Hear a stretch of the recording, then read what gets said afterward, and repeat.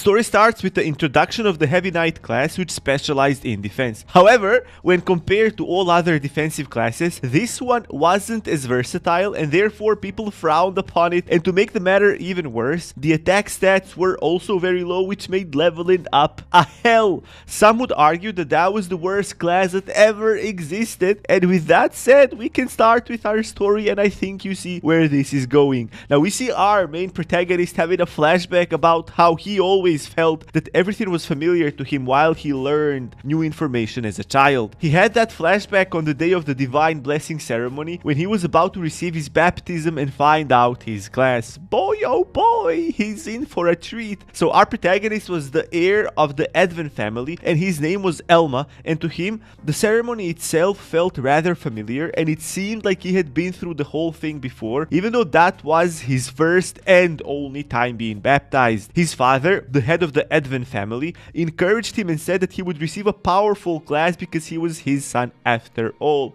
And while the priest was conducting the baptism process, Elma couldn't shake off the feeling that he had experienced that before, and his memory goes back even to the time when he wasn't even born. Elma, having that strange familiar feeling, hoped that he would obtain the Heavy Knight class, and that was indeed what happened. Elma was happy, and he hurried to notify his father about his class, but seeing the look on his father's face made him question his enthusiasm. His father was furious, but he pretended that Elma said that he became a sword saint, which was deemed as the most powerful class. It was only then that Elma realized that what felt familiar to him were the memories of his previous life, and that in this world, classes which were easy to master were valued, and the ones that required skill and effort were considered bad. Elma thought that the evaluation system was broken, but that didn't matter to his father. He came up to Elma and took his hand by force to check the status menu to see his class.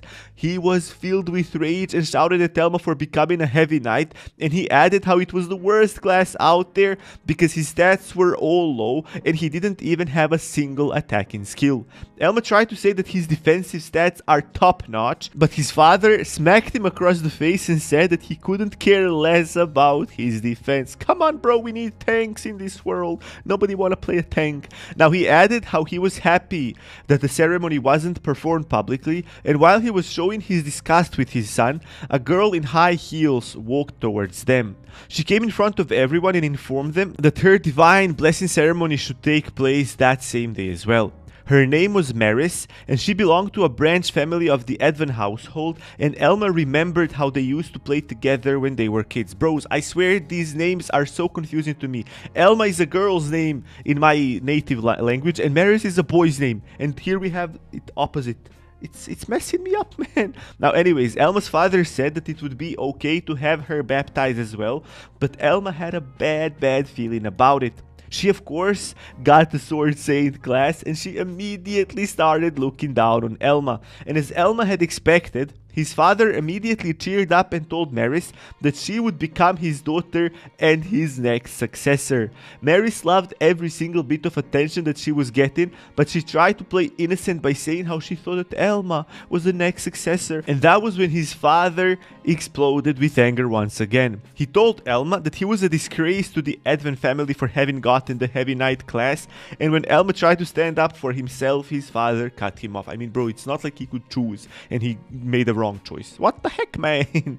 Now, he even disowned him and kicked him out on the streets and forbade him from ever using the Edvin name on the streets. And without even listening to Elma, his father took off together with Maris, and Elma was kicked on the streets with just his belongings. The very next morning, Elma woke up in an inn, and he was furious at his father for having kicked him out and made him start his life from a zero. But despite all that happened, Elma was still happy that he had become a Heavy Knight. It seemed that Elma's deja vu feelings were related to a game he used to play, but the city of Rondelm was clearly different from the one he was used to. Elma would need to explore everything once again, but before before anything, he wanted to check whether his class was still the same like how he remembered it, and when he opened the status menu, he was delighted to see that everything was just how he wanted it to be. Elma explained the system skill tree. It was basically the same like in any other game, and the only difference was that in that world, classes had a specific skill tree on top of the one that was accessible to every other class, and the only skill that was class specific that Elma had was the vow of the heavy armor skill, which was actually considered to be very bad because it was too difficult to master. The other two skills that Elma could have spent his 5 remaining skill points on, which he got from the baptism, were increased defense skill and novice swordsmanship, which increased the defensive and attacking stats respectively. However, Elma decided to spend all of his skill points to upgrade his class specific skill, and by doing so his defense went up by 10 points, and he even acquired a new skill called Rampart Return. I don't know, for some reason I feel like it's pronounced Rampant Return, but it has R in it. I'm not sure. Help a brother out, tell me down in the comments below, how do you pronounce R-A-M-P-A-R-T? Rampart or Rampant? Anyways, Elma immediately went out in the woods, and we can see that his equipment was poor, and he had a soldier's sword and some iron armor. As soon as he got there, he encountered a frog, which was actually a demon monster called Lana. Elma knew its stats, and the frog immediately attacked him the moment it saw him. Elma was surprised by the sudden attack, but he didn't flinch nor move. He just stood where he was. As soon as the frog made impact with his armor, it was sent flying back, and that was enough to kill it. Killing the frog increased Elma's level to 2, and he was able to do it because of his Rampant Return skill that blocked off any attacks and redirected them back to the enemy. However, that was only possible when Elma's defensive stats were higher than the enemy's attacking stats. The frog disintegrated and it dropped a level 2 mana stone, which Elma decided to keep even though it wasn't very valuable. Elma heard a voice, and it seemed that someone was screaming for help. A scared adventurer was running towards Elma, and it seemed that an army of Lanas were after him. Elma stood in front of the scared adventurer, and the guy thought that Elma might have been someone very strong after he saw the way he was dressed, but Elma had to disappoint him by saying that he had just leveled up for the very first time ever, and that made the guy even more disheartened because he thought that even he himself was stronger than Elma. The guy closed his eyes as the frog slapped on Elma, but Elma just stood there like a mouse. He hadn't moved an inch, and the frogs were all killed, and their dead bodies had bounced off of his armor. When the guy opened his eyes and saw all the dead Lanas, he asked Elma who he was, and instead of saying he was from the Advent household, Elma introduced himself as Elma the Heavy Knight. After defeating all of those Lanas, Elma got the unshakable title. He checked his status menu once again, and it really seemed that the whole system was exactly like how he remembered it. The scared guy from earlier stood up and introduced himself as Ares. He went on to say how he came from a small village and he was left out on his own because no one wanted to party with him because they thought that he was too weak. He thanked Elma, but Elma told him that he would keep all the mana stones for himself and there was no reason to thank him. Ares had a proposition. He thought that when they go back to the town, Elma and him could join the party because Elma's defensive stats were great, and on top of that, the best way of defensive classes to level up was that they work together with others. Elma wasn't thinking of teaming up with anyone though, and he had to decline his offer, which didn't make sense to Ares. The reason why Elma didn't want to enter a party was that larger parties meant that the experience would be shared between all the members, and that would make his journey a longer one. What he wanted was to earn as much items and skills as he possibly could, but he was also aware of the fact that doing everything on his own would be almost impossible. Ares tried to talk some sense to Elma to persuade him to team up with others, but as he was talking, Elma sensed something. Right behind Ares, a huge spider jumped from the bushes and attacked him. If Ares hadn't jumped to the side, he would have been dead as the spider attacked him with one of his clawed legs. Ares was happy that he was still alive, but they had to deal with that demon spider now. Its full name was Aranda Ape, and it was twice the level of Elma. Elma realized that the monster was smart as it had the skill to move silently, and on top of that, its attacking skills were a poison that restricted movement, and Fire Claw, which was its main weapon. Elma realized that his return rampage skill would be useless because the monster was way stronger than him, and if he was to get hit even once, it would be all over. Ares stood up and said that it was his fault that they were in that situation that they were in, and he felt like he needed to take responsibility for his actions. But Elma knew that he was scared to death, so he told him that everything would be alright and that he would take care of the giant spider monster. Ares warned Elma that this wasn't a game and that he could die if he gets pierced by the spider's claw, and he added how the monster was too strong for him to handle. But Elma just opened his status menu, and as he had 28 skill points from all the Lanas he killed, he used all of them to improve his vow of the heavy armor skill, and when he did that, he got just the skill he needed in order to defeat the Aranda ape. That skill was called Heditherm, and what it did was that it lowered the attacking stats of any enemy for a short period of time. It lasted just for a minute, but it lowered the monster's attack by 20%. Elma was now ready to take on the monster, and he waited for it to attack, and he loved the adrenaline that his heavy knight class brought with him. It was very difficult and risky, but that made the rewards greater as well. So the monster screeched out very loudly and started attacking, but Elma could dodge its attack because he could remember the monster's attacking pattern. However, Elma knew that it wouldn't be easy. The spider anchored itself and started channeling a spell. It took it some time, but when it was ready, it fired off a beam of spider web directly at Elma, who just took a defensive stance and took the shot head on.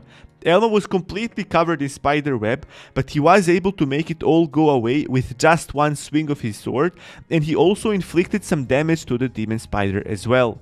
The damage was minimal because the spider's spell also reduced some of Elma's attacking stats.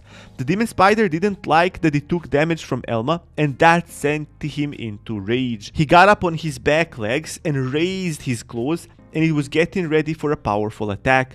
The spider unleashed a barrage of attacks on Elma, and Ares was worried that that might be it for his fellow adventurer.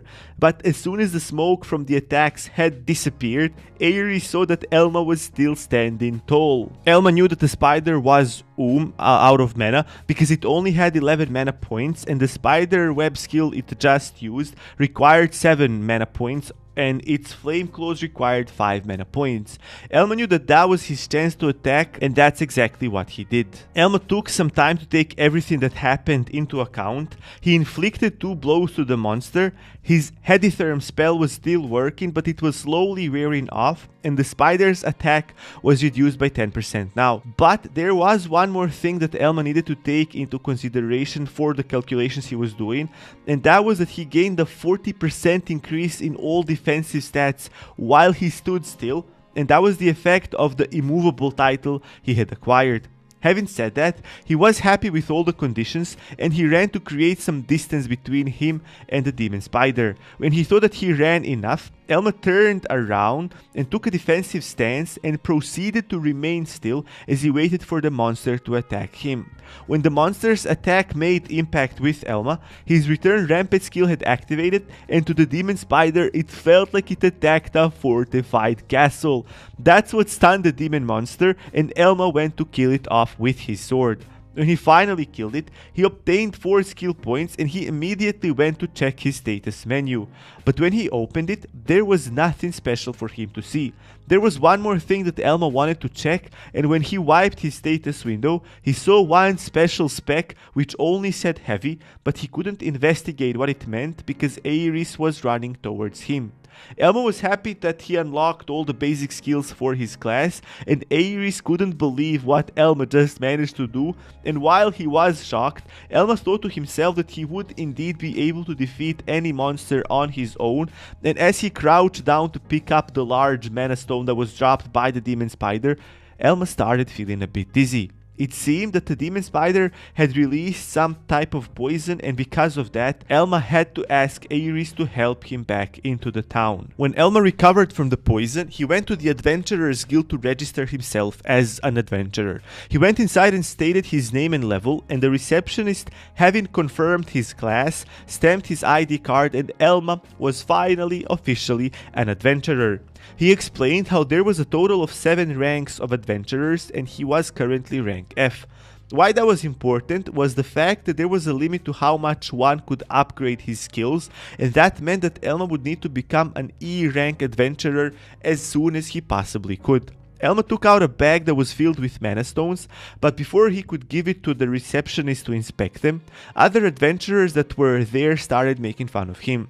They said how no one wanted to work with a low-level heavy knight class, and the whole adventurers guild started to laugh.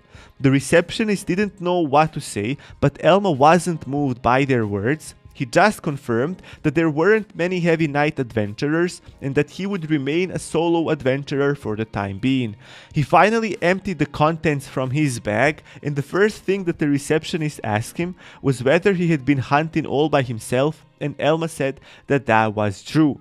He gathered all of the mana stones by himself and he wanted them inspected as soon as possible. The adventurers that made fun of Elma just moments ago thought that he must have tricked someone to steal their mana stones. Either that or the only other explanation they could come up with was that Elma was somehow cheating. But Elma couldn't care about what they thought, as the receptionist had finished inspecting the mana stones and he had been paid a lot of money, making it rain. So he was now registered and settled for a while, and that made the other adventurers angry. They couldn't stand the fact that a heavy knight class adventurer had managed to gain that much money in such a short amount of time. Elma had one more question for the receptionist, and he asked her whether there were any available quests for his promotion to rank E. The receptionist took a look at the list of available quests, and even though she saw quite a few of them, she didn't think any of them were suitable for Elma's current level. But that was all he needed to know, and he took one of the quests and made his way to the site. Elma made his way to a graveyard, and when he got there, he saw that he wasn't the only one that wanted to take the promotion quest. The place was filled with all sorts of adventurers, and they all seemed to be listening to one person that was in charge. The first thing that the bearded guy said was that there were many adventurers whose actions were very silly, and that they hadn't thought them through, and he even turned to Elma to tell him that he was one of them. The bearded guy also thought that Elma was a fraud that tried to make his way up the ranks by using all sorts of tricks, and he refused to believe that Elma was able to beat an Aranda ape all by himself. He wanted to beat him up for that, but Elma just stood there without flinching. Elma hated the fact that no one believed him, but he knew that how he reacted to those words would affect the outcome of whether he would be accepted to take part in the promotion quest or not, so he decided to act humble. He begged the bearded guy to accept him, and even though he wasn't actually happy with that, he chose to give Elma a chance. His name was Mr. Gautam. I swear, this manga and the names in it. Gautam. How do you pronounce this? How do you... Anyways, his name was Mr. Gautam, and he immediately ordered his subordinate called Tail to start with the scouting. Tail used her scouting spell, and she immediately sensed a swarm of 30 demon monsters coming their way. Gautam congratulated her, and she jokingly asked him to promote her to a higher rank. But when Tail noticed Elma, she told him how she had heard everything that happened at the guild, and that's why she was interested in him.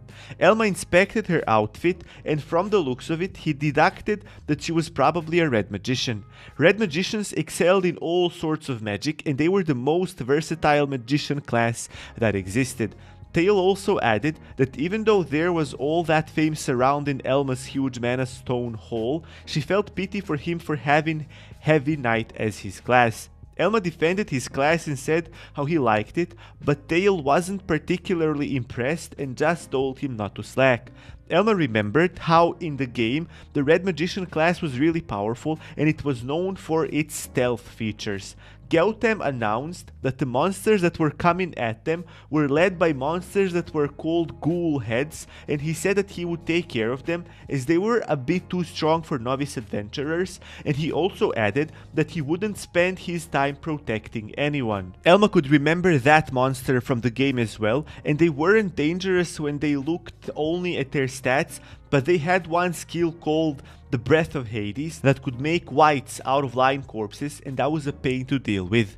Elma thought that they could end up victorious if Gautam was actually a D-rank adventurer, and when he took everything into account, Elma calculated that their chances of survival were about 80%. Elma had thought that those odds were pretty good for a game, but now the conditions were different and he wasn't playing a game. Now it was a matter of life and death.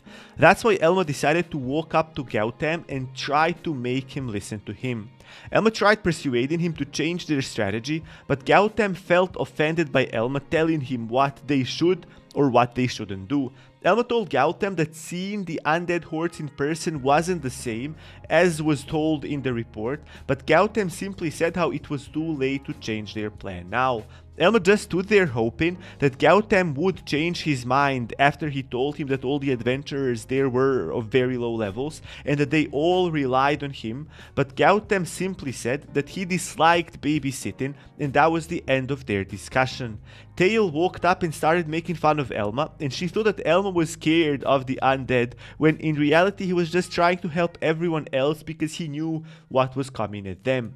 Tail continued to belittle our hero, who just stood there silently. Tail also told Gautam that there was no need for him to listen to someone like Elma. She continued talking, and now she was speaking to everyone, and she said that if anyone was afraid, they should just stay behind her back and take cover, but she hadn't realized that they were already being ambushed. When she finally understood that there was an odd silence surrounding her, she turned around, and when she saw the army of the dead crawling towards her, she got scared to death and immediately fell on the floor.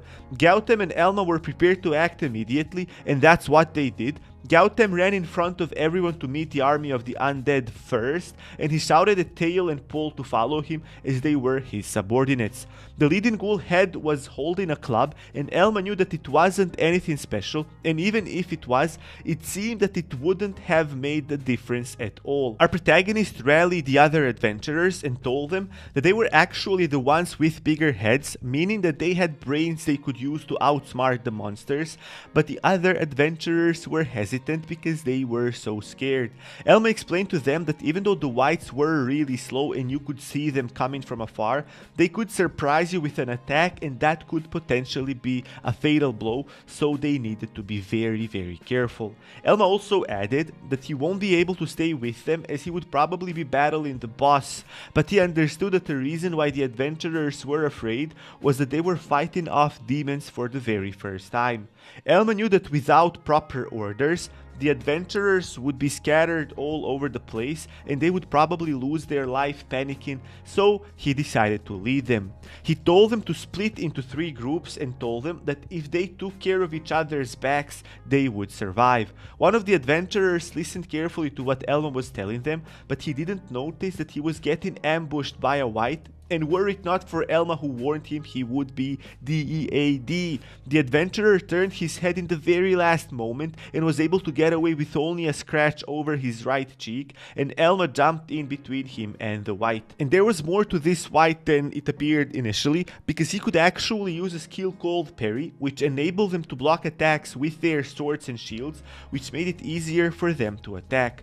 Elma started attacking a larger group of whites so he could redirect their attention onto himself, and that took some time and effort. When he finally thought that he taunted enough whites, he quickly jumped back to create some distance between them, which would give him just enough time to take a defensive stance, which in the end activated his special skill that made the attacking whites feel like they had hit a concrete wall. The adventurers were completely baffled when they saw that Elma was able to defeat so many whites all by himself, and Elma told them that they should immediately notify each other if something bad was to happen. As Elma was battling and killing off the whites all by himself, the adventurers were completely shocked by the sight of that, and they couldn't believe that someone who was a heavy knight was able to fight off so many whites all on his own. From all the battling, Elma had leveled up and he was satisfied with the whole thing, because he couldn't have dreamed of things going better for him, and the sheer number of monsters was more than efficient for his level. He was now level 16 and all of his stats went up, and he even got another title, the unshakable adventurer of the class, and he was rather satisfied with his progress. The adventurers were happy that they had someone like Elma on their side, but seeing him, a heavy knight, fighting so proficiently made them feel more uneasy than battling off the whites themselves. The fight continued, and even the adventurers were giving it their all, and after some time, the fight has come to an end. One of the adventurers asked Elma whether or not they should join up with Mr. Gautam, and Elma explained how the ghoul head was actually on a much higher level and it would be best if Gautam took care of it all by himself. And in the meantime, Gautam was having a fierce battle with the leader of the undead horde. The ghoul head was swinging his club and Gautam was able to dodge without much effort, and he immediately went on the counterattack and slashed the ghoul head across the face with his axe. The ghoul head let out a terrifying scream, and Gautam was too focused on his opponent that he had lost the sense for his immediate environment, and he was caught by a couple of whites. Gautam was furious and he shook the whites off of himself, and he yelled at his subordinates Paul and Tail and told them to attract more whites onto them so he could freely fight the leader of the horde one-on-one. He told them that they won't be promoted if they kept slacking. Tail was paralyzed with fear, and while she was trying to act tough, Gautam was attacked by the ghoul head and he was almost hit because he was too busy with looking at his cowardly subordinates. Gautam somehow managed to dodge the attack and he jumped in the air and slashed the ghoul head across his face once again. The blow was so hard that it sent the ghoul head flying into a pile of tombstones. Elma was running towards Gautam to help him, and he thought to himself that Gautam was doing a good job because one more blow would finish off the ghoul head. Gautam was about to finish the ghoul head, but some whites had gotten in his way and they slowed him down, and in the meantime the leader of the undead horde grabbed one of his white soldiers and straight up ate him. Yummy yummy in my tummy. The ghoul head did that because it recovered his health points, but there was something that just felt wrong. Elma first thought that the ghoul head was a corpse eater that just ate his soldiers for recovery, but something else was actually happening. Normally the corpse eaters only eat one white and they replenish their strength, but this one was eating a whole bunch of them, and after it finally had enough, it shouted out, "Material." Elma knew that that wasn't a good sign, and when Gautam finally shook off the whites, he wanted to finish the fight with the ghoul head once and for all, and he ran towards the monster. Elma shouted to Gautam that he should immediately get back because something bad was about to happen, but Elma didn't know whether or not Gautam heard him. The ghoul head's body completely transformed, and it looked both scarier and stronger than just a couple of moments before. The ghoul head had evolved right in front of their eyes into a mad head, and by eating all of those whites, it raised its level from 33 to 40, which made it much stronger. If you don't know how strong this actually is, it's almost 30% strength increase, so that's pretty considerable amount of strength increase. Now Elma knew that now they were in big trouble, and Gautam couldn't even understand what had happened. Evolution was something that happened very rarely, and it only occurred when a monster was cornered and it had no other choice to escape danger but to try and evolve. That information wasn't really known in that world, and Elma simply blamed it on their bad luck. As Gautam was standing close to the mad head, Elma shouted at him to make some distance between himself and the leader of the horde. But it was already too late, as the monster had used his intimidating shout to send Gautam in a daze, and Elma now had to react. He told Tail and Paul to somehow distract the mad head and direct its attention away from Gautam, but Tail was too afraid and she couldn't move at all. Elma said that if Gautam gets killed, they were all as good as dead anyways, and just as he finished talking to Tail, Gautam got hit by the mad head and he started coughing up blood from the impact that sent him flying. The hit he suffered applied a paralyzing toxin to his body, but the mad head wasn't going to stop there. It reached out with his hand to take Gautam's paralyzed body, but Elma jumped in front of it and defended Gautam. Elma barely managed to hold off the attack because the monster was way stronger than him, but somehow he remained on his 2 feet. Elma told Tail that he would keep the Mad Head busy, and that in the meantime she should try to use heal and paralysis heal on Gautam to try and make him fit for another round. Tail was still completely terrified, but she somehow shouted back that she could only use the basic heal spell, and Elma said that that would do, but they needed to get Gautam out of there quickly. Elma knew that the Mad Head's special skill of the Paralyzing Toxin normally lasted for 3 minutes and then it wore off on its own, and if he could somehow manage to last 3 minutes fighting off a monster that was 24 levels above him, that would give Tail enough time to try and heal Gautam's wounds. But with all that in mind, fighting the monsters while playing the game wasn't even comparable to the thrill you get when you fought them in real life, and Elma was now completely aware of the fact that those two things were totally different. The Mad Head's health points were completely replenished, but Elma wasn't going to back down. He gripped his sword more tightly and he was determined to last until Gautam was able to return back to the fight. The other adventurers were also terrified, but while some of them couldn't believe that Elma was really going to try to fight off such a strong monster, the others were urging everybody else to run away as they were all about to be killed when Elma dies to the Mad Head. Elma took everything into account. His level was 16 and his opponent's level was 40. He knew very well that if he was to make even the smallest of mistakes, he would be killed on the spot. And with that said, the Mad Head started his attack. It raised its fist and was about to strike Elma with full force. Even though Elma tried to parry the attack, the impact was so strong that he couldn't hold on and he was sent flying across the graveyard. Elma was hit pretty badly and he thought to himself how he tried his best to avoid getting into such situations where he needed to risk his life to get some great rewards. But there he was and there was nothing he could do about it now. After all, he was feeling the adrenaline pump through his veins and he was completely fired up from the fight. Some of the adventurers decided to stay as they were really interested in the outcome of the fight.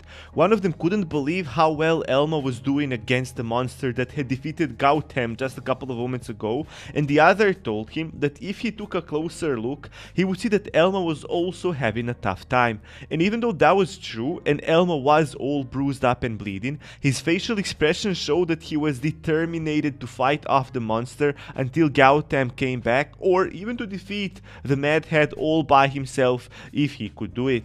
But there was no time for chit-chat as the Mad Head continued with his attacks on Elma, and Elma managed to dodge, but he realized that he couldn't keep on running and dodging attacks like that because that was a guaranteed failure. He thought to himself that the only way to stay alive was if he started using some feint attacks, and to do that he first had to spend some of his skill points on the beginner swordsmanship skill so he could unlock the direct slash skill. That particular skill was great for point blank range when you were eye to eye with your opponent, and it could inflict great damage even if the opponent's defensive stats were off the charts. The Mad Head wasn't going to wait for Elma to get ready, and its attacks were already on their way towards Elma's body. Elma used parry to deflect the Mad Head's fist, and the impact sent him flying back, but Elma got an idea. He switched the way he was holding his sword, and immediately after that, he stabbed his sword into the ground, which he used as an anchor point to propel himself behind the Mad Head through the monster's legs. The Mad Head was left confused as it couldn't understand what had happened and how Elma was gone missing from his sight, and Elma was happy that his strategy worked, and now he had a chance to try out his direct slash skill as he was standing directly behind the monster. So our protagonist slashed the Mad Head's back, and after the monster immediately felt a sharp pain, it turned around, but Elma was quick to fall back and create some safe distance between the two of them. Elma explained how everyone thought that the direct slash skill was bad because it needed to be used when you were standing right next to your opponent, and our protagonist said that it was a perfect skill for heavy knights because it greatly amped their attacking stats. However, even though that skill was great, it wasn't even nearly enough to take the Mad Head down. All Elma managed to do was to enrage the monster even more, and the Mad Head let out a deafening shout. The Mad Head started his attacks once again, but it seemed that Elma was able to dodge them more easily now, and none of the monster's attacks made contact with his body. Elma proclaimed that its moves were becoming slower and they weren't as organized as before. That infuriated the monster even more, but our protagonist said that on purpose, and he added that the real thing was just about to start. Elma said that he had done his job successfully, and it was only then that the monster sensed something was wrong. But it was already too late for the Mad Head, as Gautam was flying through the air and he was ready to kill the Mad Head with one strike from his battle axe. Gautam used his special skill called the Dragon Slayer and split open the Mad Head's brain with his battle axe, and a pool of blood spawned around them from the dead Mad Head. I'm sorry. Anyways, Gautam kicked the corpse off of his battle axe, and Elma's level went up from 16 all the way to 23, and he was so happy. He was progressing really well. Gautam was really impressed by Elma for being able to fight for more than 3 minutes against the monster that nearly killed Gautam. Elma's feat was even greater because he was an F rank and Gautam was a D rank adventurer. But our protagonist was humble as always, and he thanked Gautam for saving him and added that if it hadn't been for him, he would have certainly died, and Gautam didn't say anything for a moment. He went down on his knees and he asked Elma to forgive him for his arrogance. Gautam said how he was a lousy leader and he did a poor job of organizing the group, and everything happened just as Elma had said it would, and he was really sorry he didn't listen to his advice. Elma was really surprised by Gautam's words, as he didn't expect that of him, and Gautam had something else to say as well. He showed Elma the Mana Stone that the Mad Head had dropped and told him that it was his. Elma knew that the level 40 magic stone was worth quite a lot and he could really use that to improve his status, but he asked Gautam whether that would be okay for him to take it. Gautam told him that it was perfectly fine because the Mad Head was defeated only thanks to Elma, and that's why Gautam was going to let Elma reap the rewards, basically. They noticed that the Mad Head also dropped an item, and it was a shield with an Oni's head, and Elma asked Gautam whether he wanted to keep it. Gautam said that he was a man of his word, and he had already said that Elma was the one that deserved all the credit for defeating the Mad Head, and therefore everything that the monster dropped was his by default. But Gautam couldn't hide his interest, and he asked Elma only to check the item status. Elma picked up the shield and saw that its estimated value was around 3 million gold coins, and it had a special effect.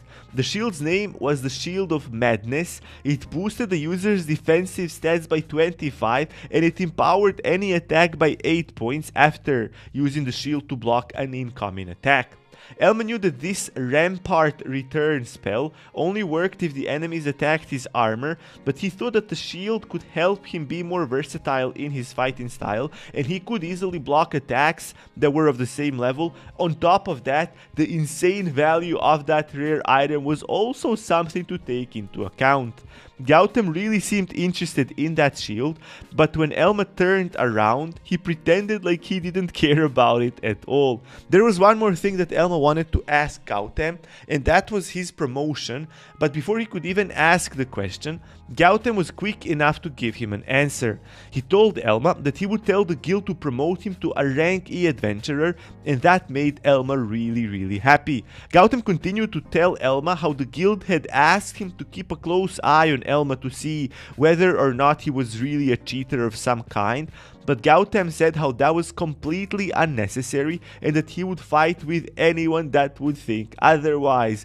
Tail thought that that was a great chance for her to ask Gautam about her promotion while he was in a good mood, and she added how it was her heal spell that brought him back on his feet, but Gautam was still kinda angry with her. He told her that she was the main reason that he needed to be healed in the first place, and there was no way he could possibly ever give a promotion to someone like her because a lot more dangerous raids were on their list, and Tail failed to show her sincerity on the very first and and the easiest one. Gautam finished his speech by telling Tail that she needed more battle experience and she also needed to become braver if she wanted to be in his party. Tail already knew all of this, but hearing it from Gautam made her feel down and she turned around and started to walk, but it seemed that she was sour and felt some type of hatred towards Elma, even though Elma said nothing that would potentially make her hostile towards him. Women? They all made their way back to the Adventurers Guild, and when they entered, Elma and Gautam immediately went to the receptionist to see their rewards. The receptionist was giving Elma his rewards, and there was a total of 3 of the rewards. The first one was 130k gold coins for a job well done.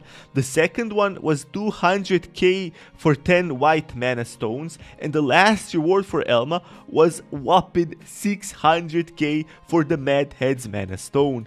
The whole guild couldn't believe what they just heard, and Gautam laughed and said how Elma was able to collect more rewards than he was, and Elma was very happy that he had participated in the raid. The receptionist was a bit skeptic and she asked Gautam whether or not Elma really defeated the level 40 Mad Head. The adventurers in the guild were suspecting that it wasn't possible that Elma, who was a heavy knight, could earn so much from a simple raid, and they really thought that he was cheating in one way or the other.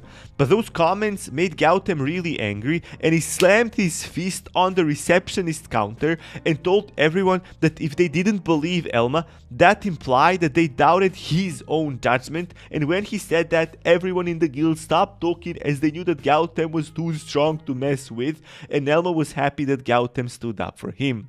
No one had any other comments, and Elma was normally promoted to a rank E adventurer.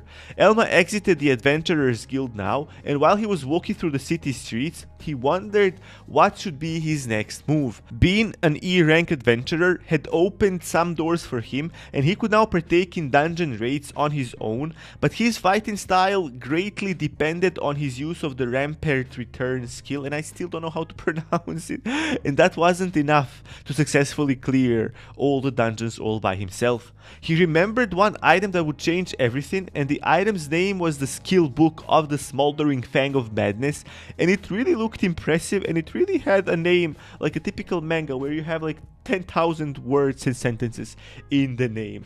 And that was the most important item, that book, for a heavy knight adventurer, and Elma was determined to find it. Elma explained how the true potential of the heavy knight class was only visible when they max out their vow of the heavy armor and they are able to use the Smoldering Mad Fang.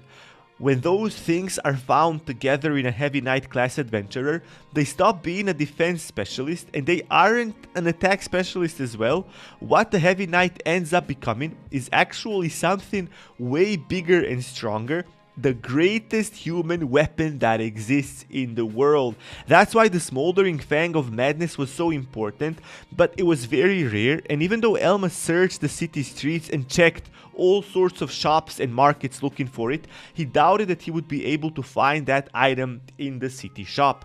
Elma went into a shop and asked the shopkeeper to sell him 3 healing potions, and the receptionist stood up to fetch them for Elma, and she came back holding 3 healing potions, which were 72,000 gold coins in total. Elma thought to himself how the price was a bit expensive, but he really needed them, so he ended up buying them anyway. But before he left, he wanted to ask the shopkeeper something, and she listened carefully to what he had to say. What Elma wanted to know was whether or not there was any place that sold skill books, as he had searched the whole town looking for them and he couldn't find a single one. The shopkeeper seemed to pity Elma for not knowing anything, and she guessed that it was his first year of being an adventurer. She told him that selling and buying skill books was banned for quite some time, and it was only possible to use one if you find one in one of the raids or dungeons or something like that. All other skill books were bought by the guild, and afterwards they were distributed between noble families and churches. Elma didn't know that, and he was shocked with what the receptionist had just told him. He compared the state of the world to that of the game he used to play, and it seemed that noble families had a lot more influence here. Elma couldn't have imagined something like that would ever be possible, but he realized that all the skill books that the city of Rondelm had to offer were probably in the hands of the Advent family family from which he was disowned. However, the shopkeeper saw that Elma wasn't very happy about that, and she took a piece of paper and pen and she drew a map for him. Even though she shouldn't do such things, she felt like she needed to thank Elma for buying those 3 healing potions from her, which were hella expensive. Elma picked up the paper and he wasn't sure what the map represented, and the shopkeeper told him that it was a map to a shop that had items that were taken away from dead adventurers. Elma couldn't understand how they were able to do that because he thought that they had to report all of their findings to the guild, but the shopkeeper explained that they were well aware of the existence of black markets and they let them operate because not all adventurers were able to afford stuff legally, and it seemed like they had an agreement between them. The shopkeeper explained that all the dismantled items from dead adventurers weren't given back to their families, and instead they were sold to anyone that had enough money to buy them, and usually they ended up in the hands of nobles, and the same was the case with skill books. She added how noble families collected skill books and they never even used them, and Elmo was angry with the way the world operated, and he thought to himself that he would probably already be in the possession of the smoldering fang of madness had he been baptized as a sword saint. Before he left the shop, the shopkeeper told Elma to keep the place on the map a secret, and our protagonist told her that her secret was safe with him, and he exited the shop. Elma immediately followed the map around the town and he entered a small shop in one of the back alleys. When he got in, he was met with an awful stench, and the place was so dusty and it smelled pretty badly. Elma had to cover his mouth because the smell was so strong, and he wondered whether he would be able to find any skill books in a place that was so run down. Elma took a look around the shop and he could see all sorts of things like swords, daggers, shields, boots, and he finally saw some skill books, and there was a total of 5 of them. But just as he was about to inspect them, the witch that ran the place told him that his armor was pretty weak, and looking at him, she didn't think that he would be a good customer in her shop. The full name of the shop was the Shattered Grimoire Hall, and its owner resembled the state the shop was in. She looked dirty and she wore ragged clothes. Elma told her that he had enough money to buy something, and he asked the witch to show him her collection of skill books. The witch simply told him that he was more than welcome to take a look all by himself. The prices of her items wouldn't change if they were inspected. Our protagonist took the first book from the shelf that had 5 of them, and he saw that it was the skill book of beginner's archery. Its market value was 2 million gold coins, and he remembered how the value of that skill book in the game was only 500k gold coins, and he was blown away with the price now. To make matters even worse, the witch told him that that same book was selling for 3 million gold coins in her shop, and Elma was at a complete loss for words. The witch explained that the high price was reasonable because she had to cross a very dangerous bridge to acquire that skill book, and she explained how she was putting her life in danger whenever she was trying to get some dismantled items, especially skill books. If anyone from the higher-ups found out that she did that, she would have been shot dead. Elma thought to himself how even the beginner skill books were quite expensive, and he thought that even if he sold the shield of madness that he acquired from the Mad Head, he would only be able to get that beginner skill book, and he couldn't even fathom the thought of acquiring a rare skill book. Elma inspected the other skill books the witch had to offer, and the ones on the table in front of him were the following books: Beginner Archery, Magic Power Up, Jack in a Box, and Elemental Guard. They were all rare skill books, but Elma wasn't interested in any of them, and when he picked up the last skill book from the bookshelf, he was surprised. It was the skill book of Smoldering Fang of Madness, the only thing he was actually looking for. If he could buy the skill book from the witch, he could make his skill tree perfect and he would be very satisfied. The witch noticed that he was inspecting that particular book with some bliss in his eyes, and when Elma asked her for the price, she told him that that particular skill book was 50 million gold coins. When Elma heard that, he almost passed out, but he realized that he couldn't do anything to change the witch's mind, so he just let out a deep sigh. He told the witch that she should hire some bodyguards to level up her security because she was selling such valuable items. The witch wasn't really worried nor concerned that she was going to be robbed because she was very comfortable with her own capabilities. She even said how she beat up 5 people like it was nothing. There was only one more thing that Elma could try, and he asked the witch to keep that skill book reserved for him, and he promised that he would most definitely gather the money she wanted for the skill book. The witch was cunning, and she wanted to hear what Elma would do for her if she was to grant him his wish, and Elma wasn't sure what to tell her. But the witch told him that she didn't have anything against him and that she would reserve the skill book for him, and that drew a smile on Elma's face. However, the witch took a smoke from her pipe and she told Elma that she wanted an extra of 5 million gold coins. Elma felt disheartened, and he knew that he couldn't change her terms, and he realized that he would have to save up a lot of money if he wanted to buy this skill book. So Elma left the Shattered Grimoire Hall, and he was thinking about all the ways he could collect 55 million gold coins. He had only the previous rate to compare his earnings, and with that in mind, he would need around 60 of such rates to collect all that money. He thought how adventurers that were on the top of the rankings and all the shop owners had some twisted thoughts about money. The only classes that might be interested in the Smoldering Fang of Madness skill book were Heavy Knights and Berserkers, and Elma was aware of the fact that rare skill books were extremely expensive, and therefore he needed to make up a plan that would be the most efficient for him. The first thing that came to his mind was that he should collect rare items that were dropped in dungeons, but that plan had a hole, which was that Heavy Knights didn't have strong attacking stats and they rarely killed any monsters. The second plan was that Elma would farm smaller and less dangerous mobs to collect the money, but that would take forever. The third plan he came up with was that he could learn other skills by buying other skill books, but that wasn't so appealing because he didn't want to pointlessly spend skill points on skill trees that would literally become useless to him when he bought the Smoldering Fang of Madness. Those were all the things that came to his mind which he could do by himself, and he knew he needed to consider other options. Considering the fact that Elmo became quite famous in the Adventurers Guild from the last raid, he thought that he might try and find some adventurers to group up with them. That seemed like a good option, and Elma started thinking in that direction, and while he was immersed in his thoughts, a group of adventurers was on their way towards the Adventurers Guild, and they happened to pass right by Elma. They were talking about a rare item that they were lucky to acquire from their most recent raid, and the item they were talking about was Bloodstained Sword. The value of that item was 2 million gold coins, and that caught Elma's attention. One of them was particularly happy, and her name was Lucy, L-U-C-E. I don't know, man, these names are so difficult to pronounce. Anyways, we're gonna call her Lucy, and she was a clown.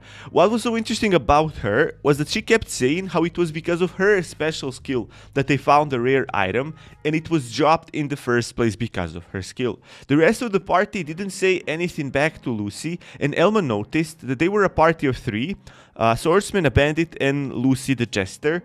The swordsman seemed to be the leader of the party, and he doubted that the reason why the bloodstained sword was dropped because of her special skill, and Lucy told them that it really was because of her, and she promised that she would show her abilities' true potential the next time they enter a dungeon. The leader of the party turned around and he told Lucy that she was the most useless member of their party, and added how she probably won't get a penny from the reward of the rare item, and Lucy said how she would be satisfied with only 100k gold coins. The swordsman told Lucy that her taunting some monsters wasn't enough, and that they didn't really have much benefits from having her around, and he once again told her that she was useless. That made Lucy angry, and she decided to stand up for herself, so she told the leader, whose name was Klein, that she was only able to take some aggro from the monsters, and that she didn't have any attack skills because he told her which skills she should spend her skill points on, and Lucy thought that Klein was being completely unfair because she only ever did what he told her to do in the first place. Those words agitated Klein very much, and he walked closer to Lucy to tell her that she was being delusional. He told her that he was only giving giving her advice and that she shouldn't have listened to him if she knew better, and that she was the one to blame in the end. Elma watched all of that from the side, and he realized that they were fighting over skill points allocation and the reward shares. Our protagonist was aware of the fact that such fights were rather common in the magic world, and they mainly arose from the fact that someone tried to spend their skill points on certain skills that later on end up being rather useless to other members in the party, and that's probably what had happened with this party as well. But their discussion wasn't over, and Klein took out a handful of gold coins, which was equal to 100k, and he threw them on the ground in front of Lucy. He told her to pick up the coins and that she was no longer a member of their party. He added how he had accepted her into his party when she didn't have any skills, and he was disappointed that she was asking for a share. Klein asked the other party member, the bandit named Ressi, about her opinion, and she shared his thoughts. Ressi said how she wasn't happy that she had to divide the prize money with Lucy, and Lucy tried to explain that that wasn't her intention and that she only wanted to be acknowledged, and she bowed her head down and begged Klein and Ressi, wait, it's Reese, not Ressi, I'm dumb, and Reese to forgive her. However, Klein told her that it was too late for her to be sorry, and they didn't want anything else to do with her, and they wished her luck in wherever she ended up being afterwards. Klein and Reese turned around the corner, and Lucy was left on the streets all by herself. She's about to become a protagonist of a manga all by herself, being abandoned by her party and stuff. Now, Elma knew that most parties broke up because of financial troubles, and he was sorry that Lucy's skill tree wasn't as useful to other party members. Elma explained how the leveling system was made, so the adventurers had to think about which skills they wanted to upgrade, and they had to hunt monsters that were around their level. The problem was if the adventurers allocated their skill points into some useless skills, and because of that they experienced troubles and difficulties when fighting monsters of the same level. Elma thought to himself that Lucy, being a jester, she probably had spent her skill points into supporting skills, and it was then that Elma remembered what Klein said about the bloodstained sword. Elma thought to himself that Lucy might have a skill that was really special, and if that was the case, he couldn't understand Klein's decision to kick her out of his party. Elma knew he needed to check that for himself, and he stood up and ran towards Lucy, who was still crying on the same spot. Lucy was shouting how she was being selfish and how she would never ask for more money, but she felt someone grab her hand just then, and when she turned around, Elma shouted that she should join his party, and the sight of Elma scared Lucy to death. As everything happened so quickly, Klein and Reese were just a couple of meters away from Elma and Lucy, and Elma begged Lucy to join his party, and he promised her that she wouldn't regret it if she accepted his invitation. Elma was so desperate to get Lucy to join his party that he even said that they would split the rewards 80 to 20, meaning that Lucy would get 80% of them and he would be satisfied with just 20%. Lucy asked Elma to calm down, and she begged him to let go of her hand. Our protagonist apologized and he let go of Lucy's hand, but Klein heard all that he said and he turned around to see who was interested in his ex-party member. Elma introduced himself and he explained how he saw that Lucy was kicked out and that he wanted her in his party, and Klein asked Elma whether he was in his right state of mind when he made that decision, and he told him that Lucy was so useless that she couldn't even level up properly on her own. Elma said how that wouldn't be a problem to him, and Klein said that he would give Lucy over to him if he wanted to have her in his party so much. Elma said that he didn't need anyone's permission, especially his, and that rubbed Klein the wrong way. Klein decided to walk up to Elma while Lucy was losing her mind in the middle. Klein asked Elma what level he was and whether he had any other party members, and Elma replied that he was a solo adventurer and that he was an E-rank adventurer, 23rd level heavy knight. Klein told him that being level 23, he should know more than enough that Lucy, who was level 13, wasn't that useful, especially to a heavy knight, and Lucy told Elma that he shouldn't feel feel bad to reject her, but Elma proclaimed that he didn't care about her level. Then Reese joined in the discussion and she told Klein that it was a bit weird that a level 23 knight so badly tried to get Lucy to his party, and she started questioning that her skill was really special. That was something Elma had feared, and he thought to himself that he had been way too straightforward with his invitation, but that didn't seem to be a problem. Klein was way too arrogant and ignorant to even think about what Jessie just said, and he told her that it would be best if Elma took Lucy and they left without causing a big scene. Reese wasn't happy with Klein's decision, but the way Klein saw the situation was there was no way that a level 23 knight was a solo adventurer. He thought that Elma was either kicked out from a party just like Lucy, or the only other explanation he could come up with was that Elma enjoyed hitting on girls and he liked Lucy. Klein also told Reese that it would hurt their reputation if other adventurers found out that they kicked out Lucy for their own mistake of allocating her skill points wrongly, and Reese had to agree with him on that. That's why Klein sheathed back his sword and told Elma that he could take Lucy and that wouldn't be a problem at all. Elma didn't say a thing, but he was annoyed with Klein because he was a slimy individual, and Lucy bowed to Elma and told him that she would accept his offer and that she would rely on him to take good care of her. Elma was also happy to acquire his first ever party member, and Klein congratulated them on forming their own party, and he told Lucy that up until then she never had any money to buy herself a weapon, and by kicking the gold coins on the ground, Klein told her that she should consider those 100k coins as a parting gift. Lucy didn't know what to say and she thanked Klein, but Elma told her to leave the coins on the ground, and he shouted out to Klein that he should be the one to pick those coins from the ground because he was the one who threw them in the first place. I mean, bros, when I'm playing video games, no matter how much gold coins I have, if there are gold coins on the ground, if I have, let's say, 100k coins in my inventory and there's like 20 on the ground and I have to pick each one of them one by one, you bet I'm gonna do it. I'm just too greedy in video games. Just recently, I was playing Baldur's Gate 3, and I had like 24k gold, and there's like maybe 150 gold coins lying on the ground, but I would have to spend like 2 or 3 minutes to pick all of them up. Guess what your bro did?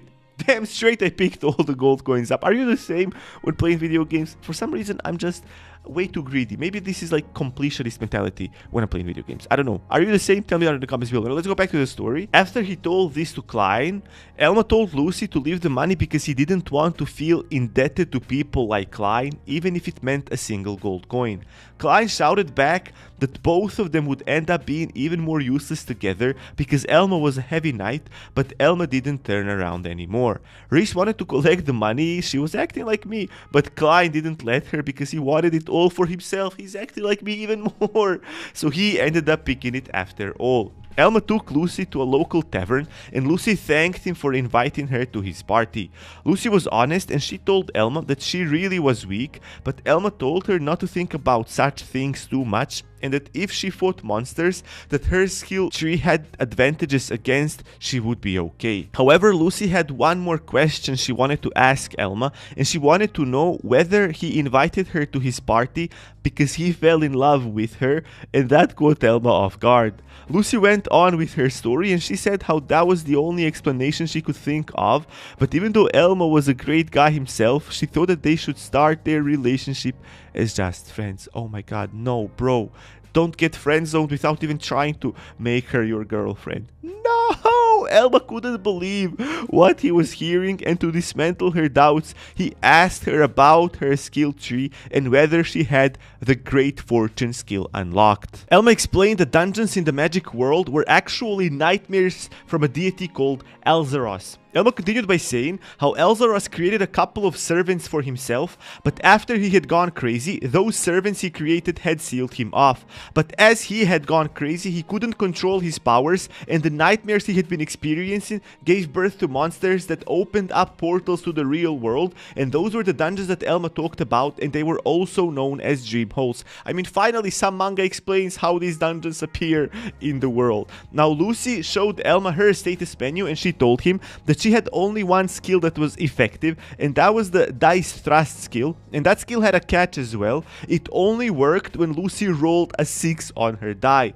Lucy showed Elma her skill tree, and she would have liked it more if she invested some of her skill points into other 2 skill trees she had, the Fool's Acrobatics and Attack Power Up. Elma told Lucy that her skill tree was fine as it was, and he added how he needed her abilities, which surprised Lucy very much, and she thought that Elma was expressing his feelings towards her, and she thought that he should be more bold when saying stuff like that, but Elma meant something completely else. He did repeat his statement boldly, but what he said completely caught Lucy off guard. Elma said that they were about to go on an expedition on which they would earn around 30 million gold coins, and Lucy's level was going to jump all the way to 30.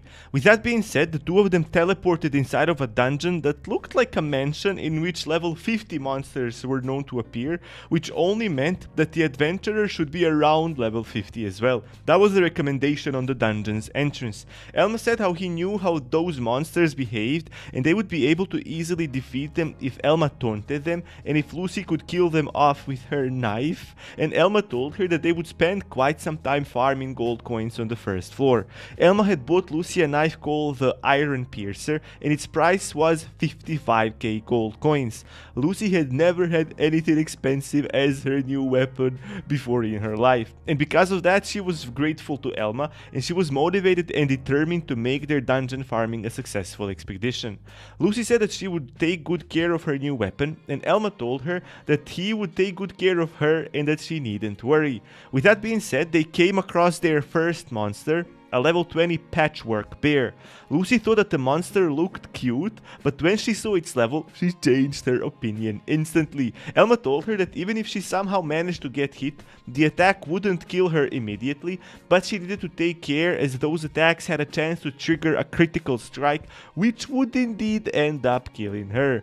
But Elma also added that the monster's movement could be completely stopped if it was attacked while it was in the middle of its attack, and Lucy was surprised with how much Elma knew about patchwork bears. Elma told Lucy that he would take the monster head on and she should try to kill it from behind, and once their strategy was planned out, the fight started. Elma started things off with the Shadow Stomp skill, which he had learned after he defeated the Mad Head, and that skill allowed him to restrict the monster's movement by stomping onto its shadow. Wow, that's actually pretty cool. He warned Lucy that even though this skill worked really well, she should still be careful as those monsters could always do something unpredictable.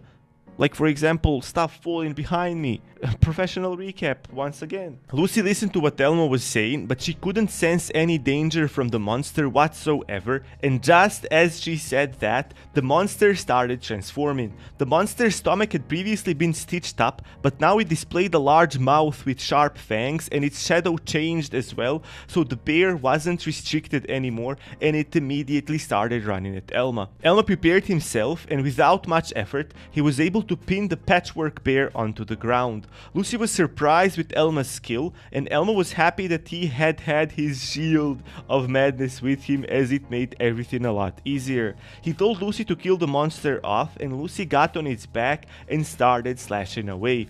It took her a while, but in the end, she was finally able to kill the monster, and Elma tried asking her how many levels had she earned, but Lucy was shocked with something else. She was going through the monster's corpse, and she was sad she couldn't find any drops. That made her think that Elma was going to kick her out of his party as well, but Elma calmly told her that that monster in particular was just for leveling up and that they would encounter many more, so there was a chance for good loot to be dropped still. And not long after, another patchwork bear arrived and they continued with the same strategy.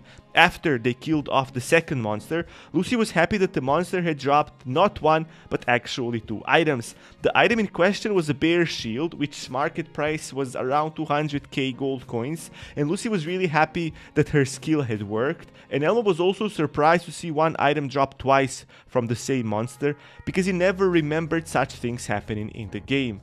But when Elma realized that Lucy's base luck stat was raised by 500% due to her beckoning kitty skill, he realized that such things were indeed possible after all.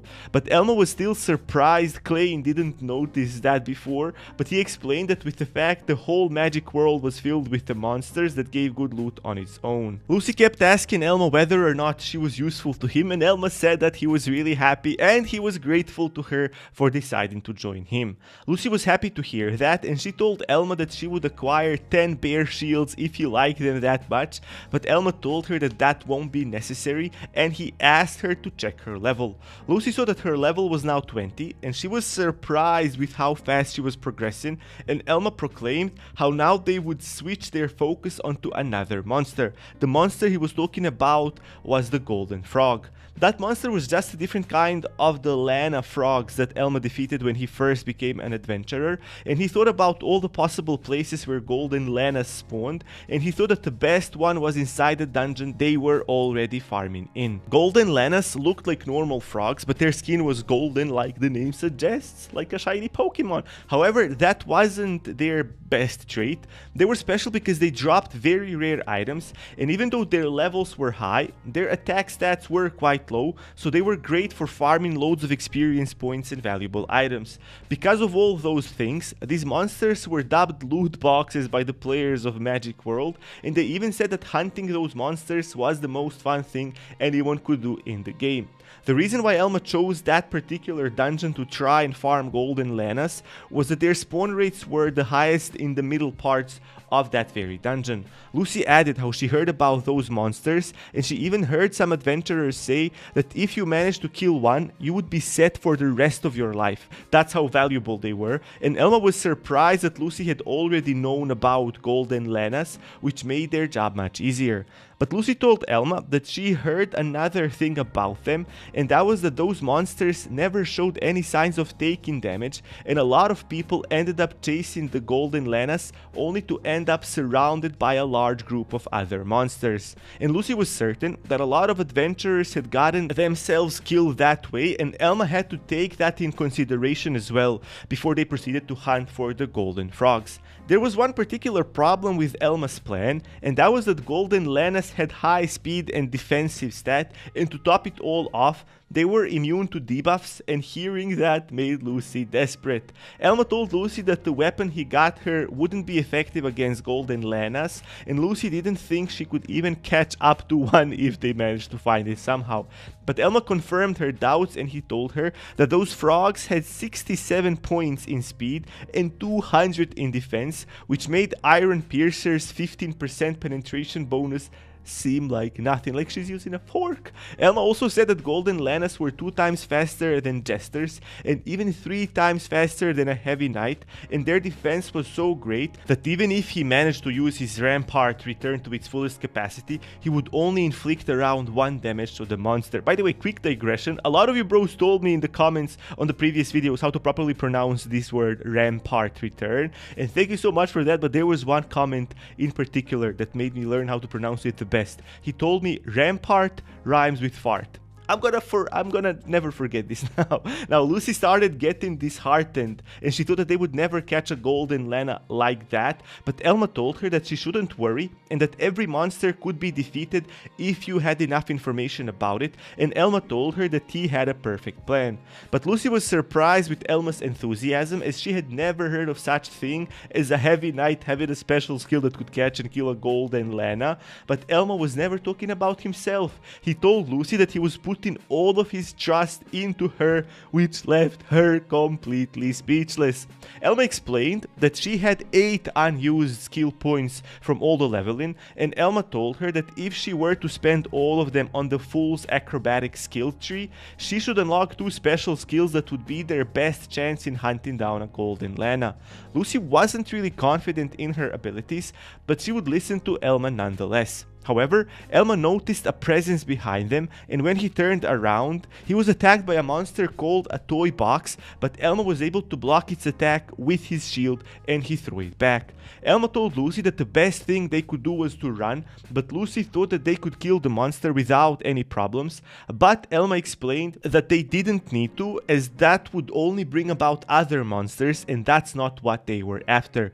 Lucy wasn't really sure that focusing on Golden Lanas would be their best option, because she thought that they could do some more leveling up, but Elma explained that as they were right now, their conditions were almost ideal for hunting down Golden Lanas, and he thought that if they kept looking for them, by Elma's calculations, they should be able to find 2 by the end of the day, and that only said about the monster's rarity. Elma told Lucy that no matter how maxed out her Great Fortune skill was, that wasn't going to increase their chances of finding a Golden Lana, and if Lucy was ever to feel tired or anything like that, Elma told her to notify him about it. Lucy told him that she was determined and that she would listen to all of his orders, and just when she finished saying that, she noticed something down the hall.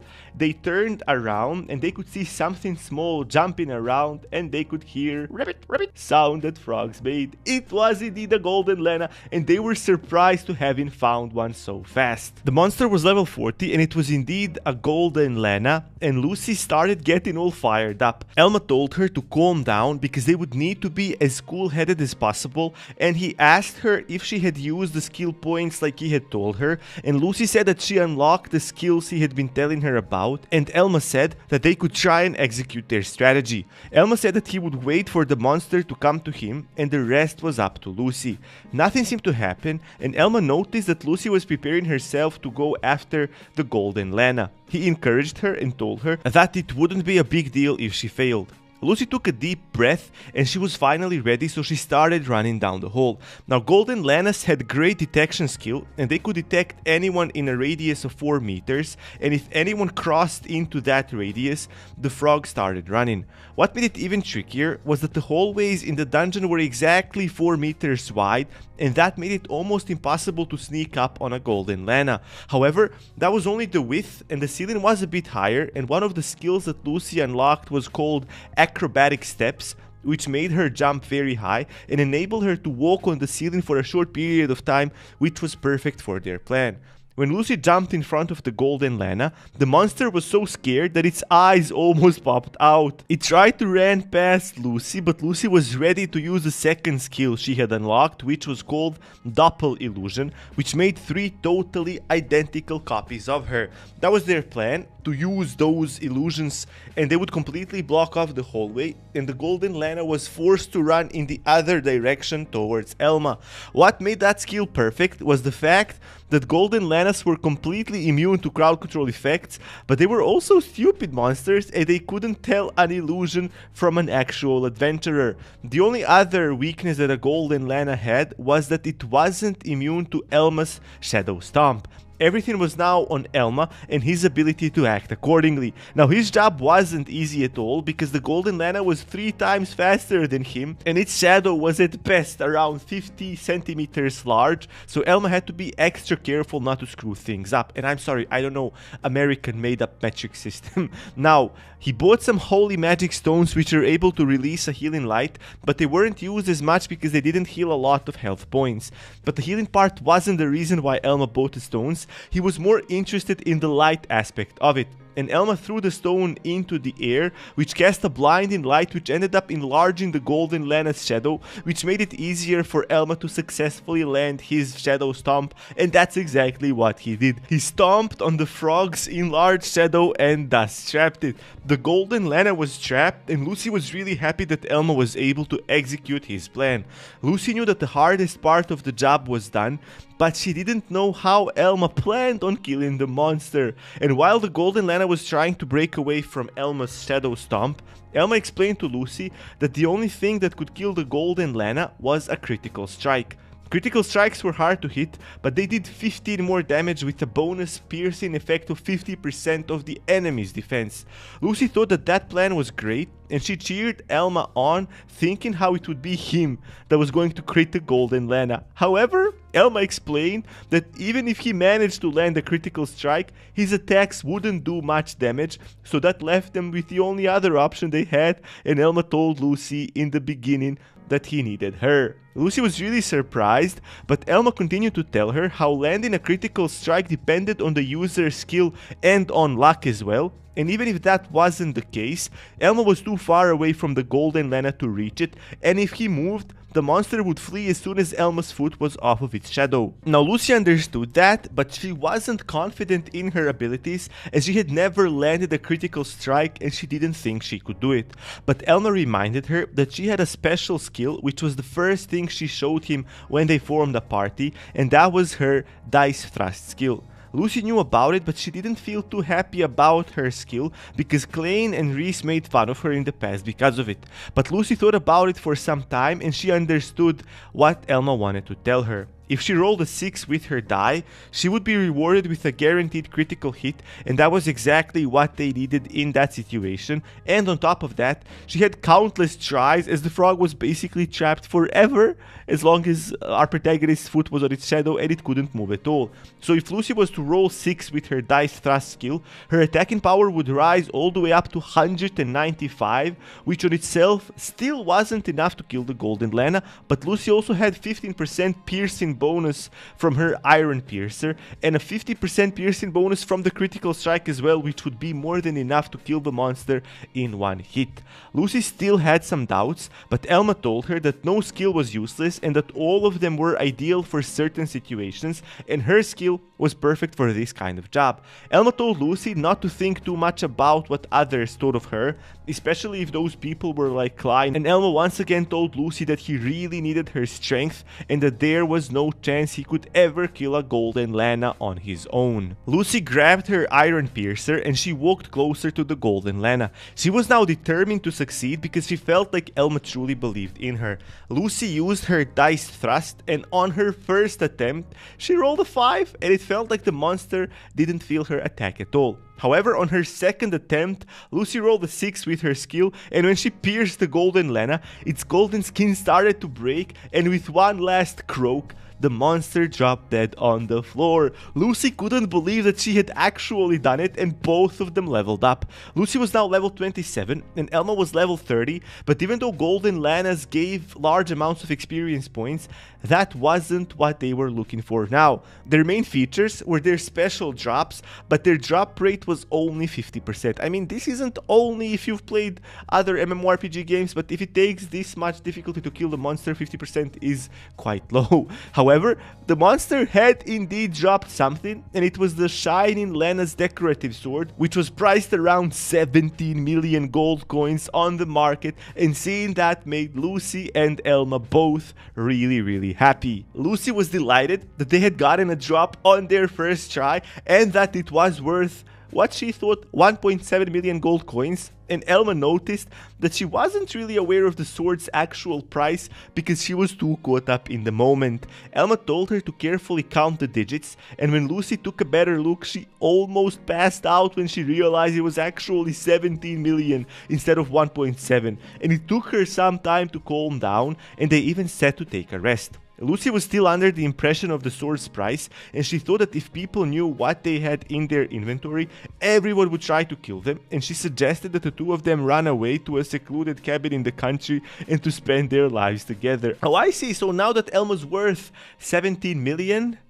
he's not in the friend zone anymore. Okay, bros, that's a recipe for all of you who are stuck in the friend zone, how to get out. Only earn $17 million and you're out of there. Now, Elma told her that she was right about the fact that they would need to leave, but what Elma meant had nothing to do with Lucy's daydreams of the two of them running away and spending their entire lives hiding. What Elma meant was that they were about to go after another Golden Lena before the sun set, and Lucy couldn't believe what she was hearing.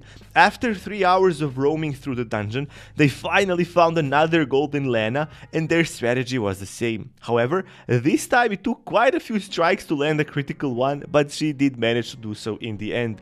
The second golden Lana was finally killed, and that one as well dropped another shining sword, and Elma was really happy with that. He tried to share his enthusiasm with Lucy, but she almost lost her consciousness. She couldn't stand upright normally because she realized that they had earned around 34 million gold coins in just a couple of hours, and Elma had to catch her from collapsing on the ground. Lucy was really blown away with the fact that they managed to gather that much money, and Elma reminded her that now they needed to think about which skill tree they needed to upgrade, but Lucy still couldn't believe that she also raised her levels in such a short time.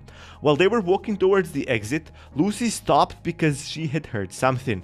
Elma noticed that she stopped walking, and when he asked her whether something was wrong, she told him that she had heard a baby's cry. Elma stopped to hear it for himself, and he couldn't believe it. He knew that something called a Wandering Lord was coming their way. Every dungeon had something called a Dream Lord, and those were boss monsters of each and every dungeon. And normally, Dream Lords would stay asleep in their rooms, but sometimes for some unknown reason, they could wake up and start roaming the dungeon, and then they were called Wandering Lords. Lucy had heard of them, and she knew that their level was 50, which was way higher than Elma's and hers, and she was terrified of the fact that they might encounter it. Elma told her that everything was fine as long as they went in the opposite way of the way from which the cry was coming from, and that was a very good and very simple plan, but things wouldn't be that easy. Alongside the baby cry, they heard someone screaming for help, and they couldn't act like nothing happened. Two adventurers came walking towards them, and they said how they thought that they were prepared to clear the dungeon, but they got ahead of themselves and encountered a monster that was way stronger than the both of them. Elma knew the gravity of the situation, and he knew that if they died, they wouldn't simply respawn. It would be the end for them, so he knew that they couldn't just leave them there to die. Elma shouted to Lucy to take care of the two adventurers, and he would stay behind to hold off the monster.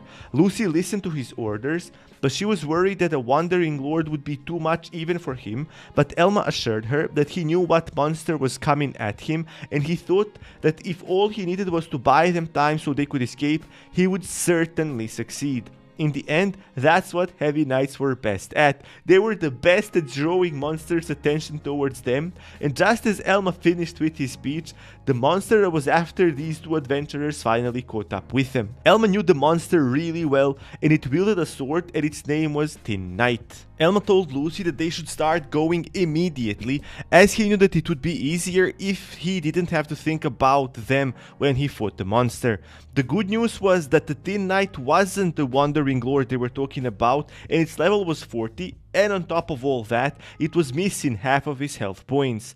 Lucy thought that if they fought together, they could defeat the monster, but Elma told her that thinking about that was futile because that wasn't the Wandering Lord. Elma explained how the Thin Knight was just like a part of the stronger monster, something like its limb, and that the main body was actually way stronger, and on top of everything else, it was going to arrive very soon. Just as Elma finished saying that, two more Thin Knights arrived, and those two seemed to have full HP. Elma told Lucy that he would be right after them, but Lucy couldn't leave him alone because she thought that he would die if he fought them all by himself, and Elma knew he had to explain it to Lucy in the simplest way that existed.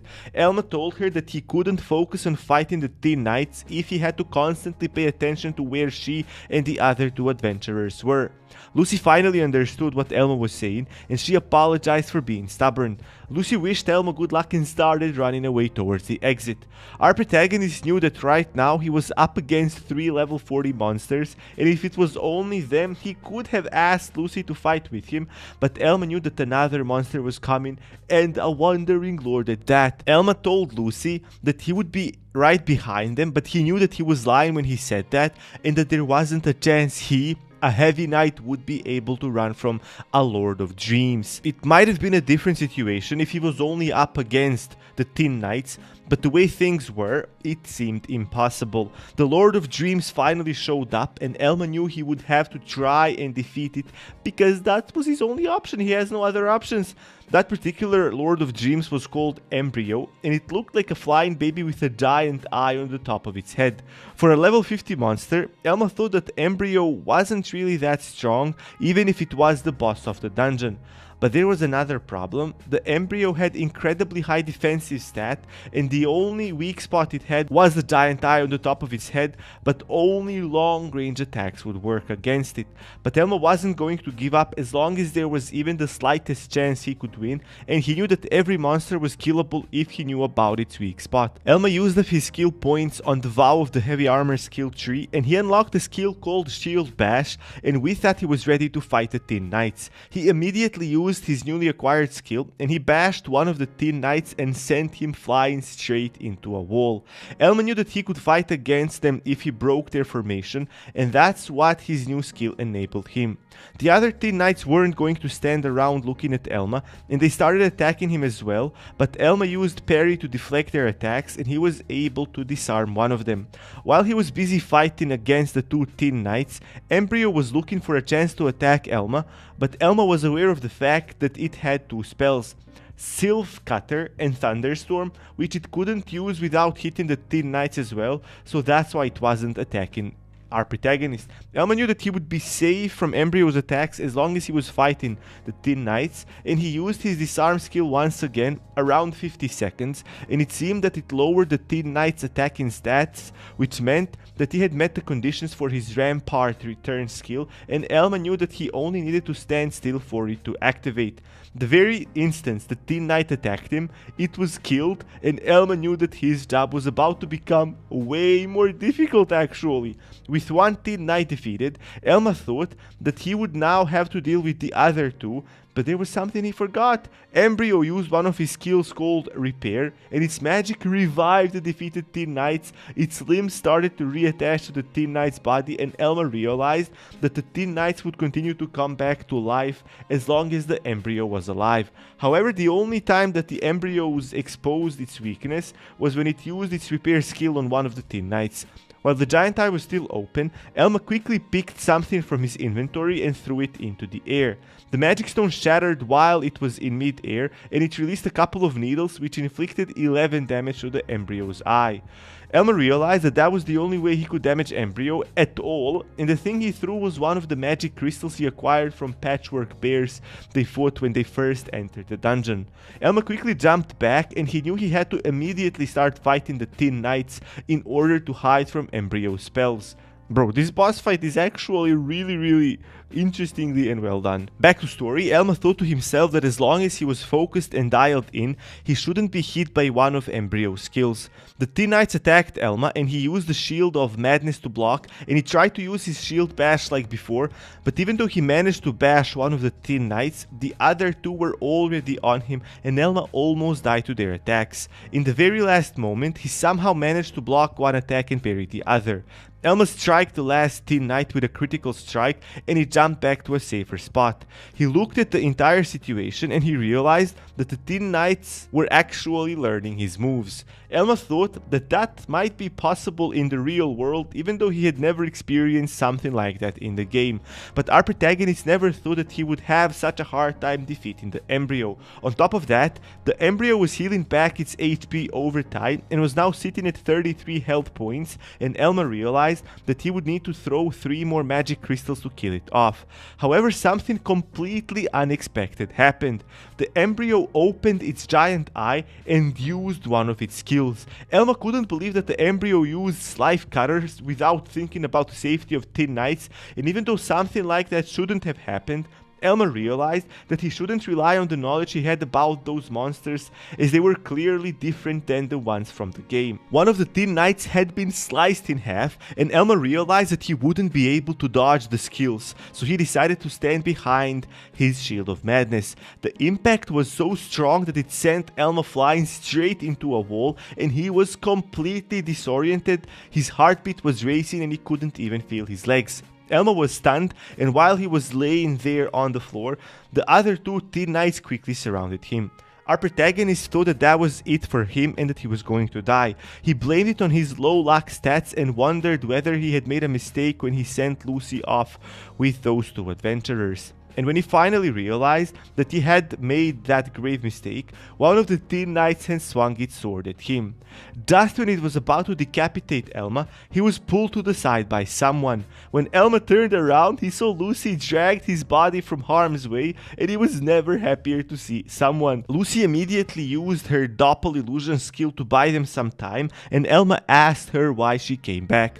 Lucy explained that she never heard him coming back to reunite with them, so she took the wounded adventurers to a safe spot and she ran back to see how Elma was doing. Elma tried to persuade her to go back, but Lucy told Elma that the same way he was stubborn, she was going to be stubborn just like him, and she was going to stay and fight alongside with him. She told Elma how he rescued her before and how he risked his own life to protect her, and because he told her that he relied on her strength, she couldn't just run away and leave him behind to die. Lucy said that if she did something like that, she would immediately quit being an adventurer, and Elma was surprised with her determination. Our protagonist tried to explain how the Teen Knights had learned the way his shield bash worked, and now they knew how to counter it, and they didn't have long-range attacks to attack the embryo head-on. Lucy wasn't going to let Elma give up because he was the one that encouraged her when she felt useless. That's why she told Elma to count on her once more, and Elma realized that Lucy had changed quite a bit from when he had met her. Elma got up and told Lucy that he believed in her, and they were determined to give it their all to try and defeat the embryo, and if they died there, at least they would die knowing that they gave it their all. Elma and Lucy prepared themselves, as even the Teen Knight that got sliced in half was already repaired and ready to fight them. One of the Teen Knights was rushing towards them, and Elma ran out to counter its attack with his shield bash. Elma sent the Teen Knight flying, but the other two were already on him, only this time Elma was ready for their attack. He successfully parried off the attack, and he told Lucy that was the time she should attack, and Lucy acted accordingly, and she stabbed the Teen Knight with her iron piercer. The Teen Knight was blown away from the impact of her attack, and Lucy was happy that she was able to kill one of them. But Embryo once again used its magic to repair and revive the dead Teen Knights, and all of them were standing once again with full HP, which really shocked Lucy, as this was novelty to her. Elma explained that if they focused entirely on Teen Knights, it would just be a matter of time before they were out of energy, and then they would be easy prey for them, and instead they should focus on the Embryo and try to kill it as soon as possible while they were still able to fight. Lucy asked Elma whether he had a specific plan that would ensure their victory, and Elma could only think of one thing, and that mostly depended on Lucy and her luck. She needed to roll a 6 on her dice thrust because Elma thought that if she was able to pierce through the Golden Lana's defense, which was around 200 points, she should be able to do significant damage to the Embryo whose defensive stats were 88 points. Lucy didn't realize at first that she was able to reach the Embryo because it was floating in mid-air, but she remembered that she unlocked the acrobatic step skills. However, Elma told her that if she were to use that skill, the Embryo would just cut her in half with its sylph cutter. Instead of that, Elma had a better idea, and that was that he was going to run through the Teen Knights, and he would then use his shield bash to catapult Lucy straight towards the Embryo. That was their best shot, and even with that, their chances depended on luck, and if they failed to execute that plan on the first try, the outcome might be lethal for both of them.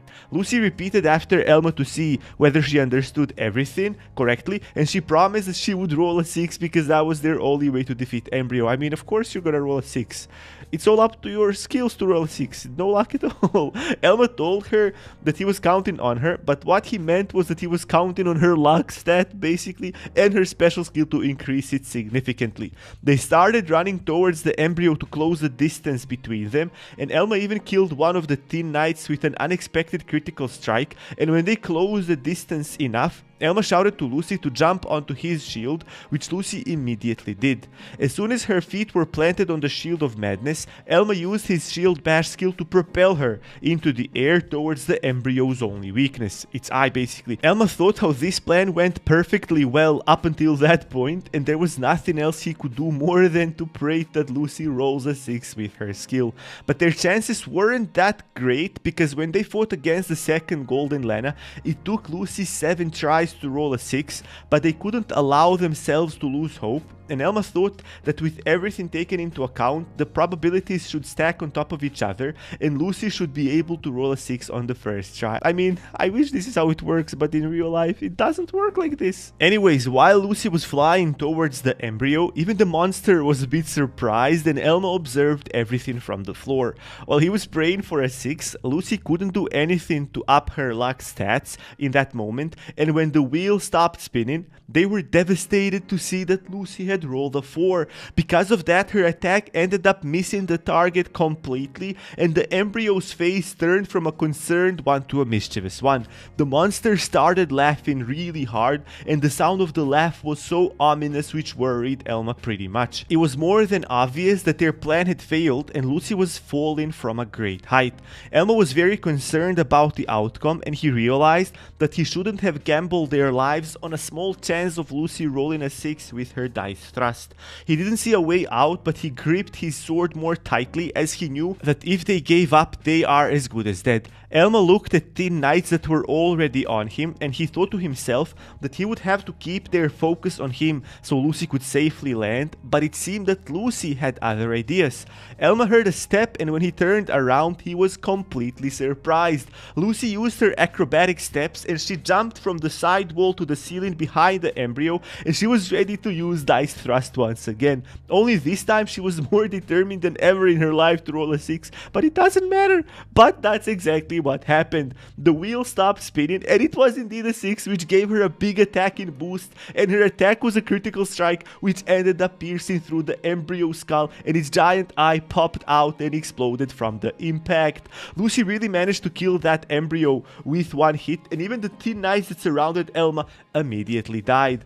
Lucy gracefully landed on her knees, and her level had gone up all the way to 31, and Elma's level was increased to 41. Elma couldn't believe his eyes, and just when he thought that everything was lost, Lucy took the matter in her own hands, and even though her luck had failed her the first time, she didn't give up, and she immediately tried again, and she was rewarded with a great victory over such a strong monster.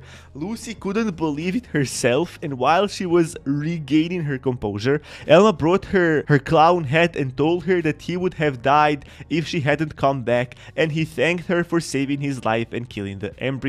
Lucy was really happy with that, and on top of that, she was jumping from happiness due to the fact that she felt a lot more comfortable in her own skin, as she had gained so much confidence during their dungeon exploration. Lucy thought that everything she was able to achieve was thanks to her class and the special skills she had, but Elma told her that she was wrong to think like that. He told her that she was the one to take credit for her success, and he explained why that was so. He told her that when he first arrived into that world, he looked at people's classes and levels, and that determined his meaning of them, but he soon realized how that was wrong.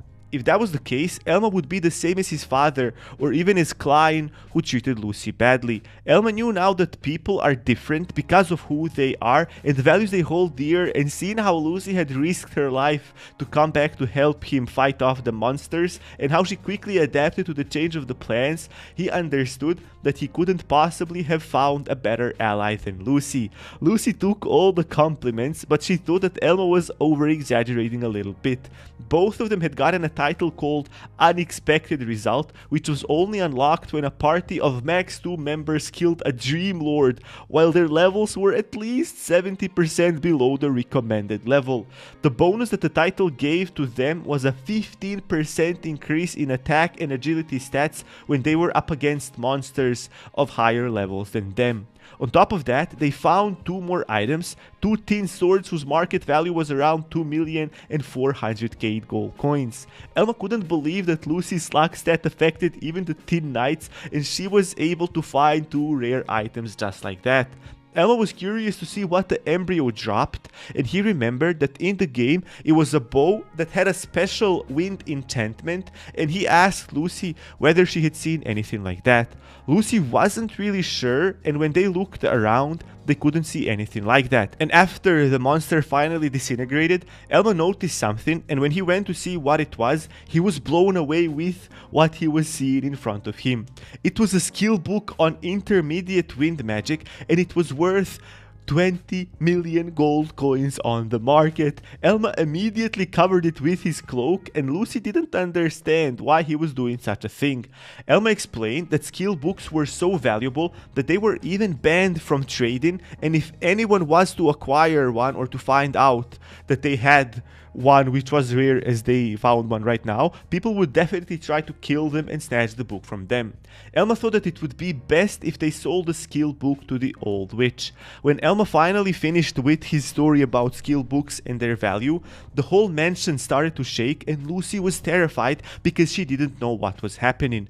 However, Elma calmly explained that the dungeon, also known as the Dream Hall, was disappearing because the Dream Lord that ruled over it, the embryo, was killed. Lucy didn't know about that, and that day she learned a ton of new stuff. When the dungeon completely disappeared, they would be teleported back to the place where they entered the dungeon in the first place. While the dungeon was disintegrating, Elma made some calculations in his head, and he told Lucy that they had earned roughly around 65 million gold coins from their first expedition, and when Lucy heard that, she literally fainted, and Elma regretted saying anything because he had to take care of her now. Meanwhile, Klein and Reese were rolling back into town, and Klein was pissed off with the fact that their expedition had gone terribly bad, and they didn't even get the guaranteed drops that they expected, not even healing shrooms, which were pretty common. Klein thought that their luck was pretty bad, but Reese was still under the impression that they had a good drops thanks to Lucy's great fortune skill, but Klein refused to believe in that and said how that was just a coincidence. Klein said that he wouldn't have kicked her out if she hadn't mentioned anything about her share, but Reese thought that if they were to see her again, that Klein should try and make her come back to their party. But Klein turned around and menacingly said that even someone like him had a sense of pride and he couldn't possibly ask Lucy to come back after he told all those things to her, and he wasn't going to beg anyone even if his own life depended on it. They made their way to the Adventurers Guild, and Klein said that they still had enough time to find a substitute for Lucy because they still had some money left from the bloodstained sword, and the substitute they talked about should be someone like Lucy that followed every other order Klein could think of. That was their plan, but when they entered the guild, they saw a huge crowd, and Klein thought that someone might have defeated a very strong monster or something like that, and he overheard some adventurers commenting on how an E rank and an F rank adventurers were able to defeat the Dream Lord of a dungeon that was recommended for level 50 adventurers, and when Klein took a glimpse of the reception, he couldn't believe his eyes when he saw Lucy and Elma standing proudly in front of it. Elma explained to the receptionist that they weren't clearing the dungeon at all and that all they wanted was to farm some money and items, and if they didn't believe them, they had witnesses, the two adventurers that they saved from the Wandering Lord embryo. The receptionist told them that she understood what they were saying, but because of the fact that the town put up a reward for adventurers that defeated the Angel's Toy Box dungeon, the guild would have to launch an investigation to confirm what they were saying. Elma knew how these things were pretty common near towns and villages, and if the dungeons weren't cleared for too long, monsters started coming out and all sorts of bad things could happen then. The recommended dungeon levels depended on the dungeon's location, and there was even a map that explained all that, and Elma explained how that greatly depended on the mana of such places. However, there were countless theories about that, but no one could say anything with certainty as there was basically no proof. Normally, high-level adventurers farmed in dangerous dungeons because that way they could ensure that their rewards were good, but as there were no such adventurers in the town of Rondelm, the mayor of the town had to put up a reward to prevent accidents and disasters from happening. Elma didn't even know about that reward, and he asked the receptionist what the reward was, and she boldly said that the reward was 10 million gold coins. When Klein heard that, he couldn't come to terms with his decision of kicking Lucy out of his party, and he understood that he made a grave mistake. I mean, thank God. Are you telling me this is a party that kicked out one of their party members and because of that got weaker? But he actually realized that they got weaker. Wow, this is definitely a new approach to mangas. Now, Klein also heard from other adventurers that they had gotten some pretty good drops as well, and Klein knew that that was true because Elma and Lucy didn't seem to be even slightly affected when the receptionist said that the reward was 10 million gold coins. However, the receptionist had something else to tell Elma and Lucy, and that was that due to their amazing feat, the guild rules said that they were to be promoted all the way to rank D. Lucy even skipped one rank completely, and when Clyde and Reese heard that, Reese pushed Clyde to try and persuade Lucy to come back to their party.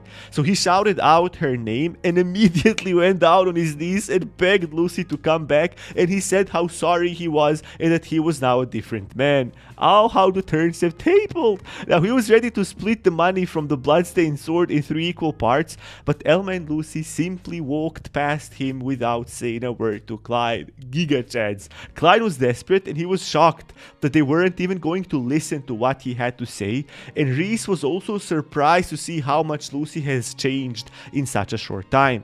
Lucy and Elma exited the guild and they went straight to a local tavern to get something to eat. Lucy was really happy that they got promoted to D rank adventurers, and she was delighted with the additional 10 million gold coins they got.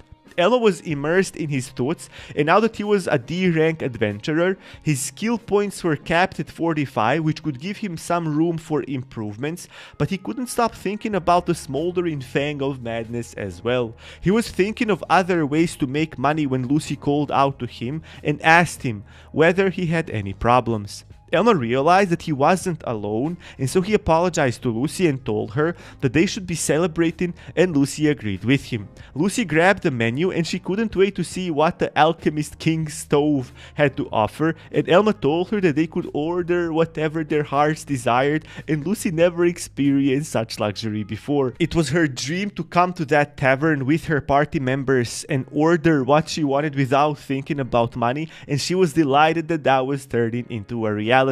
She remembered how she fantasized about all that with Clyde and Reese by her side, but now that was a thing of the past, and Elma laughed. Lucy opened the menu and she saw a particular dish that caught her attention, but it was well over what she thought it would cost, and she told Elma that they should look at meals that weren't going over 4k gold coins. Even though the king crab pie that Lucy wanted was 8k gold coins, Elma told the waiter that they were going to take one, and he ordered some other food as well, and Lucy almost lost her mind. She wasn't used to spending that much money on food, but Elma knew that they had more than enough. Elma also wanted to talk to Lucy about how they were going to split up the rewards, and the first thing he asked her about was the intermediate skill book that the embryo dropped. Elma asked Lucy whether she would like to use it to learn wind magic, and Lucy couldn't decide, and she asked Elma whether or not he had any thoughts of using the book himself.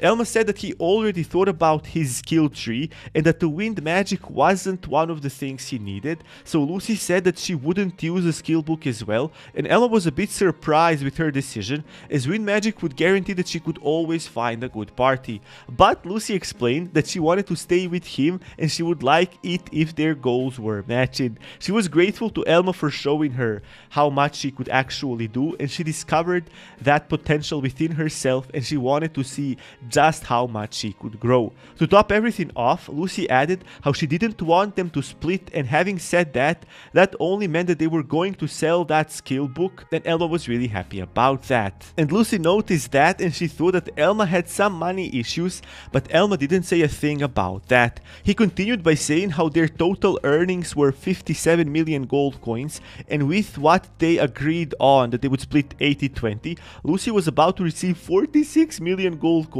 and the remaining 11 million would end up in Elma's pocket. Lucy was so surprised by what Elma just said that she jumped off from her chair. Elma thought that Lucy didn't like how they were splitting up the money and that she wasn't satisfied with 80%, but that wasn't the case. I mean, of course it wasn't the case. Lucy told him that she couldn't possibly accept those terms, and Elma told her that that split was really common amongst adventurers and in parties. Lucy wasn't going to give in, and she told Elma that she could never repay him for helping her raise her levels, and that that was only one thing he did for her, her confidence was also boosted and she thought that the 80-20 split wasn't fair to Elma. And after Elma and Lucy had a discussion about the split and they hadn't made an agreement, they made their way towards the now called Broken Magic Library, the shop that was ran by that old witch. Elma opened the door and the witch was surprised to see him come back so fast, and on top of that, a cute little kawaii girl was alongside him. The witch immediately realized that she was his party member, but Elma came there only to ask her whether or not she still had the skill book he was interested in. The witch told him that he was lacking trust and that her business worked on trust after all. Lucy took a couple of looks around the shop and she realized that the old witch had something that Elma wanted. The witch turned to Lucy and mentioned how she seemed like an earnest kid, and she asked Elma whether he wanted to use the smoldering fang of madness on Lucy, and Elma told her that the skill book was for him, that he wasn't so cruel to use it on others.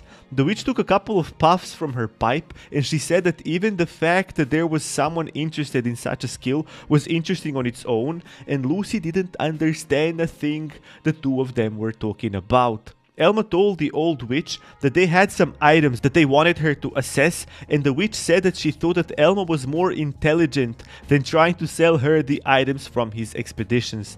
Elma took his inventory bag and started pulling out all the swords they had looted, and the old witch seemed quite surprised to see 2 golden Lana swords. She added how she would have treated Elma differently if she knew that he had such items in his possession, and Elma said that he wasn't going to bargain with her. Elma proclaimed that he wanted a total of 30 million gold coins for those 2 swords and for the 2 Thin Knight swords, and he said that if the witch tried to lower the price, they would immediately leave and look for another shop to sell their items. The witch told him that it would be almost impossible for him to get 30 million gold coins for those items from legal stores, and Elma should agree on a lower price of 25 million gold coins. Elma knew that the witch was right, but he wasn't satisfied with the way she bargained, and Lucy also added that the witch was right and the other stores would probably offer even less. Elma told Lucy to be careful around the witch and that she was so cunning that she could persuade people into things they didn't like. Elma was aware of the situation they were in, but he didn't want to sell his items for too little as well. Elma told the witch that he could wait with the swords and that they could live off of some magic stones, and he took the swords back into his inventory. But the witch could sense that Elma had something else he wanted to ask her, and she was right. So Elma took out the skill book and showed it to the witch. The witch was shocked to see that Elma had came across such a rare item in such a short time, because it wasn't just a rare skill book. It was a skill book from a Lord of Dreams, and the witch added that if Elma wanted to sell it for a fair price, she would gladly buy it off of him. The witch added that Elma and Lucy could become the next hero party, and Elma realized that she was interested in the skill book and he wanted to get as much money for it as possible.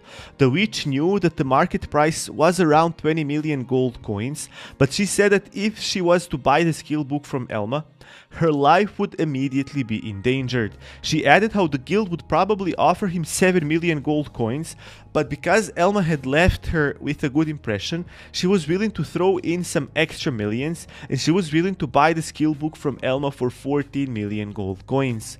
Elma thought to himself that she would immediately display the skill book for sale as soon as she bought it, and he tried to make a better deal by saying how anyone would offer him more than that, and he asked for 22 million gold coins. The witch got angry and she said that Elma was too greedy, and Elma said the same to her and that she wasn't giving fair deals to her customers. While they were fighting over the price of the Dream Lord's skill book, Lucy wondered about the price of the skill book that Elma wanted to buy. She asked the witch and she told her that Elma wanted a skill book that was worth 55 million gold coins, and Elma said how that was a completely new price and that it originally cost 30 million. Lucy thought about it, and even though she never imagined that the smoldering fang of madness would cost that much, she came up with an idea. She asked the witch if she could accept all the items they had for the smoldering fang of madness, and after the witch gave it some thought, she realized that she could agree with that because the skill book that Elma wanted wasn't really that popular, and she could sell the items that Lucy was offering to her without much trouble, which was a good thing for her. On the other hand, Elma thought that Lucy's proposal was a good one because they would still have some money from the reward and the magic stones they looted as well. The witch told Lucy that she needed to stay out of other people's businesses, but she agreed to her proposal and Lucy was overflowing with joy. However, Elma had something to say about that deal as well, and he wasn't happy with the fact that he wouldn't be able to give Lucy her share of the money if they ended up taking the book.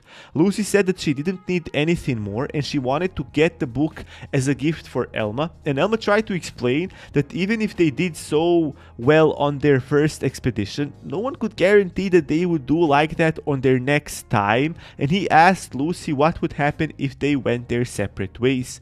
Lucy got a bit annoyed with his arguments and she asked him if he was trying to get rid of her, and Elma only then realized that it sounded like that, kinda. Lucy told Elma that she really had nothing against him taking the skill book he so really wanted, as they were going to stay together for a long time, and Lucy turned to the old witch and said that they had made a deal. The witch told Lucy that she had done a great job and they high-fived each other, and Elma couldn't understand how they were able to get along so fast. While Elma and Lucy were at the old witch's shop, the girl from the beginning of the story, Maris, seemed to be torturing some prisoners. The prisoners were tied to the wall and they couldn't move, but Maris proceeded to kill them without any compassion. Even though butlers tried to tell her that she had already killed them, Maris was still slicing up their bodies and her level had gone up while she was doing so. She had heard that Elma was doing well, and even though he was kicked out from the royal mansion and disowned by his father, Maris knew that Elma wasn't going to simply give up, and when she raised her head, her face was covered in blood and she looked like a psychopath. In the office of Elma's father, he was going crazy about the rumor that Elma was doing so good in the town of Rondelm, and one of his closest butlers tried to explain that they didn't have concrete proof, but they had heard from multiple sources that someone that fit Elma's description was really producing exponential results. His father thought to himself that Elma had to use the Edwin family name to make some connections in the guild, and he blamed his success on that false thought he had. What made him even more angrier was the thought that Elma was damaging the reputation of his household even further, and he wanted to remind him how they weren't treating him as family ever since his baptism. I mean, my bro is aware of it completely. He was left for good on the streets because you didn't like the class he got. Anyways, the butler tried to reason with his lord by saying how Elma was a man of virtue and that he would never do such a thing, and he asked Isis, Elma's father, to give him time to see whether or not those rumors were true. Isis ordered his butler to tell the guild to expel Elma immediately if the rumors ended up as truthful, and to inform Elma that if he did something like that ever again, that he would be killed. Now they heard a knock on the door, and it was Maris who knocked on the door, and she came in and greeted Isis, whom she still called housemaster. Isis welcomed her inside and told her that she didn't have to call him like that, and that she should just call him father, as he had accepted her as his rightful heir and the next head of the Edwin household. Maris explained how she had overheard their conversation and she thought that the butler Thomas was trying to protect Elma. Maris said that kicking him out from the guild wouldn't do much because he could become a bandit, which would end up hurting the Edwin household even more, and Isis thought that she had a good point there, but he couldn't understand what exactly is that she wanted now. Maris told Isis that the two of them should go and meet with Elma to see what he was really up to. Now back in the town of Rondelm, Elma and Lucy were walking down the city streets, and Elma couldn't believe that he was in possession of the smoldering fang of madness, and Lucy told him that he shouldn't think too much about it because he also bought the iron piercer for her. Elma explained that he bought her the weapon only because he knew that they would need it in the dungeon, and he knew that it was an investment that would bring them a lot of money, and that made Lucy question his skill book and whether or not it would do the same. And Elma assured her that it would, and he took out the book to inspect it once again. It had a pretty vivid description about adventurers that possessed that skill tree, and Elma asked Lucy if it would be okay if he used it right then and there, and Lucy couldn't wait to see Elma learn that skill tree, but she still had some doubts about that skill tree because that description kinda worried her a little bit. Elma explained that it was one of the strongest skill trees that existed, and when he used enough skill points to upgrade it, it would be a complete game changer. He explained that the smoldering fangs of madness allowed the user to fight with his life on the line, and when it was paired with the vow of the heavy armor, it became completely OP. Elma didn't want to waste no more time, so he placed his hand over the skill book, and to acquire the skill tree, he needed to get rid of the defense up skill tree he already possessed, and just like that, Elma had acquired the skill tree that he wanted so much. He was so happy, and he showed his status menu to Lucy, and Lucy started joking with Elma about how he told her not to show her skill trees to other people, but she was really glad that Elma was happy. Elma explained that he would first upgrade his vow of the heavy armor, and only after he was satisfied with that skill, he would shift his focus on the smoldering fang of madness. Elma and Lucy went to the Adventurers Guild to check the quest board, and Elma explained how they should probably start thinking about improving their equipment because their levels have increased. Lucy thought that they could do that without spending so much money if they relied on the drops from dungeons, and Elma didn't think that that was possible. But when he gave it some thought, there actually might be a possibility that it actually could be possible, and Lucy was happy to have come up with such an idea. While they were in the middle of their conversation, the door opened, and when Elma turned around, he saw his father and Maris walk into the guild. The guildmaster welcomed them, and Isis told everyone to clear the room as he had some important matters to discuss. The guildmaster invited him to a special meeting room, but Isis shouted how he didn't want to repeat himself and told him to clear the entire room.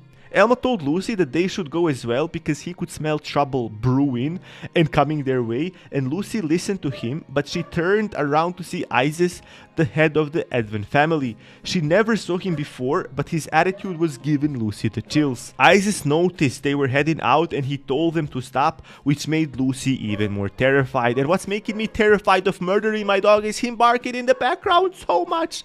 I'm scared I might hurt him. I'm joking. I'm not. I love him so much, but sometimes it gets annoying. Anyways, Lucy started making excuses by saying how she was just a jester that constantly made jokes, but Elma told her to calm down. While turning to meet his father's gaze, Elma explained how Lord Isis wanted to speak with him, and the entire atmosphere had changed. The atmosphere was completely different than just a moment ago. The air became more dense, and apart from the other people in the room, Lucy didn't know what was happening. Elma finally broke the silence, and he asked his father what he wanted from him, and Isis was offended by the way Elma spoke to him, and Lucy also tried to tell Elma that he should watch the way he spoke to Lord Isis. Maris noticed her, and she immediately went over to Lucy to ask her about her relationship with Elma, and as Lucy didn't know what was going on, she asked Maris whether she somehow knew Elma as well. Elma interfered and told Lucy to exit the room as the situation at hand was purely his own problem and he didn't want it to affect her, and Lucy didn't want to leave his side as she sensed a great danger. Elma tried to explain everything, but his father shouted at Lucy and told her how she, who was just a normal adventurer, didn't have any rights but to listen to his orders, and he repeated that she needs to leave the room. However, Maris understood that she was somehow connected to Elma, and she persuaded Isis to let her stay because she might have some information that maybe would be important. Isis noticed that the guild leader entered the room, and he told him that they had an agreement that they were going to handle Elma, and the guild leader was a bit confused. confused. He had thought that Isaias came to recruit Elma and Lucy into his special private army because they were based adventurers, and he continued saying how Elma was brave and courageous and he would probably end up becoming one of the best adventurers in history. But Isaias already had his mind set, and he told the guild leader to stop acting like a fool and to admit that he already knew the reason why he wanted to speak with Elma. The guild leader was completely baffled as he didn't have a clue about what Isaias was talking about, and Isaias finally said that Elma was a member of the Advent family. The guild leader was shocked after hearing that statement, and Isaias told him to immediately run an investigation into all members of the guild to see whether there was anyone that was helping Elma hide his identity and rise his ranks, and the guild leader immediately listened to Isaias' orders because he was afraid of him. Lucy was also shocked, and she realized before Elma even told her that he was Isaias' son. Isaias turned around to Elma and reminded him of his promise that he would kill him if he used the Advent family name after he was disowned. Elma finally calmed down as he now knew what Isaias wanted from him, and Elma calmly explained that he hadn't done such a thing, and Lucy confirmed that as well. Isaias was so angry that he came closer to Elma and pulled him by a strap on his chest, and before things escalated, Maris interfered. She calmed Isaias down by saying how they only came to the guild to run an investigation and that there was no need to make rash decisions. Isaias wanted to see where she was going with this, and Maris turned to Elma and asked him if he had just leveled up to level 40, and if he had, that was great.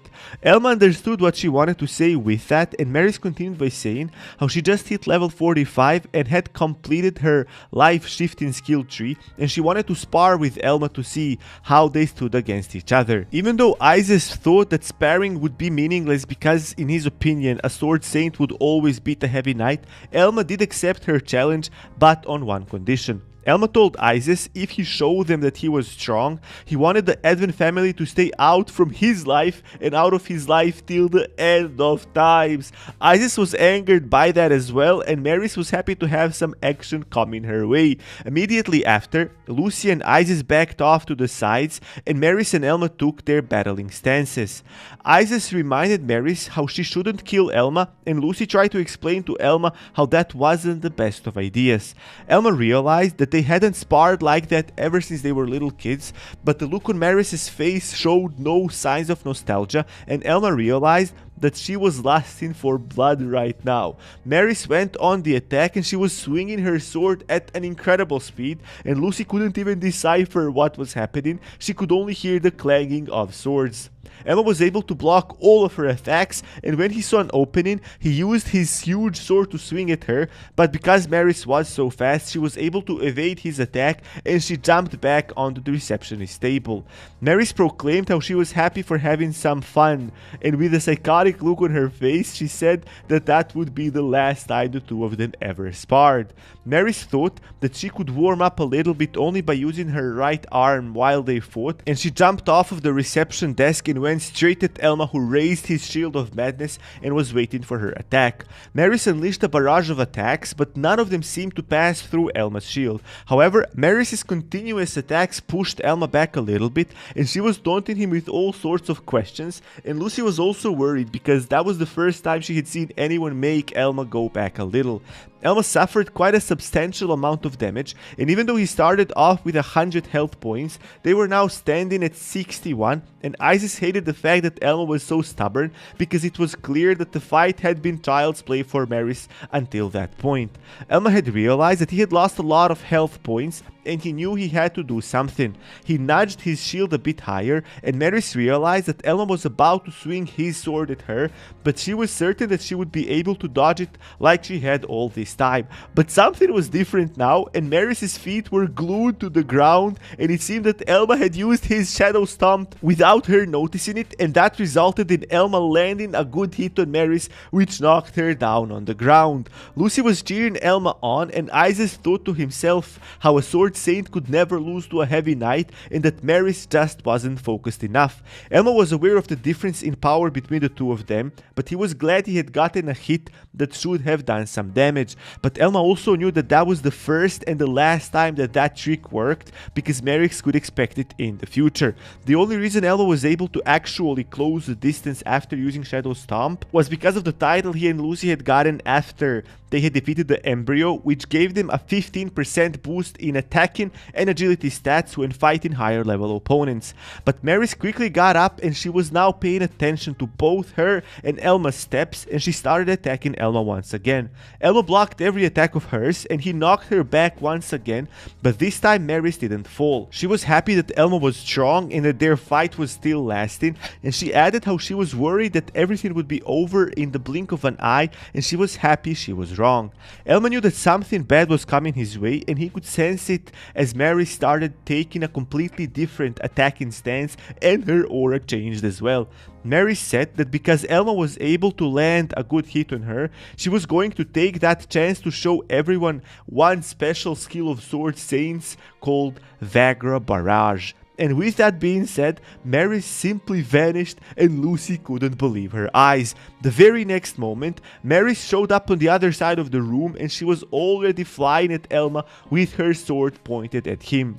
Elma didn't have enough time to put his Shield of Madness in front of him, and he somehow blocked the initial attack with his sword, but as Maris was going in for another one already, Elma was able to fetch his shield from his back and he used it to protect himself from her attack. Isis and Lucy watched everything carefully, and while Lucy was on her toes, Isis stood calmly. Elma realized that he had barely managed to survive Maris' special skill, and he thought that it was all finished, but Maris had a huge grin on her face and she was sending another attack as well, only this time she was slicing from the bottom up, like an uppercut with a sword. And even though Elma managed to place his Shield of Madness in front of him to block it, his blood was spilled and Lucy shouted out his name because she saw that he was wounded. The fight was about to get even more serious, and Lucy commented how Elma was really struggling against Maris, which made Maris really happy. Elma was obviously wounded and there was blood coming out of his mouth, but he was still standing on his feet. Maris realized that she couldn't really break Elma's defenses that easily, but from the look on Elma's face, she knew that she had caused him much pain and inflicted a lot of damage. While Elma was trying to catch his breath, Maris wondered whether she should just attack him and kill him once and for all. Isis said nothing, but Lucy cried out how Elma had already reached his limit and she begged Maris to stop. But after they all said what they had to say, Elma coughed up some blood and he decided to finally speak out. He told Maris that he had a total of 3 objectives while their fight lasted, and even though Maris didn't say anything back, she was clearly interested in what Elma had to say. So our protagonist said that his first objective was to see Maris' skill in person with his own 2 eyes, and the second one was closely connected to the first one as he also wanted to see whether that skill had an opening he could use to attack her. However, his third objective seemed a bit odd at first. Elma said that his third objective was that he initially let Maris land a couple of hits so his health points would drop below 40%. Elma was now sitting at 38 health points, and Maris was angry at him because she thought that what he said was nothing but garbage bluffs. Maris showed Elma her special magic sword Mizugarasu and said how she was satisfied with the difference between the sword's ability stats and Elma's current level, but Elma said that he had taken everything into account and that his calculations were perfect. What Elma had in his mind was that he had finally reached all the conditions he needed to use the smoldering fang of madness, and he started having flashbacks of how Lucy made a bargain with the old witch to acquire the skill book for him, and with one swipe of his finger, Elma added a couple of skill points to that special skill tree. He wasn't going to give up because Lucy had believed in him, and she was actually the one that motivated him now. Elma knew that she was scared to death to talk back to Isis, and yet for his sake she did that as well. Elma had used up 5 skill points on the Smoldering Fang of Madness, and that unlocked a special skill called Half Dead Savage Dragon, and with that he was going to make sure that he won the fight against Maris. Maris thought that he was only spouting gibberish and bluffing, but Elma was dead honest. He only had one condition to meet to use his special skill, and that was to bring his health points below 20%. However, that was usually very risky because even one blow could mean the death of him, and he could die without without ever activating his skill. But now comes the part where being a Heavy Knight makes Elma OP. Heavy Knight had a unique skill that would help them minimize the risk of dying before activating the half-dead Savage Dragon skill, and that skill was called Life Shield, and Elma used it just then. Elma's whole body started to glow, but his health points had dropped to 18. What Life Shield actually did was that it gave the user a full body shield that would last as much minutes as health points sacrificed by the user. Isis knew about that skill, and he didn't think it would help Elma that much, and Isis saw that as a desperate move. However, the reason why Elma used Life Shield wasn't because he was relying solely on that skill, but to bring his health points down below 20%, which he had achieved now. Elma was certain that he would end up finishing the whole thing in a matter of seconds, so he gripped his sword even more tightly, and his body started emitting electricity, which scared Maris for the first time since the beginning of the fight. Elma had finally used his half-dead Savage Dragon skill, and he proclaimed that he was going to show everyone why the Heavy Knight class was actually the strongest one. Maris realized that Elma had activated some type of skill, but she laughed it off, thinking how that couldn't possibly make a difference in the fight. But Elma immediately jumped at her, and with a speed that even exceeded Maris's, their swords clashed, and Maris was shocked. Seeing that made her think that she was fighting a sword saint instead of a Heavy Knight. The reason why Elma was so fast was indeed his special skill, which raised his attacking and agility stats by 100%, and with the added 15% from the title they acquired, he was now sitting at based 115% buff in attack and speed, and with that, Elma had now gotten the statistical upper hand in their fight. They started exchanging blows, and Maris was laughing all the way because she enjoyed the adrenaline she was experiencing, and she was happy that Elma didn't give up because the way it was now was far more entertaining for her. Maris asked Elma whether he had heard of the tale of the wax-winged angel, and even though Elma knew the story, he chose to remain silent. Maris proceeded to tell the story of how an angel without wings was born, and because of that she was cast down to earth from heaven. The angel couldn't stop itself from dreaming of its return to heaven, so it made itself some wings of wax and started flying towards the sun. However, the story ended with the waxed wings melting down, which caused the angel to fall and ultimately die. I mean, this is literally Icarus mythos, but okay, I'll give him a pass this time. Now, the whole purpose behind Maris telling the story was to make a connection between the angel from the story and Elma, and she was saying how Elma was going to die, just like that angel. Maris was deluded by her envy towards Elma, and she said how the things she loved the most was to see people struggle, and even despite all of their efforts, they still ended up failing. It was obvious that Maris was a psychopath, and she enjoyed to see people suffer. I mean, just report her, GG20 report her, she's so toxic. She attacked Elma, but Elma used parry to deflect her blow. He was completely convinced that he was going to win, and he felt sorry to break it to Maris that he wasn't going to share the same fate with the angel from the story.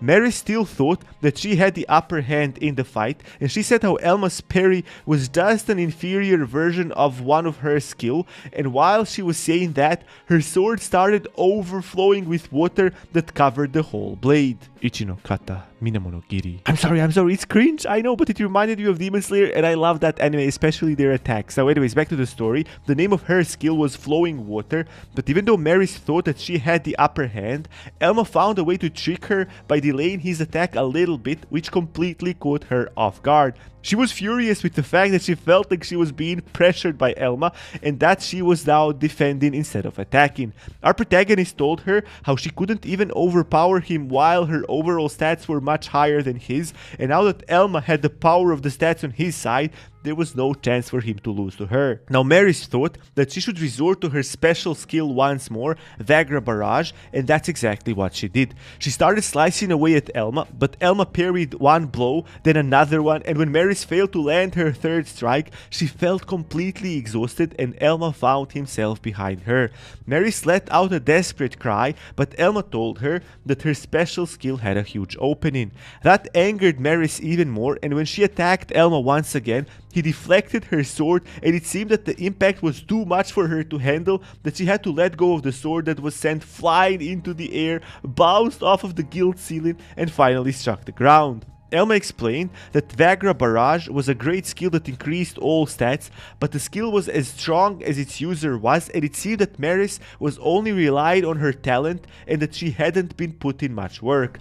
Elma explained that if she had stopped at her third strike, she would still have energy to continue, but Maris couldn't take it to be lectured by Elma and she attacked him with her bare hands. That was the most desperate move she could do, but Elma was ready for the sucker punches as well and he prepared his Shield of Madness. When Maris punched Elma's shield, Elma used his shield bash to send her flying across the room and Maris ended up hitting the wall at the end of the room. And with that, the fight was over and Elma was the obvious winner. I mean, I would like it if he killed her actually, but it's too much, I get it. Now, Maris was lying unconscious, Isis was speechless, and Lucy ran to hug Elma to celebrate his victory. Elma was surprised by her reaction, but Lucy explained that she was more happy due to the fact that Elma was alive and well, and she told him how scared and concerned she was when she first saw how Maris fought. Elma patted her on the head and he said that she was the one to take all of the credit for his victory because after all, she was the one that made the deal with the old witch to acquire the smoldering fang of madness for him. They turned to Isis and Lucy said how Maris was lying there and they could see how desperate and shocked Isis looked. He couldn't believe that a heavy knight class like Elma would ever be able to defeat a sword saint like Maris and he started questioning everything now. When Isis knelt down to see whether Maris would be alright, Elma addressed him as Count Isis and asked him whether that fight was enough for him to acknowledge his power and strength. Elma and Lucy stood over while Isis was kneeling next to Maris, who was unconscious, and as much as it pained Isis to say it out loud, he proclaimed that he was now aware that the guild had nothing to do with Elma's success and that he could see how he was able to defeat the Dream Lord on his own. Isis picked up Maris and her sword and without saying another thing, he left. Elma looked at his father's back while he was leaving and he remembered how he used to tell him while he was a kid that they as nobles should never have any connection with the common people and that they should not even show any compassion towards them. Elma, being a child, only listened to what his father was saying, and he also added how that needed to be like that if they wanted to keep their nobility status and dignity, and only if they were keeping a distance between them and the commoners would they be able to protect both the land and its people. Elma remembered how he didn't understand his father when he was a child, and he thought to himself how he never respected him in the true sense of the word. Our protagonist described his father as an emotionless tyrant who only cared about himself and the way people thought of him. But those words he had heard his father say when he was a child made a huge impact on Elma because they sort of paved his way or ignited his desire to serve the people and protect them. While Isis was walking towards the exit door, Elma called out to him and addressed him as father that time, and bowing down, Elma thanked him for bringing him up and raising him. Oh, it was an emotional moment, but Isis, as proud as he was, didn't even flinch, not to mention turning around. He just continued walking and Lucy called out to him and asked him to apologize to Elma. Elma tried to tell Lucy that it was fine and that he didn't have to do such things because Lucy wasn't going to keep silent. She told Isis that Elma calmly endured all of his shouts and insults, and now when he knew he had to apologize because he was wrong, he was just leaving without saying a word to his son. Lucy turned to Elma to tell him that even though they cleared their misunderstanding, Elma was once again the one that was going to end up lonely and without a family. Isis reached for the door handle and he shouted out to Lucy to take care of Elma. That was the only thing he said, and then he left, but both Elma and Lucy were surprised by his words. That night was going to be Elma's last night in the capital of Rondelm, and the very next day he and Lucy left the inn and got on a carriage that was leaving Rondelm. Elma asked Lucy whether she was comfortable enough to leave Rondelm behind and accompany him on his journey, and Lucy said that she had to do it because Isis told her so. No matter how she felt, she was going to take good care of Elma. I mean, that's a good built-in excuse. But after all, she was feeling a bit down because Isis didn't apologize to Elma in the end. Elma understood that he needed to pay attention to his image and the way people perceived him, and Elma was glad that his father showed any compassion whatsoever, and he knew that Isis had to do it in his own way. But Elma didn't want to keep talking about that topic, and he told Lucy that by saying that he was in her care, that was Isis's way to acknowledge her as a great adventurer, and that made Lucy smile. The carriage finally stopped and they got off, and it seemed that they had reached their destination. They arrived at Lacornia, the so-called town of adventurers. Elma had never been there, and even though he had heard countless stories about it, nothing could prepare him for seeing the ginormous town in person. Both of them were blown away by the town's size. Elma wouldn't even call it a town. In his opinion, it was much more resembling a city than a town. The reason why Lacornia was dubbed the sacred land of all adventurers was that Lacornia was a place that was swarming with high-level dungeons, and they were appearing rather often. Those dungeons were the reason why every adventurer was visiting Lacornia, because they wanted to make a name for themselves by clearing some of those dungeons. It was a dream of every adventurer that sought fame and power. Hearing that there were so many dangerous dungeons around Lacornia made Lucy ask Elma whether the city always managed to clear them, and Elma thought that that was probably the case. He told Lucy that they weren't beginners anymore, and that's why he would love it if they started grinding and farming even more than they used to, but before they could do anything, they would need to upgrade their equipment because it was in a really bad condition. Elma planned to immediately go into a dungeon as soon as they finished visiting the guild in that city, and Lucy wanted to confirm that because she felt like she needed to allocate her unused skill points, but she didn't really know what to do, and she asked Elma to help her out. She reached out her hand with her status menu opened, and Elma once again told her not to show her skill trees to other people. Lucy thought that it should be fine if it was Elma whom she showed it to, and Elma looked at her status menu and he explained that jesters usually had 4 different builds. An all-arounder build, a magician build, a speed one, and a crit one. Elma continued by saying how Lucy shouldn't upgrade her Great Fortune skill tree if she wanted to have a good all-around build, which would even be good for magic, but Lucy immediately corrected Elma and told him that she wanted to be one of the best and that she would love to go for the strongest out of those 4 he had mentioned.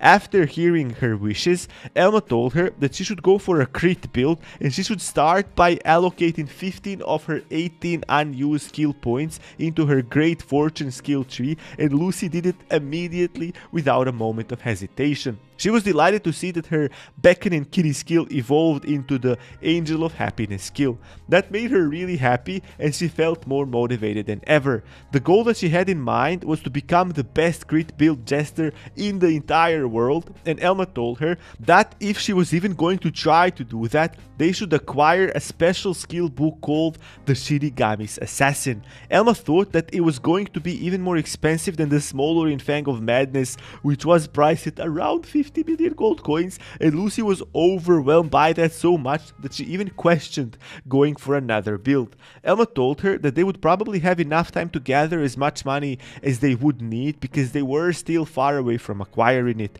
and whenever there was mention of large sums of money, Lucy felt a bit sick for some reason. Elma and Lucy made their way to the Adventurers Guild in the city of Lacornia to gather valuable information and to see where they could go to grind and farm. They learned what they needed and they made their way to a dungeon that appeared in the forest near Lacornia. Elma thought that that dungeon was the best place to farm some good equipment with Lucy's Great Fortune skill, and they entered the dungeon with the aim of acquiring black steel equipment. When they entered the dungeon, it was much different than the last one, because the last one was all nice and luxurious, huge hallways of a beautiful mansion, and the one they were in was a mine now. Lucy mentioned how they were once again completely under the recommended adventurers level, and Elma told her that they would be fine and that those were just numbers. He explained that the monsters they were going to hunt were slimes that were of much lower level than the one that was assigned at the entrance to the dungeon. On top of that, those slimes had a high chance of dropping black steel equipment, which was really popular among lots of intermediate adventurers because they weren't hard to handle and their value was high. Elma told Lucy that black steel equipment would be crucial for their success, and Lucy was amazed with the fact that that Elma knew so much about the world. He always knew what they were after and what was good and what wasn't, and the topic also didn't matter because he knew all about classes and all about dungeons. Elma said how that wasn't a big deal because he was forced to study all of that when he was a kid, and Lucy apologized for mentioning something that might evoke some unpleasant memories. Our protagonist told her that she shouldn't be sorry because she was one of the reasons he could cut all ties with the Advent family in the most painless way, but there was something Elma couldn't tell Lucy, and that was that the knowledge he had wasn't from his childhood studies and that it came from his memories from his previous life. Elma knew how crazy that sounded, and not even he himself knew everything about it.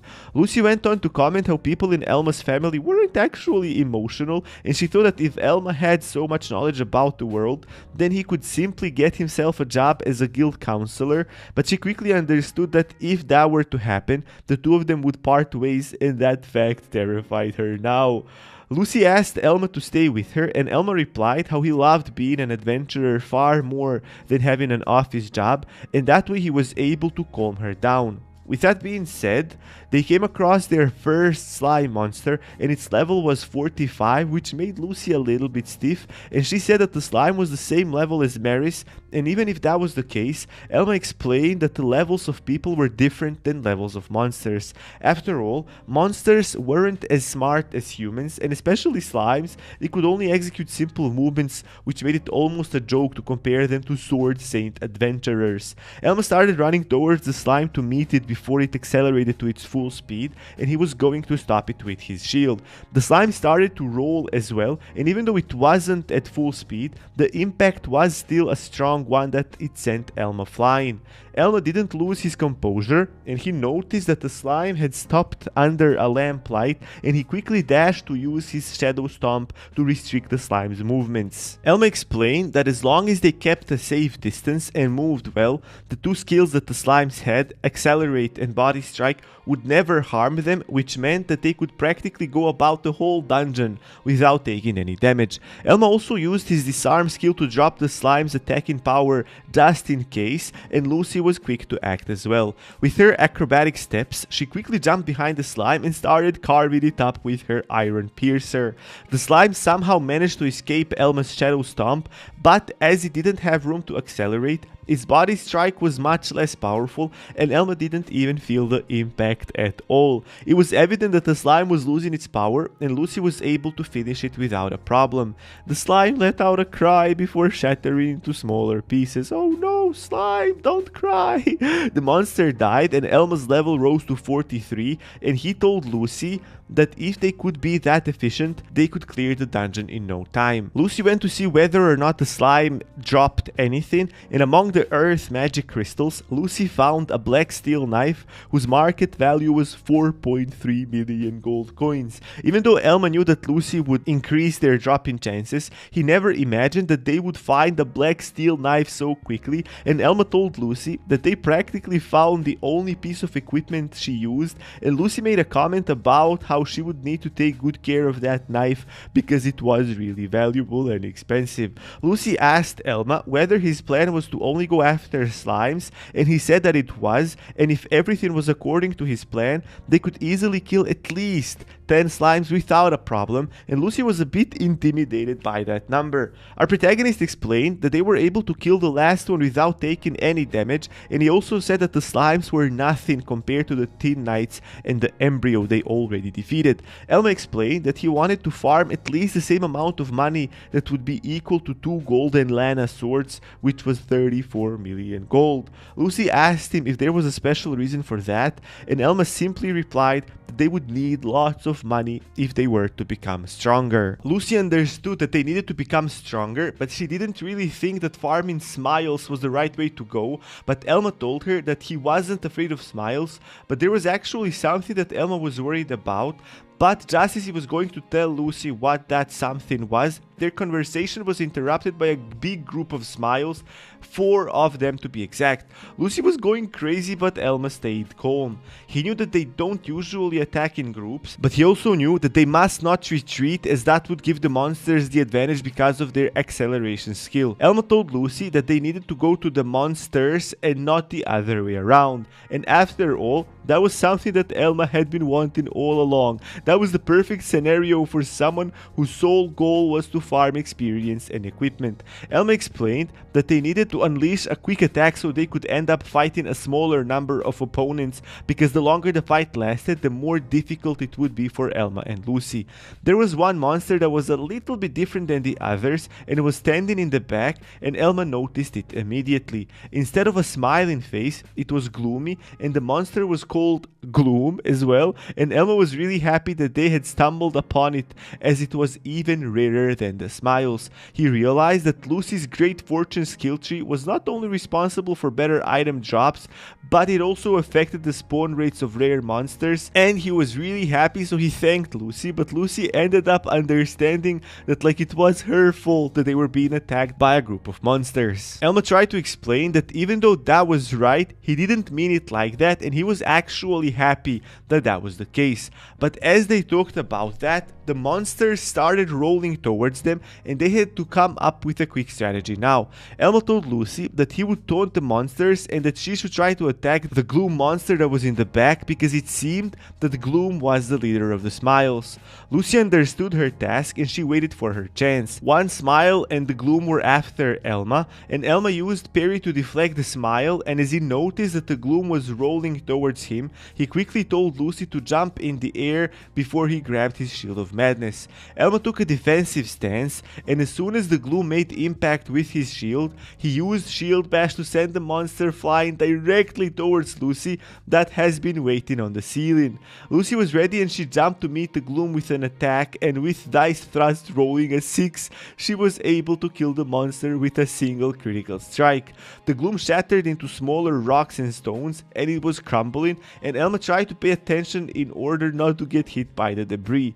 Their levels had gone up once again, but there was no time to celebrate, as two Smiles were already rolling towards Elma, and because they were coming from the back, Lucy warned him to watch out for their attack. But Elma was completely calm, and he knew that the Gloom was their mastermind and the mastermind behind their attacks, and as he crouched down, he used his parry skill to propel the two monsters into attacking each other head on. He continued how Smiles were completely stupid without their leader, and the impact of the strike made both of the monsters fall onto the ground unconscious, which enabled Elma and Lucy to finish them off without any effort.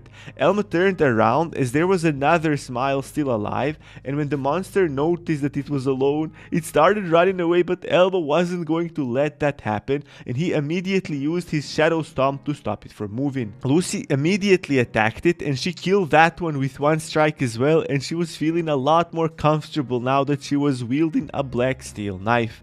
Elma was really happy with how that fight went, because he thought that he would even have to use his special skill, but that would end up as an overkill, and Lucy was amazed with the way Elma fought, and that motivated her to try and keep up with him as much as she could.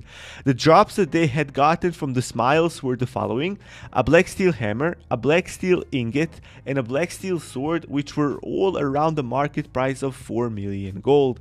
Elma took the sword for himself, and he was really happy that they achieved their biggest wish, and Lucy was really happy that they had matching weapons now. Women! Elma was now interested in what the Gloom had dropped, because it was a rare monster, and the drop should be rarer as well. And when Elma picked up the drop, Lucy couldn't recognize it, but it looked like a magic stone to her. Elma told her that even though it resembled a magic stone, the drop he was holding in his hands was a rune. Runes were special stones that could increase the stats of certain equipment, and only a skilled blacksmith was able to successfully transmutate a rune. The rune that the Gloom had dropped was called the Rune of Destruction, and its market value was around 20 million gold coins because its effect was really strong. The rune increased a weapon's attacking stats by 30%. Elma was really happy, and Lucy couldn't believe that such a small marble was that valuable. Elma was really surprised to come across a rune so early, and Lucy told him to safely stash it for now and not to lose it. They checked the total value of all of their drops they had found, and it came to around 41.5 million gold, and Lucy had to grab hold of something because the number was too high. Elma wanted to continue even though they had gotten the weapons that were essential for their levels, and they even leveled up quite a bit. But Elma knew that black steel equipment was only the bare minimum and that everyone had access to it, and on top of that he wanted to farm more gold because there was a chance that they might come across the Shinigami's assassin skill book that they needed for Lucy's crit build. With that being said, they walked further into the mine without knowing what was waiting for them, and while they were walking further down the mine, Lucy was joyfully whistling a tune, and when they crossed one bridge, Elma told her to stop, which kinda surprised her. But she soon understood why Elma told her to stop whistling, as another sound could be heard now, and this one was more ominous, and Lucy thought that it could maybe be a giant smile. But Elma told her that such a monster didn't exist, but he also knew that it wasn't the Dream Lord as well. There were many reasons why that was true. Ever since the dungeon appeared near the town of Lacornia, no one had ever saw the dungeon boss, and no bounties were ever issued for the clearance of the dungeon.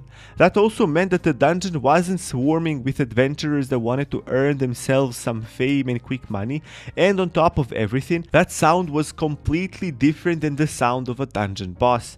Elma had thought about every possibility, and he came to a conclusion that the sound could be coming from a mithril golem. And after the sound had repeated itself once again, there was no doubt about it. Elma could recognize the sounds of its footsteps. Lucy had never heard of a mithril golem before, and Elma told her that they were extremely lucky as it was a super rare monster. He explained that it was much rarer than the gloom, and if killed, the monster would drop mithril, which was an extremely rare material out of which weapons could be forged, and Lucy became really interested in this material.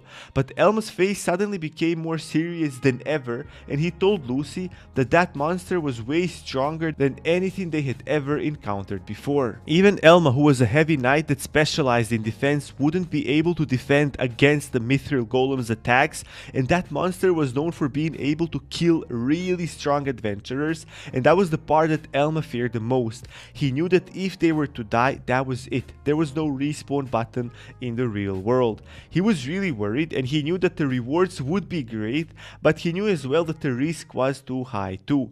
Elma crouched down to think, and he thought to himself how they would most certainly die if they were to come across a mithril golem while they fought another monster, and Elma thought that it would be much smarter to retreat. But he couldn't make a decision because he was really intrigued by the mithril, because weapons made from it were the strongest of best quality. Lucy called out to Elma, and she said that by seeing him worry too much and think made her realize that mithril was really valuable and that they should go. She said that even though she was really scared, she wanted to overcome her fears because she was an adventurer after all. Elma was surprised by Lucy's words, and when he turned around, Lucy explained that she knew that whenever Elma thought about something a lot, he wanted that something no matter the risk. On top of all that, Lucy also realized that it was her great fortune skill that probably spawned the mithril golem, and that's why she would feel really bad if they left it for someone else. Normally monsters spawned around the same level as the adventurers in the dungeon, but the mithril golem was probably the only monster that broke that rule. Elma was slowly getting up, and he told Lucy that if she was okay with that decision, they would go after and try to defeat the mithril golem, and Elma had already thought of how they would approach the fight. He told Lucy that they needed to find a place that would give them an advantage, and Lucy was really surprised with that idea. They started exploring the mine, and Elma was constantly making some noise with his sword to get the monster's attention so they would follow him. The sound was becoming louder and louder, and Elma was satisfied that his strategy was working, but Lucy wasn't really sure that they were in the right place, as it was a bit too hard to work normally. But Elma told her that they had already done a similar thing with the Golden Lana, and that the cave that they were currently in had ideal conditions for fighting the mithril golem. Everything about the cave they were in, from its height and width, and even the ground, it was all perfectly placed for them because the monster shouldn't be able to easily move in such a terrain. Elma knew the exact stats of mithril golem, and he told Lucy that it was level 55 and that its attacking stats was 78 with 66 points in defense, and as if that wasn't enough, the monster also had automatic health regeneration. Hearing all that made Lucy lose her mind. Our protagonist said that it would be pointless if they tried to use a bunch of smaller attacks on the monster, and that they would have to count on Lucy's dice thrust skill for a critical strike. Elma knew that it would be really hard to find an opening to attack the monster, but that also meant that the monster wouldn't be able to attack them because of the specifications of the cave. The monster finally appeared, and it was ginormous with a whopping 117 health points, and the other stats were just like Elma mentioned. After seeing the monster, Elma's determination and will grew even stronger, and he has decided that they would strip every single piece of mithril it had. When the mithril golem saw Elma and Lucy, it let out a deafening roar, and Elma knew that the fight started as soon as the monster had laid its eyes on them. Elma started running towards the monster, and he told Lucy that he would distract it, and Lucy understood that her task was to attack when Elma found an opening for her. Elma was in the attacking distance of the monster, and his first idea was to try and parry its attack, but midway through, Elma realized that wouldn't really be possible, and he ended up taking the punch with his Shield of Madness. However, the strike was so strong that Elma barely managed to stay conscious as he was sent flying through the cave. Elma somehow succeeded into landing on his feet, and he knew that the mithril golem had a great sense of presence, and he had never felt more intimidated in his whole life. Elma wanted to use this arm to lower the monster's attacking stats, but he just didn't have the time to do so, and he realized that their task wasn't going to be an easy one. But our protagonist noticed that Lucy used her acrobatic steps to go around and behind the monster's back, and he thought to himself how he managed to achieve his goal. Lucy was also really happy that the distraction plan worked out, and she went in for the attack. Just when Lucy was about to hit the mithril golem with her new knife, the monster turned its head around, and Lucy was almost crushed to small bits by its large hand. Lucy slipped and she fell onto the ground because she was afraid, and while the mithril golem was looking at Lucy, Elma started closing the distance between him and the monster, and he reminded Lucy that the cave didn't allow the monster to fight them with its full potential. However, the mithril golem noticed that Elma was running at him, and with its other hand it tried to smother him, but this time Elma was able to use his parry skill to deflect the monster's hand towards the wall, where it completely got stuck from the impact. Elma thought to himself that if the monster tried attacking him now, his attack wouldn't be as strong as it normally would, so he tried to provoke it to attack him now. Elma took his Shield of Madness and started running at the huge monster. The mithril golem was forced to use his other hand to attack, and Elma rushed at its attack with his Shield Bash skill already prepared. Elma knew that there was no possibility that he would ever push the mithril golem back, but what he wanted was to use his Shield Bash skill to send himself flying backwards, something like an emergency evacuation plan. But that was Elma's plan altogether, and he wanted to make the monster stick both of his hands into the ground so that it couldn't move freely as it wanted, and that's exactly what Elma was able to do. Lucy realized that, and she immediately used Dice Thrust, rolled a 6 and inflicted a critical strike on the monster, which let out a loud cry. The monster had lost more than half of its HP, and while he tried to catch Lucy with his now freed hands, Lucy was able to use her acrobatic steps skill to quickly and safely run away. Lucy knew she had done a good job, and she was really happy about it. Even Elma congratulated her and reminded her that only one more blow would kill the mithril golem. Suffering a critical strike wasn't exactly what the mithril golem wanted, and that made him even angrier now. It swung its large hand towards Lucy, who was practically paralyzed with fear, but Elma had a plan for that as well. Elma was quick to react, and by using his Shadow Stomp skill, he managed to stop the monster, but that was only for a brief moment. The monster seemed to start moving forward despite its movements being restricted, but it seemed that it was too big and strong for Elma to stop it with just a stomp. Elma realized that if he hadn't done anything that Lucy would end up dead, so he stuck his sword into the shadow as well, and he held back as much as he could. And just barely, Elma somehow managed to make the monster stop, but that came with another downside. The monster's attention was now shifted back to Elma, who wasn't very far away, and Elma knew that he would have to break his Shadow Stomp to defend himself. The monster turned his whole body back towards Elma and attacked him with his right arm, and Elma was somehow able to deflect his attack to the side with his shield, and the Mithril Golem slipped and fell to the ground. That was a perfect chance for Lucy, and Elma told her to attack quickly. Lucy focused as much as she could and she used her dice thrust, but when she finally attacked the monster, the number she rolled was a 3 and she didn't manage to hit a critical strike.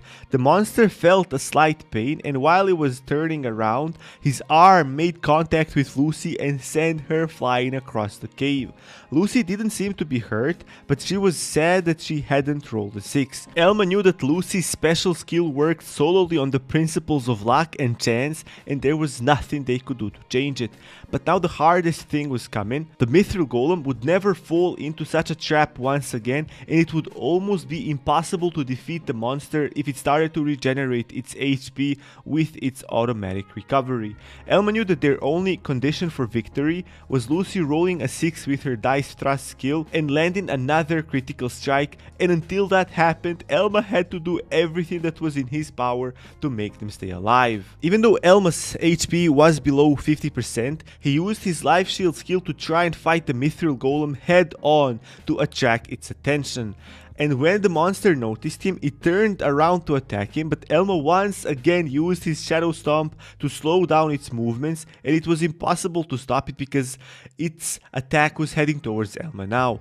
Elma was happy with the fact that he managed to slow down its speed and thus reduce the impact of the attack that was coming, and when the monster hit his shield, Elma had already prepared his shield bash, and the impact served as evacuation once again. And while the Mithril Golem was busy with looking at Elma that was sliding across the cave, Elma shouted out to Lucy that she had an opening for the attack, and Lucy wasted no more time and she went at the monster, but she ended up rolling a 4 with her dice thrust and the critical strike was nowhere to be seen. Lucy was disheartened to see that her skill had failed her twice in a row, but Elma encouraged her and told her not to stop trying until she rolled a 6. Elma planted his feet into the ground and he managed to stop his sliding, and he continued with his attack and started running back at the monster. The monster met him with a strong punch, but Elma was able to use parry to deflect. However, even though he did succeed at deflecting one of the arms, there was another one coming as well, but Elma's hand was completely numb and he had lost all feeling due to the gigantic strength of the Mithril Golem. Elma somehow managed to take out his Shield of Madness and place it in front of him in the very last moment, but the punch was so strong that he was sent straight into the cave wall. Elma was obviously in a lot of pain, but the biggest problem was the fact that he couldn't move and the Mithril Golem wasn't shifting his focus from him. The monster walked closer to Elma with the aim of finishing him once and for all, and Elma thought that that would be the end of him, as there was no possibility of dodging the next attack. Elma closed his eyes, but Lucy finally rolled a 6 and she landed a critical hit onto the Mithril Golem, and the only thing she could do was hope that it was enough to kill it. The monster felt a sharp pain, and after a brief moment, it collapsed and fell dead on the ground. Elma and Lucy leveled up, and Elma congratulated Lucy on killing the monster. Lucy went to check how Elma was doing, and she felt sorry for missing twice in a row, but Elma wasn't going to let her wallow after a great victory, and he told her that 2 6s out of 4 tries was still very lucky. Lucy felt happier after Elma's last comment and she helped him up.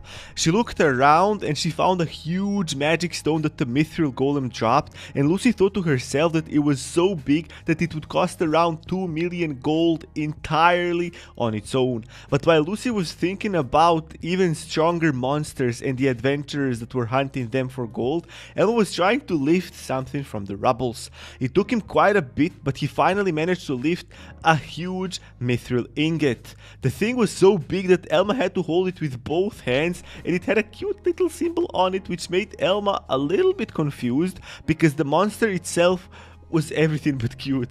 But Elma saw the price and he said that the price as well couldn't be cute at all, as the market value of a mithril ingot was 25 million gold coins. When Lucy heard that, she lost her mind and she asked Elma whether that dungeon was in any way special, because they found item after item and all were extremely valuable.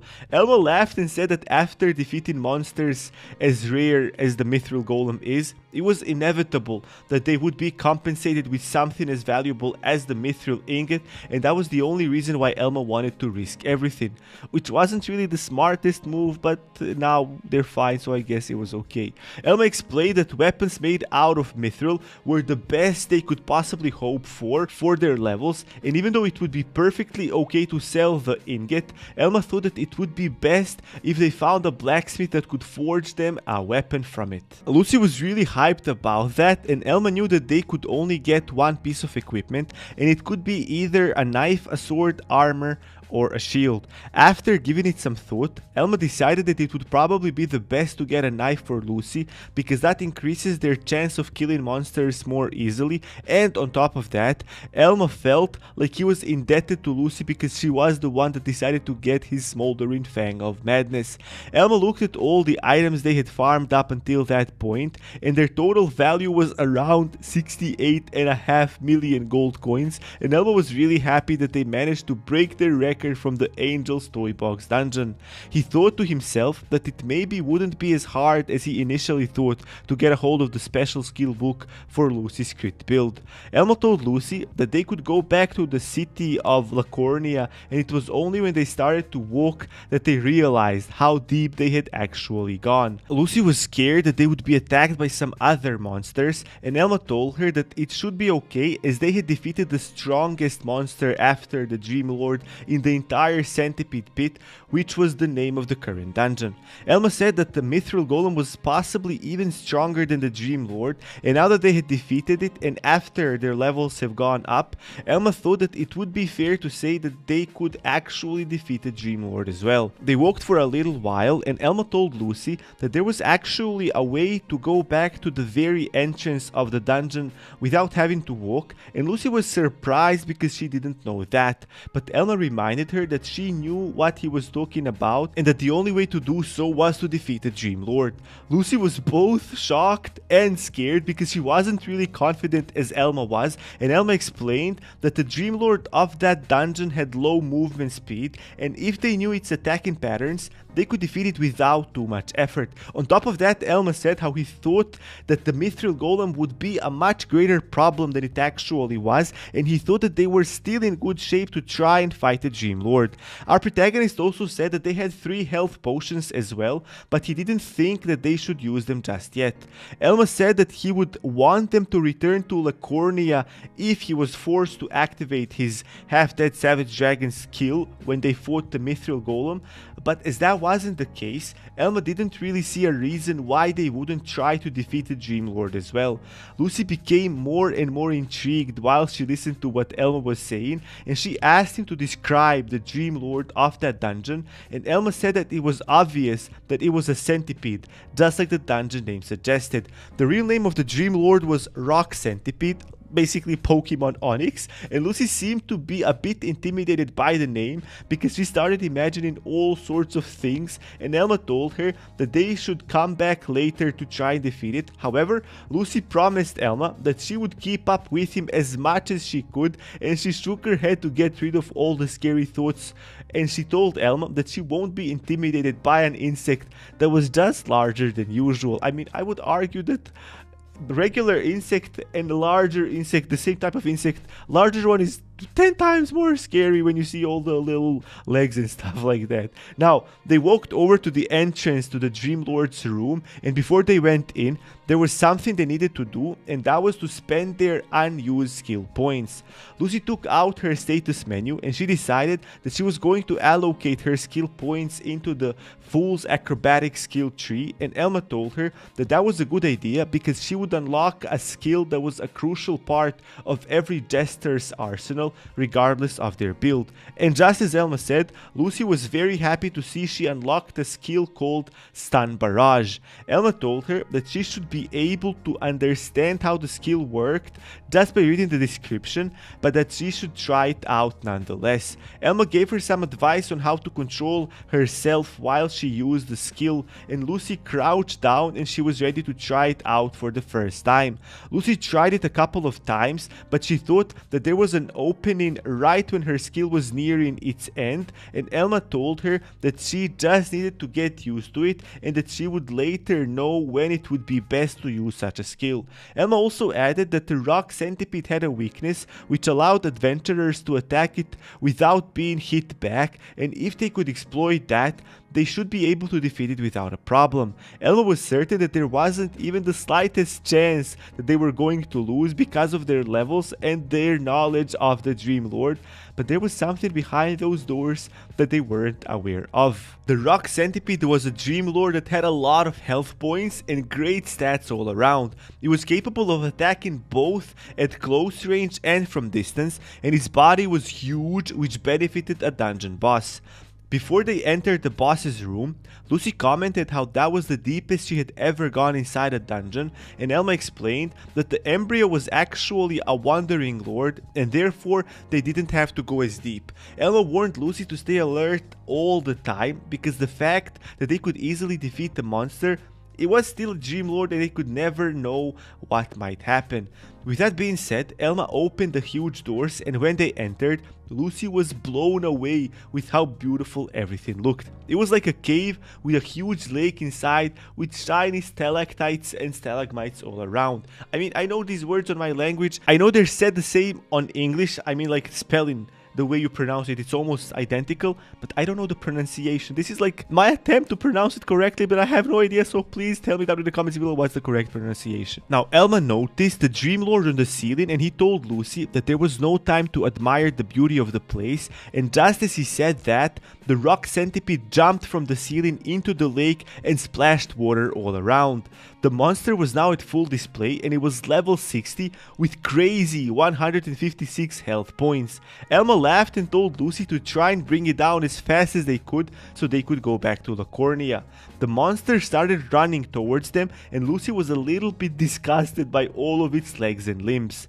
Elma was waiting for the right moment, and just when the monster was about to smash him, he moved to the side and the rock centipede ended up hitting a rock head on. Elma commented how such a blow would be fatal, and he told Lucy to hop onto his shield so he could propel her with his shield bash. That's exactly what they did, and Lucy was sent flying all the way on top of the Dream Lord because that was its biggest weakness. It couldn't attack you, and its attacking stats were greatly reduced. The rock centipede became restless, and Elma thought how that would buy them enough time to kill it now. Before the monster could do anything to get rid of Lucy from its back, Lucy had already used her Stun Barrage skill, and she started spinning and slicing away at the monster's back. The monster was in a lot of pain, and it started throwing rocks towards Elma, and while he was hiding behind his shield, he shouted to Lucy to use her skill once again.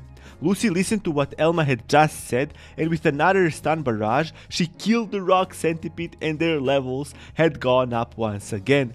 Lucy commented that the Mithril Golem was much harder to defeat, or maybe it was easy to defeat the rock centipede because Elma knew its weakness. Our protagonist told Lucy to climb down from the dead monster, but she told Elma how its body was scorching hot, and Elma didn't know the reason behind that. He couldn't remember a thing happening in the game when the monsters' bodies were disappearing, but it could be due to the rock centipede's size. But Elma finally understood what was happening, and he shouted out to Lucy to climb down as quickly as she possibly could because the monster wasn't dead yet. Lucy couldn't really hear him from all the smoke and the sound that the supposedly dead Dream Lord was emitting, and she ended up hurt when the heat finally erupted and she was sent flying. Elma caught her, but he was completely shocked with what just happened, as that wasn't possible in the game. What actually happened was that the rock centipede, a Dream Lord, had evolved right right in front of their eyes. We see Elma holding Lucy in his hands, and he apologized to her for persuading her to fight the Dream Lord. When Lucy opened her eyes, she couldn't believe what she was seeing in front of her, and that's her first time witnessing a monster evolution with her own very eyes. Elma knew about evolutions quite a bit, and he knew that only some monsters were able to evolve in the first place. On top of that, those monsters needed to meet certain conditions for their evolutions, and those conditions varied from monster to monster. Elma knew about the condition that a rock centipede needed, and they were the following. It needed to eat quite a substantial amount of magic stones and adventurers' corpses, and only when it was killed, it would evolve. There was nothing strange with that, as that was normal for almost every Dream Lord. However, those requirements were very hard for the monster to meet, as it needed to consume a lot of adventurers, and to be able to do that, the Dream Lord needed to exit his boss room and become a Wandering Lord. Elma knew that that wasn't the case, and that the centipede pit had spawned just a couple of days ago, and if there was a large number of deaths, the guild would put that on the notice board for sure.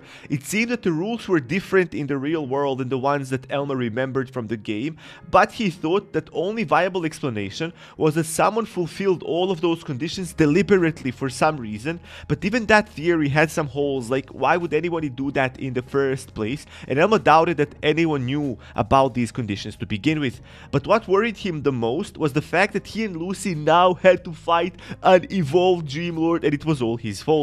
Elma apologized for not being able to anticipate that, and Lucy told him that they would be fine if they used the same strategy from moments ago. But Elma told her that that strategy wouldn't work now, as the Dream Lord stats had gone through the roof, and that they could only try using dice thrust to roll 6s, and even that would take too long if they weren't lucky, which meant that the risk of losing their lives was greater than ever. The rock centipede had evolved into a death-armed monster whose level was 75 with a whopping 274 health points, which was almost double from its previous form. The monster let out a loud shriek, and while Lucy was scared to death, Elma shouted to her to move, as that shriek always came before it attacked.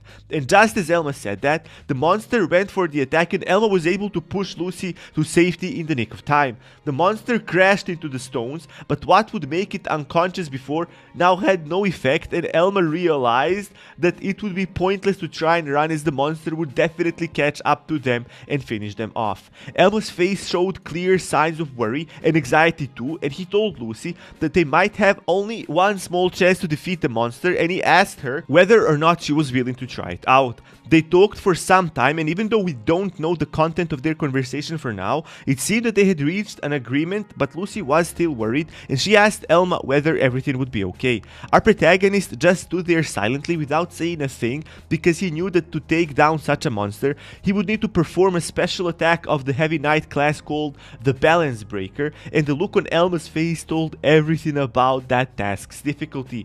Elma had taken everything about the monster into account, and he knew that their only chance of ever defeating the evolved Dream Lord was for him to reproduce the strongest weapon of the Heavy Knight class, which wasn't an easy task at all. Lucy saw how worried Elma was, and even though she was more scared than he was, she gripped her fists and she told Elma that she was going to do everything that was in her power to help him, and even though Elma was scared as well, he managed to smile and thank Lucy for her help. Elma explained that because their levels were lower than that of the dungeon boss by a lot, they would only have a single chance to try and execute that attack successfully. But while they talked, the monster started channeling a long-range attack, and Elma quickly told Lucy to take cover behind a rock. They barely managed to hide when the monster fired off sharp rock arrows at them, which substantially damaged the rock they were hiding behind. Lucy was scared, but she asked Elma what she could do to help him, and Elma said that he was going to propel her behind the monster with his shield bash, and what she needed to do was to attack the monster's tail when she saw an opening. Elma believed that she can manage to do it, and Lucy was determined to succeed even once. The monster was looking at two rocks, and it knew that Elma and Lucy were hiding behind one of them, and it was getting ready to headbutt one of them, and the monster hesitated a bit because it needed to make a decision. The very next moment, with blinding speed, it charged into one of the rocks, but luckily, Elma and Lucy had changed their positions, and when the monster lifted its head from the rubble, it could only see Lucy sitting on top of Elma's shield of madness, ready to be sent through the air. Elma used his shield bash and Lucy was fired off like a bullet. The monster noticed her and immediately started to go after her, but Elma reacted quickly as well and he threw a magic stone in the air which ended up bursting in mid-air, sending a barrage of needles at the Dream Lord to make the monster focus at him. Their plan to get Lucy behind the monster worked, but Elma knew that now he had to fight perfectly to buy Lucy enough time and to give her an opening. The monster attacked him and Elma managed to dodge the attack, and only then did he realize that his health points were below 20% and that he could activate his half-dead Savage Dragon skill. That was his only trump card, and Elma knew that if he were to make the slightest of errors, he would end up straight up dying there. Elma was now face to face with Death Arm boss, and even though he knew that his special skill doubled his agility stats, when the Dream Lord attacked him, he managed to dodge the attack, but Elma realized that the Dream Lord was still way faster than he was. As the Dream Lord started chasing Elma, he had no other option but to run now. The monster nearly caught up to him when Elma found a smaller gap in the cave where he could barely fit, and he went for it. And in the nick of time, Elma managed to slide through and the Death Arm crashed into the cave walls as he tried to push through them. Elma barely escaped, but the Dream Lord was persistent, and with its incredible power, it destroyed the wall and went through using its extraordinary force. Elma knew he had to continue running away in search of such gaps, and he was lucky to find another one that would slow the monster down even by a little bit. That brief moment was enough for Elma to catch a breath he so desperately needed to be able to dodge the next attack that came right after. The monster was clearly raging with anger, and there was no sign he was going to stop until it killed Elma. But Elma had his own reasons to keep fighting, and he took the magic stone that exploded into a bright flash and threw it at the monster. When the Dream Lord recovered from the flash, it turned around and started channeling its spell once again. Elma knew that its death needles were flying at extreme speeds and his life shield would be useless against them, even if he got hit by only one of them. Even if it was just a tiny scratch, that alone would be lethal. And just when the monster was about to fire its special skill, Elma ran towards it as that was the only gap he had to try to avoid certain death. When he came close enough, he jumped into the air and used his shield bash to propel himself behind the monster, and the Dream Lord ended up firing off its special skill into empty space. Elma had managed to land on some high ground, but the monster quickly realized its attack had missed its target and it quickly turned its focus back to Elma. Elma was a bit worried that the monster might have been too fast that time and that he was about to be hit, but Lucy followed the entire situation and she found an opening when the monster turned towards Elma. Its tail was exposed, and luckily, Lucy had rolled a 6 with her dice thrust and she managed to land a critical strike on the Dream Lord. She was really happy about that, but her face didn't show that at all because it was a life or death situation, and the monster felt a sharp pain and it let out a deafening cry because of that. Elma was really satisfied with the way Lucy was performing, and he knew that the tail was the only place that the Death Armed could take damage from, as its whole body was completely covered in thick armor, which was its greatest defense. As their positions were the complete opposite from the start of the fight, Elma was now having the high ground and Lucy was down on the same level as the monster. Elma thought that they were in a perfect position to try and take down the Death Armed. Both Elma and Lucy were completely dialed in and they haven't given up yet. However, 100 feet of the Death Arm started moving simultaneously and the monster shifted its head back towards Lucy, which scared her to death. The monster probably figured out that it was her who attacked it, and even though Lucy was happy she succeeded, she didn't know what to do now because she was about to get attacked. Elma quickly shouted out that she should try to run as fast as she could around the huge boulder that was right next to her. Lucy immediately started running, and without turning back to take a look, she could hear the monster coming after her. Elma knew how fast the monster was, but Lucy had been lucky because she stood right at the end of its tail and she had the advantage because of the boulder. While Lucy was running around the boulder, Elma used that time to hop from one boulder to the next one in search for a perfect spot from where he could finally find the Death Armed's weakness. But Lucy was shouting like crazy. She was nearing her body's limit and she asked Elma for another piece of advice because she didn't know what to do now. Elma realized that the boulder was just as big as the monster was long, and that gave him an idea. He He saw that Lucy was just behind the monster's tail, and immediately after Lucy, the monster was rushing at full speed.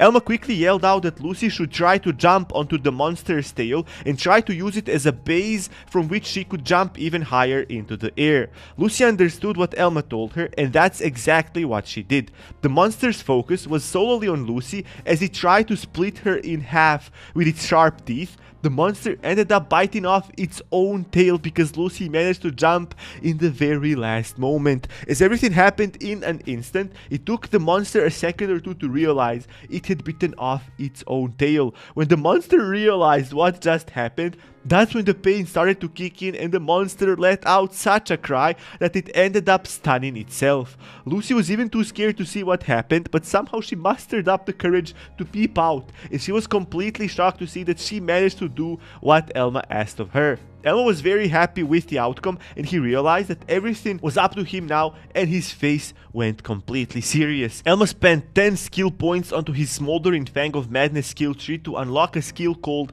Relentless Vigor. What that skill did was that it turned the user's defensive stats to 0 and converted all of them into attacking stats. The only downsides were that the user needed to be at least at 50% of his health points, and while the skill was active, it consumed mana points all the while. Elma explained that because the defensive stats of other classes were really low, no one ever thought much about that skill, and it was considered a skill with extraordinary risks and minimum rewards.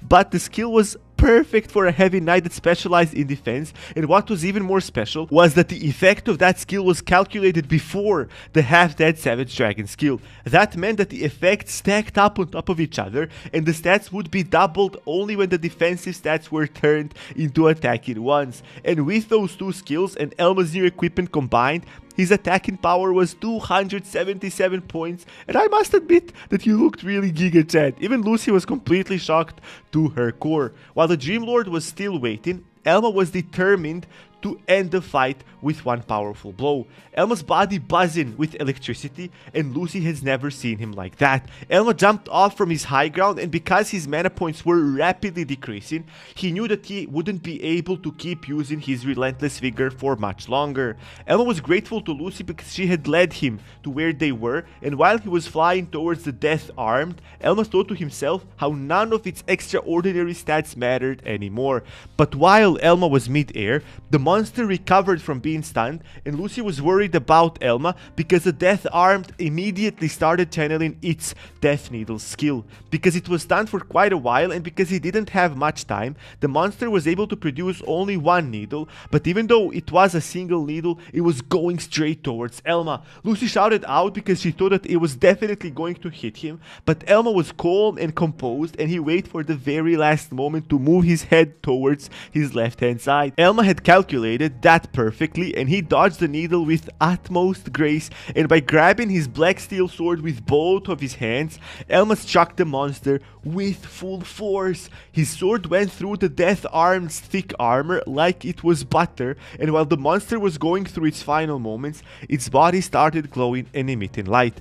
The whole cave became bright for a brief moment, and the next thing Elma and Lucy knew was that the monster's head had been split from its giant body, which meant that they had managed to defeat it. It was just like Elma said, and it really took him one strike to defeat the strongest monster they had faced up until this moment. Elma realized his Relentless Vigor effect, and killing the Death Armed earned them 4057 experience points, which raised Elma's level all the way from 54 to 62. He was really happy with their victory, and he joked how he would never gamble with their lives and that he knew that they were definitely going to win, and Lucy was still baffled with the fact that Elma cut the monster's head off with a single blow. I mean, bros, usually in mangas, main characters are crazy OP, and I like it. It's really fun to watch him defeat everybody with no problem, but reading a manga like this one every now and then, where your main character isn't crazy OP, but he has to struggle and find a way to defeat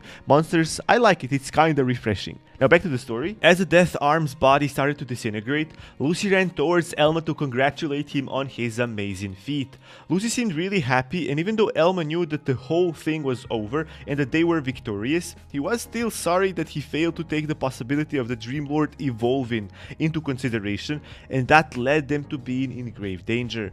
Lucy tried to explain that he shouldn't apologize because they have won, and Elma thanked Lucy and said that she was just as worthy of praise as he was.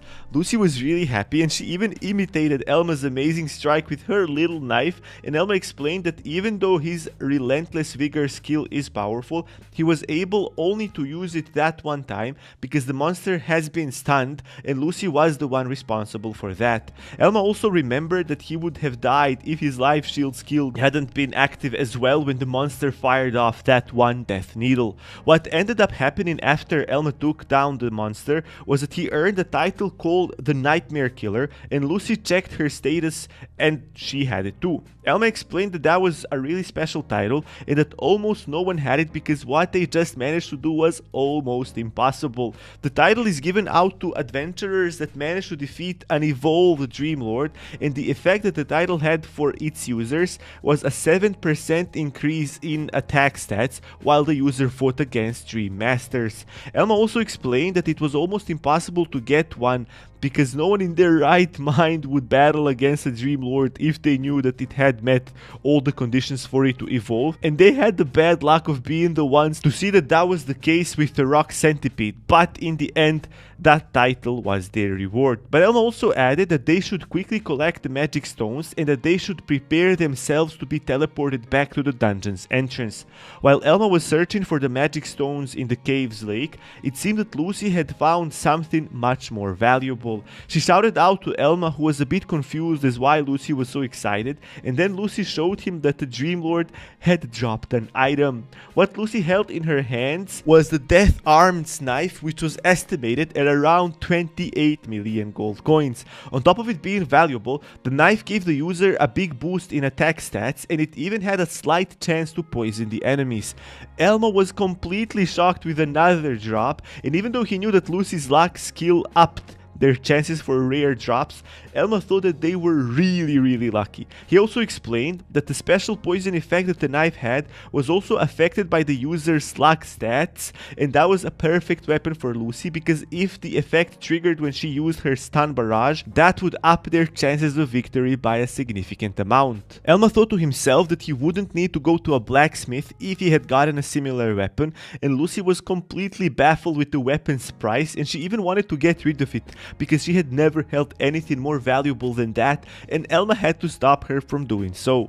Elma knew that she was only shocked because of the knife's value, and when they picked up all of the other magic stones that were dropped by the Dream Lord, they were teleported back to the dungeon's entrance, and from there it was an easy journey back to the city of Lacornia. When they arrived, everyone looked at the two of them, not because everyone knew that they had cleared the Centipede Pit dungeon. No one was aware of that just yet. The reason why everyone stared at them was the fact that Lucy was acting really sus because she couldn't calm herself down after she realized how much money they had earned, and Elma didn't know how to calm her down either.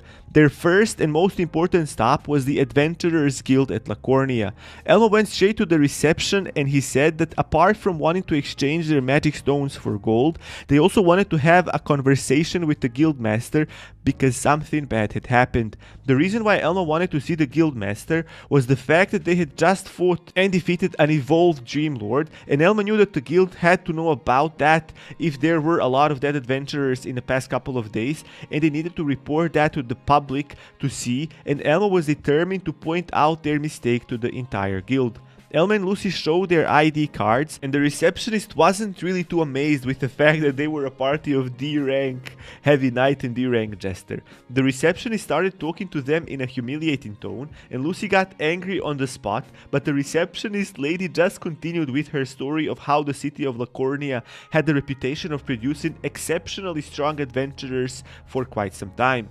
Lucy was still frowning, and Elma told her that it would probably be better if he handled the talking part. Elma knew that that their request to see the guildmaster was a bit outrageous, and he apologized for that, but he asked the receptionist to just listen to what they had to say.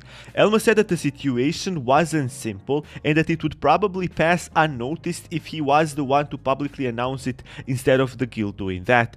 The receptionist still looked down on them, and she even called them countryside adventurers, and she said how she wasn't really happy with the idea of letting them see the guildmaster. She added that it wasn't rare that the adventurers in their guild earned millions of gold worth in just one reward. And the last thing that the receptionist told them was that the guildmaster was too busy to make time to talk to two of them. Elmo was disappointed with her response, but he was expecting something like that nonetheless, and he reached out into his inventory and took out the magic stones from their last expedition and kindly asked the receptionist to inspect them and pay them their rewards. After the receptionist finished with the inspection of the magic stones, she was completely baffled at the fact that they were worth somewhere around 10 million gold. She didn't know what to do, and she asked them to wait a moment while she checked with the higher-ups. Elma and Lucy were taken to another room, and they saw the receptionist talk to another guild staff member about their earned reward. Even though the reward had been a large sum, what ended up shocking the man the most was the fact that they were both D-rank adventurers.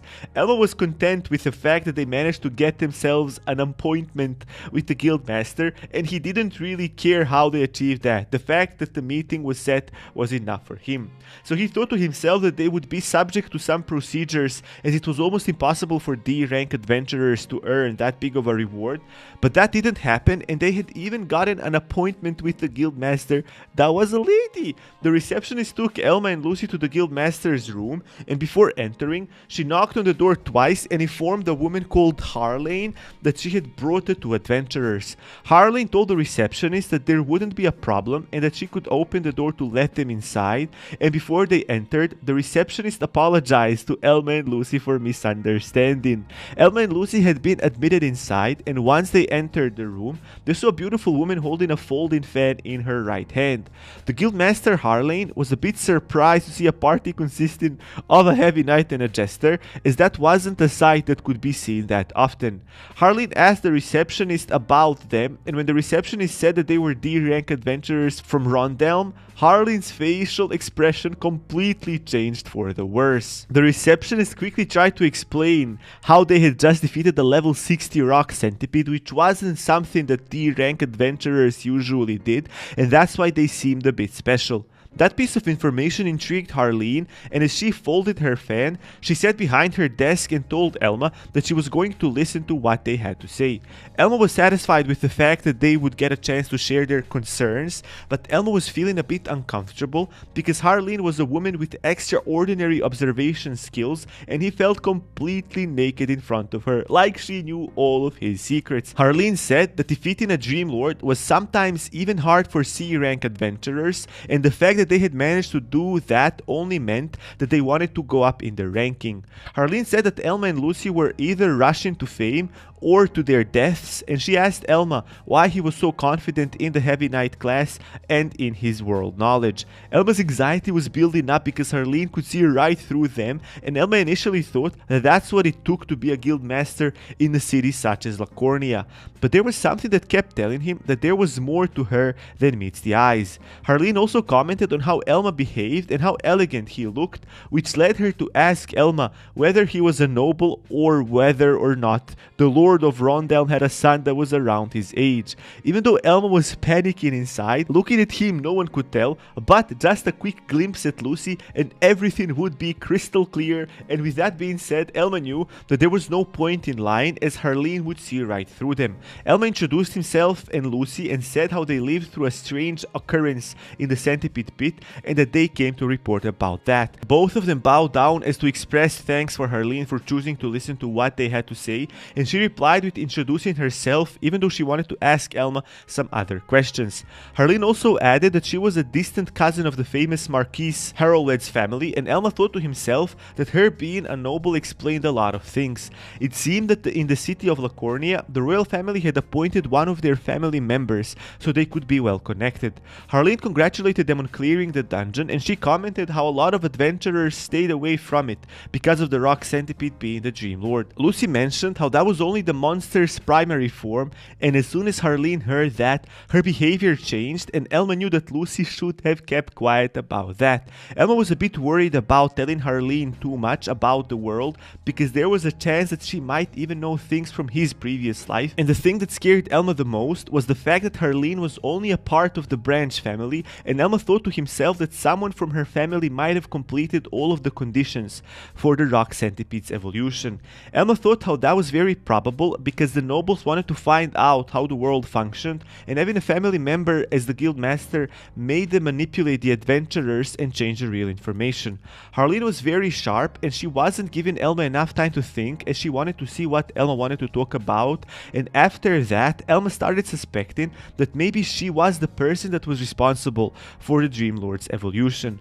Harleen started taunting them by asking them if they had made their story up just so they could share a moment with her, and she told Elma how she wasn't someone they could easily trick. And while Elma was racking his brain by thinking about what she meant by that, he was completely unable to understand her true motives. Because Elma was suspecting that Harleen had her fingers in the whole thing, he decided to just tell Harleen what happened without expressing any concerns they had, and he ended up telling her how they ended up fighting against an evolved rock centipede, and Harleen didn't really seem that much affected having heard that. Elma also explained that that wasn't the only thing odd they saw, but it was the most concerning one because the centipede pit dungeon wasn't active for a long time, and that's what he wanted to tell her in the first place.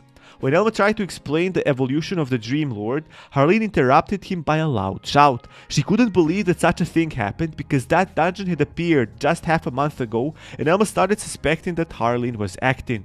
But she continued to shout in a very concerned way, and she wanted to confirm their statements because she wanted to have a valid report. But the way Harleen was acting made Elma doubt his suspicion, but he still had that option at the back of his mind because she was still a member of the Harrowed household. Elma told her how what he had just said was the truth, and Harleen was now angry at her receptionist Matilda for not informing her of such a thing before, but in Matilda's defense, that was her first time hearing that information as well. But Matilda, not knowing how big of a threat an evolved Dream Lord could be, asked Harleen whether or not that was such a huge problem, which ended up sending Harleen into another crazy shouting spree. She explained that it was a ginormous problem because a level 60 monster became a lot stronger and had gained around 20 levels in an instant, and on top of that, the monster was a Dream Lord, and that in itself was a reason for concern. While Harleen went on to shout at her receptionist about the whole thing, Elma wondered whether she was really acting this whole thing up. Harleen picked up her cup of tea, but she dropped it, which caught Matilda by surprise. Harleen then turned towards Elma, and she said how she was glad that they were able to get out, and she wanted to ask them whether there were any other survivors and how many people have died, and whether the Dream Lord became a Wandering Lord as well. Elma and Lucy stood there rather confused, and Elma explained that they had already defeated the monster on their own, and even though Elma mentioned that in the beginning, it seemed that Harleen didn't catch that information, and she was once again blown away and left completely speechless. While Harleen was racking her head about how that could be possible for a party of 2D rank adventurers who had mediocre equipment and one of the worst classes, Elma thought to himself how there was no chance that Harleen had anything to do with meeting the monster's evolution conditions. Harleen asked Matilda about the magic stone, and Matilda explained how she was the one to inspect it and to stash it in the guild's warehouse. Harleen was so lost and confused that she was reaching for the cup she had just spilled, and Matilda had to remind her about what happened just a couple of seconds ago. Harleen took a moment to compose herself and told Matilda to fetch it for her, and with it she meant the magic stone, but Matilda asked her whether she thought about the tea, which angered Harleen once again. Lucy told Elma how they were scared of the meeting with the guildmaster, but it seemed that there was no need for that, and Harleen said that if the monster was defeated, there was no need for special measures. Harleen said how they were an interesting party, but she was still surprised with the fact that such a thing had happened in the centipede pit. Elma finally asked Harleen if she maybe knew what could have possibly caused the monster to evolve, and Harleen said that she did have some suspicions, but that she wasn't certified to talk about them. But there was one thing that she was going to tell them, and that was how there had been an unusual large number of strange monsters in the Great Forbidden Forest lately. Elma knew about that because that area was left unsupervised for a long time, and that's the reason why monsters were appearing outside dream holes. But Elma asked Harleen whether a similar thing happened around Lacornia. Harleen complimented Elma on his quick wits, but said that she couldn't say anything more on that matter. She only added that she was going to take the matter very seriously, and she thanked them for their report. Elma and Lucy bowed down, and Elma thought to himself that something didn't add up, and that a Dream Lord's evolution must have been designed by someone. Harleen was getting impatient, and just then Matilda walked in the room, carrying both the magic stone and the tea, and Harleen once again lost her composure because she never asked for another cup of tea. Elma was happy that they had been able to talk to the guildmaster. However, that conversation didn't bear any fruit, as they haven't learned anything new about the evolution of the Dream Lord. Elma was about to say that they were leaving when Harleen stopped them, and by saying how she believed their story, she wanted to say how she thought that they were really strong, and because of that, she wanted to promote Elma and Lucy to be rank adventurers, which surprised both Elma and Lucy, and Matilda the receptionist as well. The receptionist asked Harleen whether that would be an okay thing to do, and Harleen explained that even if it wasn't okay, there could be no one that could stop her because she was appointed as a guildmaster of Lacornia by the head of the royal family. Elma was really grateful, but he thought there was a catch with what Harleen had just said, and that's why he asked her if she wanted something in return from them. Harleen explained that he was being silly and that she did that because it was her job to reward great adventurers like them as long as they kept working as adventurers. Harleen said how that was a great thing both for the guild at Lacornia and the whole country, and Lucy was really amazed by those words. Harleen said that there was only one more thing she wanted to ask them, and that was to offer them a job at the guild because they were looking for more B rank adventurers, and Elma explained that even though they were really grateful for their promotions, they just couldn't accept working for anyone, and they remained normal adventurers. Elma and Lucy left the guild, and as they were walking through the city streets, Elma said that they should look for a blacksmith to see what they could do with the mithril ingot they've gotten. But Lucy was a bit concerned about the fact that Elma was telling her to keep the special drop from the Death Armored.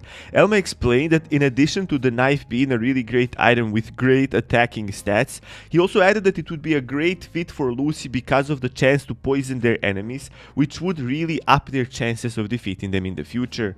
But even though that was all true, Lucy couldn't stop thinking about how much delicious food they could eat if they were to sell it, because the knife was priced at 28 million gold coins at the market, and Lucy reminded Elma that she was talking about delicious food plus the desserts. Elma said that they could find a restaurant to eat, but before anything he wanted to discuss something with her. Elma asked Lucy if it was okay with her if they used both the mithril ingot and the black steel ingot for Elma's weapon and armor, and Lucy said that she didn't mind one bit. Even though forging equipment from such materials wasn't going to be neither easy nor cheap, Elma and Lucy were happy with the fact that their equipment was starting to look a lot more like high-end endgame equipment.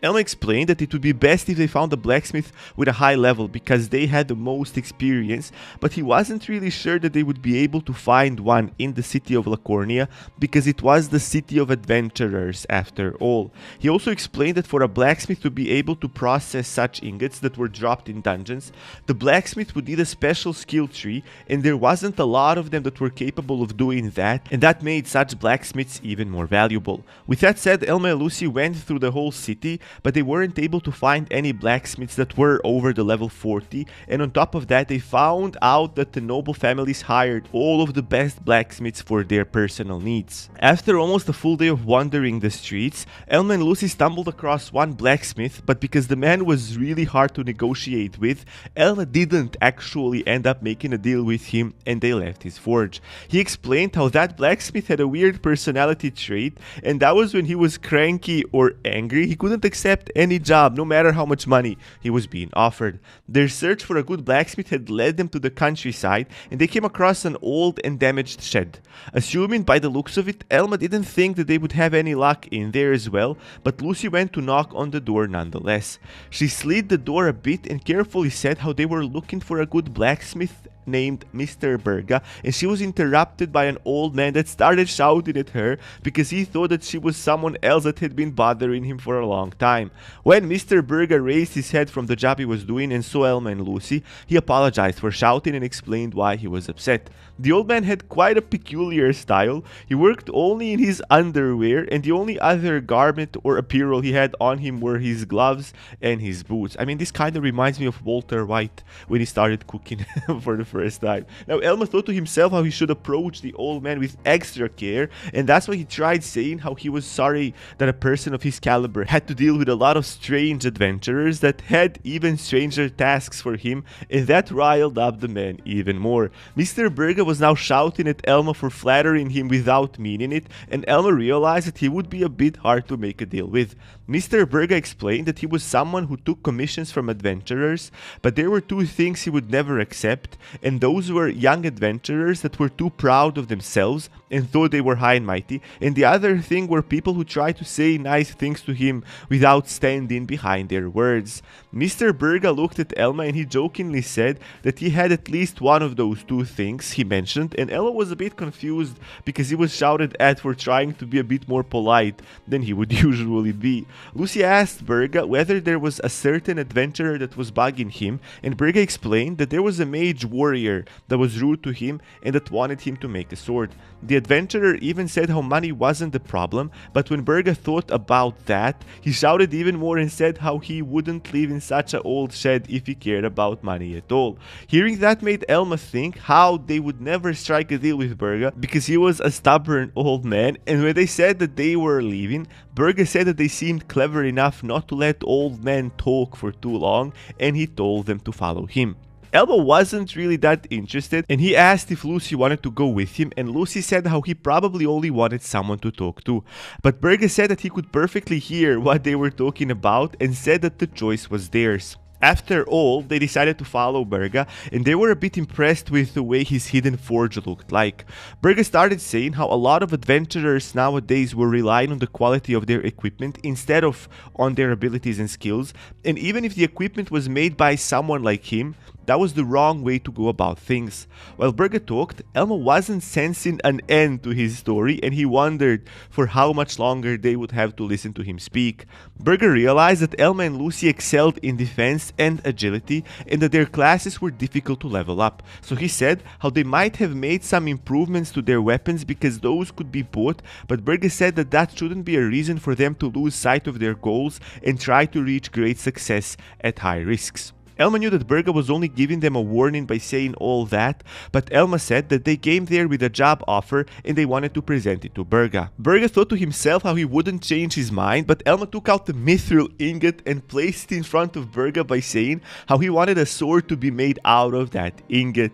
Upon seeing it, Berga became a bit confused, and after closely inspecting the ingot, he realized that it was indeed mithril. Berga thought to himself how he couldn't back away from such a task as he was a blacksmith after all, but that would also be against his beliefs of working for unworthy adventurers, and he decided that he couldn't accept the job as it was. Elma wanted to show Berga that they weren't just all talk, and he explained how they managed to defeat the mithril golem on their own and how they were B-rank adventurers. Berga thought to himself that if they managed to do such an amazing feat with their current equipment, that there might be something special about them, and he told them that they barely passed his test, with the accent on barely. Barely passed the test. Lucy and Elma were delighted by the old man's words, and Lucy reminded Elma how they could even give him the special rune of destruction, so Berga could infuse it into the sword, and when Berga saw how rare the items they had were, he thought to himself how he had a big project in front of him now. He commented how it was good that Elma decided to change his poor equipment, and that they finally managed to make a deal. Burga was going to forge a mithril sword with an embedded rune and black steel armor for a total of 4 million gold. As that would take a couple of hours to complete, Elma and Lucy went through Lacorna's famous sites, and even when they were enjoying the time they had, they were focused on gathering all sorts of informations. And after some time, they came back to Burga's forge and they found that his door was open. When they came nearer, they could hear that Burga was being shouted at because he wasn't going to sell Elma's sword. Elma and Lucy realized that they might have a problem, and they quickly entered Burga's shed and they were ready for a fight. But when they entered, they could hear the person talking but they couldn't see him, and Elma thought that it was a special skill, and the mage warrior made fun of both Elma and Burga because he thought that Elma was a weak adventurer and that after all, Burga accepted the job as even he needed money after all. It turned out that the reason why Elma couldn't see the mage warrior wasn't due to a special skill, but rather because the mage warrior was a childlike girl and she was angry because she thought that Elma was making fun of her height. Elma realized that she must have been over 15 because she had clearly gone through the divine blessing ceremony, and the girl said that she was 17 years old. Why are they always on the age limit of me going to jail and me being a perfect upstanding normal citizen? The girl, clearly pissed off, asked Elma and Lucy if they had never heard of a spell blade called Black Flame Blade. Elma did hear that name while they were collecting information throughout Lacornia, and it seemed that that spellblade was one of very few A-rank adventurers. The little girl finally introduced herself as the #1 disciple of Black Flame Blade, and that her name was Hildy, but her introduction didn't amaze Elma that much. The girl thought to herself that it was good that Elma was there because she thought that Elma would agree on selling his mithril sword, but Elma kindly declined. Hildy tried saying how she would pay him 30 million gold, which she thought would be enough for someone like Elma, but Elma kindly explained that he didn't care about the money and he wasn't going to sell his mithril sword to anyone. That angered Hildy, and she even drew her sword at Elma, who had to quickly dodge her strike. Lucy was scared, and Hildy really wanted that sword, that she was willing to draw blood for it, and Lucy asked her if maybe she was normal or maybe insane. Even though Hildy was acting like she was holding back her power, Elma told her that attacking people by surprise didn't show any skill whatsoever. That angered Hildy even more, and she challenged Elma to a duel if he was willing to bet his mithril sword. Elma wanted to know what was in it for him, and Hildy said that if he won, he could keep the sword and that she would even pay him the full market price of the sword as well. Burga tried to warn Elma that he shouldn't accept the challenge as spell swords excelled in one-on-one duels, but Elma was fine with her conditions and he accepted her challenge. Lucy was really shocked to hear that, and she tried to explain to Elma how even she was aware that spell swords couldn't be beaten in one-on-one fights. Elma said that Hildy pissed him off quite a bit and he wanted to make her pay, and Hildy said that she would bring an official from the guild, so everything was completely legitimate. And when Hildy went to fetch someone from the guild that would observe the whole thing, Elma, Lucy and Burga went outside to wait for them. Elma used his life shield skill, and Burga didn't understand why he would use it outside of battle, and Elma confused him even more by saying that the reason was health points management. Lucy realized that Elma was going to rely on his half-dead Savage Dragon skill, and Elma explained that it would be pointless if he used Relentless Vigor because increasing his attacking stats by that much would be an overkill, and because a spell sword could attack him from distance with magic attacks, so making his defensive stats 0 also wasn't a really good idea. That was one of the reasons why spell swords were great fighters, but they could also use their weapons really well. Burga reminded Elma that he still could back off, but Elma hated the way Hildy behaved, so he wanted to make her pay, and for the first time, Lucy was afraid of the way Elma's face looked like. With that being said, Hildy came back fuming with anger, and she brought Matilda the receptionist with her, and after everyone was present, the battle was about to start. Elma was aware of the fact that for a heavy knight, fighting a spell sword was the worst possible situation they could be in, because spell swords could use both long and mid-range attacks, and they were good in close combat as well. But Elma thought to himself that if he could somehow endanger the one predisposition Hildy had, that he could win the fight then. So he had something he wanted to ask Matilda before the fight started, and Matilda asked him what it was. Elma wanted to know what would happen if one of the participants in the challenge gets injured, as that was a probable outcome in a fight like that. Matilda explained that the guild knew that very well, and they thought that adventurers had to be aware of the risks when they propose or accept such challenges, and that if Elma was scared, he could still cancel the whole thing. But Elma said that he wasn't afraid or anything. He just wanted to make sure that he wouldn't be punished if he were to injure or maybe even possibly kill Hildy. Hildy didn't let herself be affected by what she thought was a provocation from Elma's side, and with that all being said, the fight was started by Matilda. Hildy immediately went after Elma, but Elma scared her off by using his life shield to lower his health points and by casting Half-Dead Savage Dragon immediately after. Hildy never saw such a skill, and Elma gripped his sword a bit more tightly and used his Relentless Vigor as well. Lucy was shocked that Elma used it, even though he said how it would be too dangerous, and Hildy was thinking both about Elma's skill and Lucy's reaction. But she reached out her hand and started channeling her own skills, and she wanted to fight the whole battle from distance. However, Elma had thoughts of his own as well, and he raised his sword, which scared Hildy because she could sense immense power coming from Elma. The very next moment, Elma unleashed a devastating attack that was still controlled as the attack stopped right before killing Hildy, and both Hildy and everyone else were completely shocked by what they saw. Hildy backed away because that attack scared her, but Elma calmly walked towards her, which scared her even more. Elma was dead serious, and Hildy sensed that his power was out of her league, and that made her even drop her own weapon. However, it didn't seem that Elma was going to stop, and Hildy started shouting how she was giving up and admitted defeat. That was the predisposition Elma talked about. The spell sword was a safe class as long as they could keep distance, and they tried to keep their safety by attacking with long-range attacks. Elma knew that if he could somehow endanger Hildy's safety, that she would give up, and that ended up being true after all.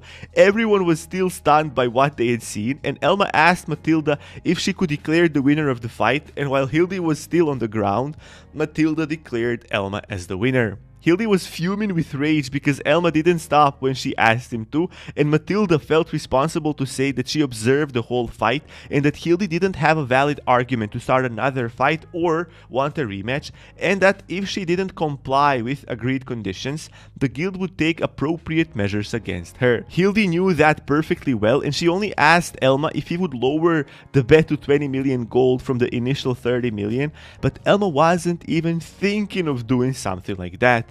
Burga had also something important to say, and he showed the mithril sword to Elma and said that its price wasn't 30 million gold and that everyone should take a look at it for themselves. When Hildy saw the real price of the sword, she went crazy. The real market value of the mithril sword was 51.5 million gold, and she didn't want to pay that much, so she went down on her knees to beg Elma to settle on 40 million gold. Elma felt zero compassion towards her, and Lucy said how she started to feel her pain. Now, after 2 days, when Elma and Lucy went to visit the guild, Matilda told them that Hildy had paid the 50 million gold she owed them, and Elma was surprised with how fast the whole thing went. Matilda then explained that when the guild was involved into something, they had their own ways to make adventurers pay. When Elma and Lucy started leaving the guild, Hildy caught up to them and she shouted that she would get her money back from them, and in her hands she was holding some beginner's equipment, and Elma realized that she had to sell her weapon, and as they didn't want to deal with her once again, they tried not to pay any attention to her, but Hildy just wouldn't let them get away. Someone behind Elma and Lucy asked Hildy if Elma was the heavy knight to whom she had lost her money, and Hildy said that Elma was indeed the one and that he tricked her. The person that Hildy was talking to was a lady whom she called Master, and she looked really graceful. I'm not gonna lie. Elma could also feel a difference in the atmosphere, and he thought to himself that she could really be the Black Flame Blade. The lady said her name was Kalos, and that she was an A-rank adventurer, and after Hildy told her what happened, a wish to meet Elma was born inside of her, and Kalos wanted to know whether or not Elma really tricked her. Elma realized that Kalos was the real deal, and she held up to her reputation, and Elma knew that he couldn't battle her and live to tell the tale, so he decided to say everything as it happened. After Kalos listened to what Elma said, She struck Hildy on the head and she told Elma that she knew that it was probably due to a duel or something similar.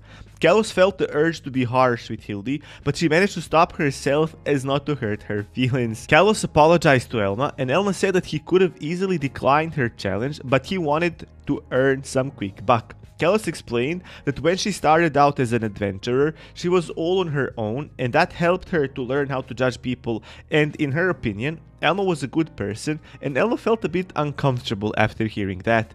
Kalos told Elma that even if he thought of giving Hildy her money back, that he should keep it, as Hildy would never learn from her mistakes until she suffered a bit.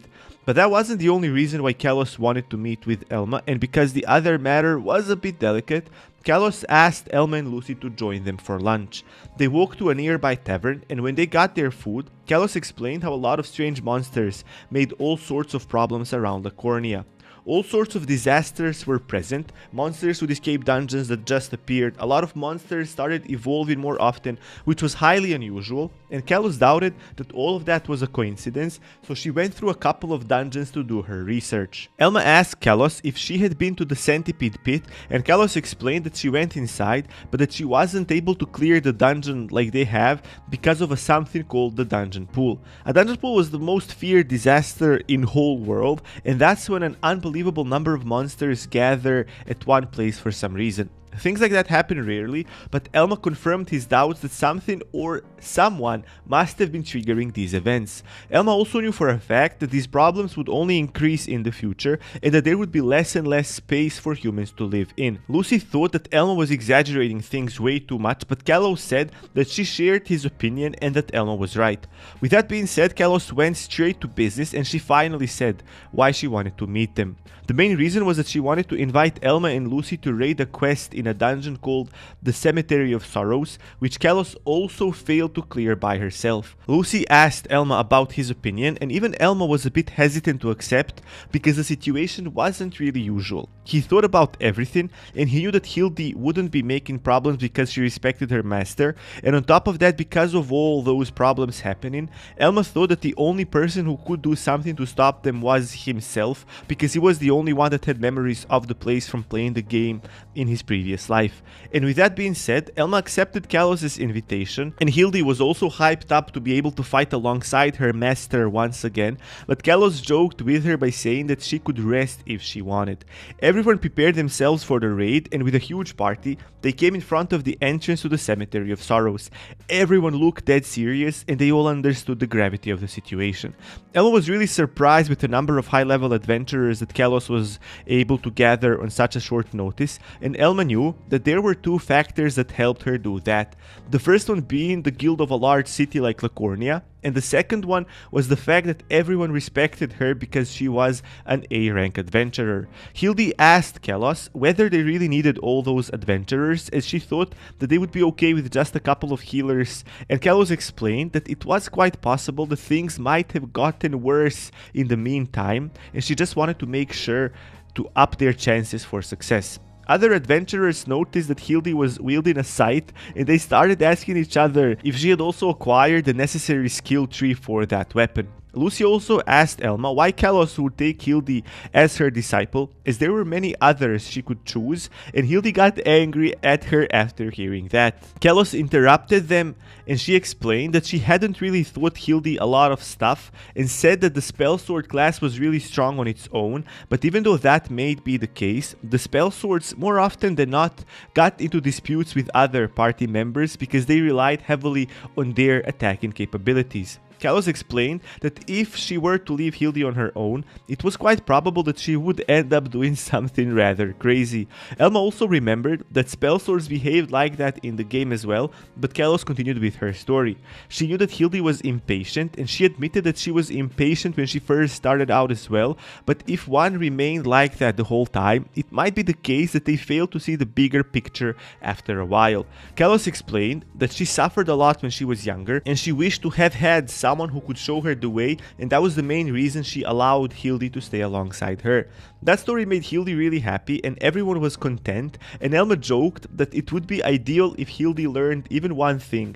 She was being taught. The party had walked into the Cemetery of Sorrows, and Lucy told Elma that by looking at Kalos the way she was now, she could never imagine her being as violent as Hildy, and Elma said that she probably said that not to make Hildy feel bad. Kalos warned everyone to stop, and she proclaimed that the enemies were coming their way.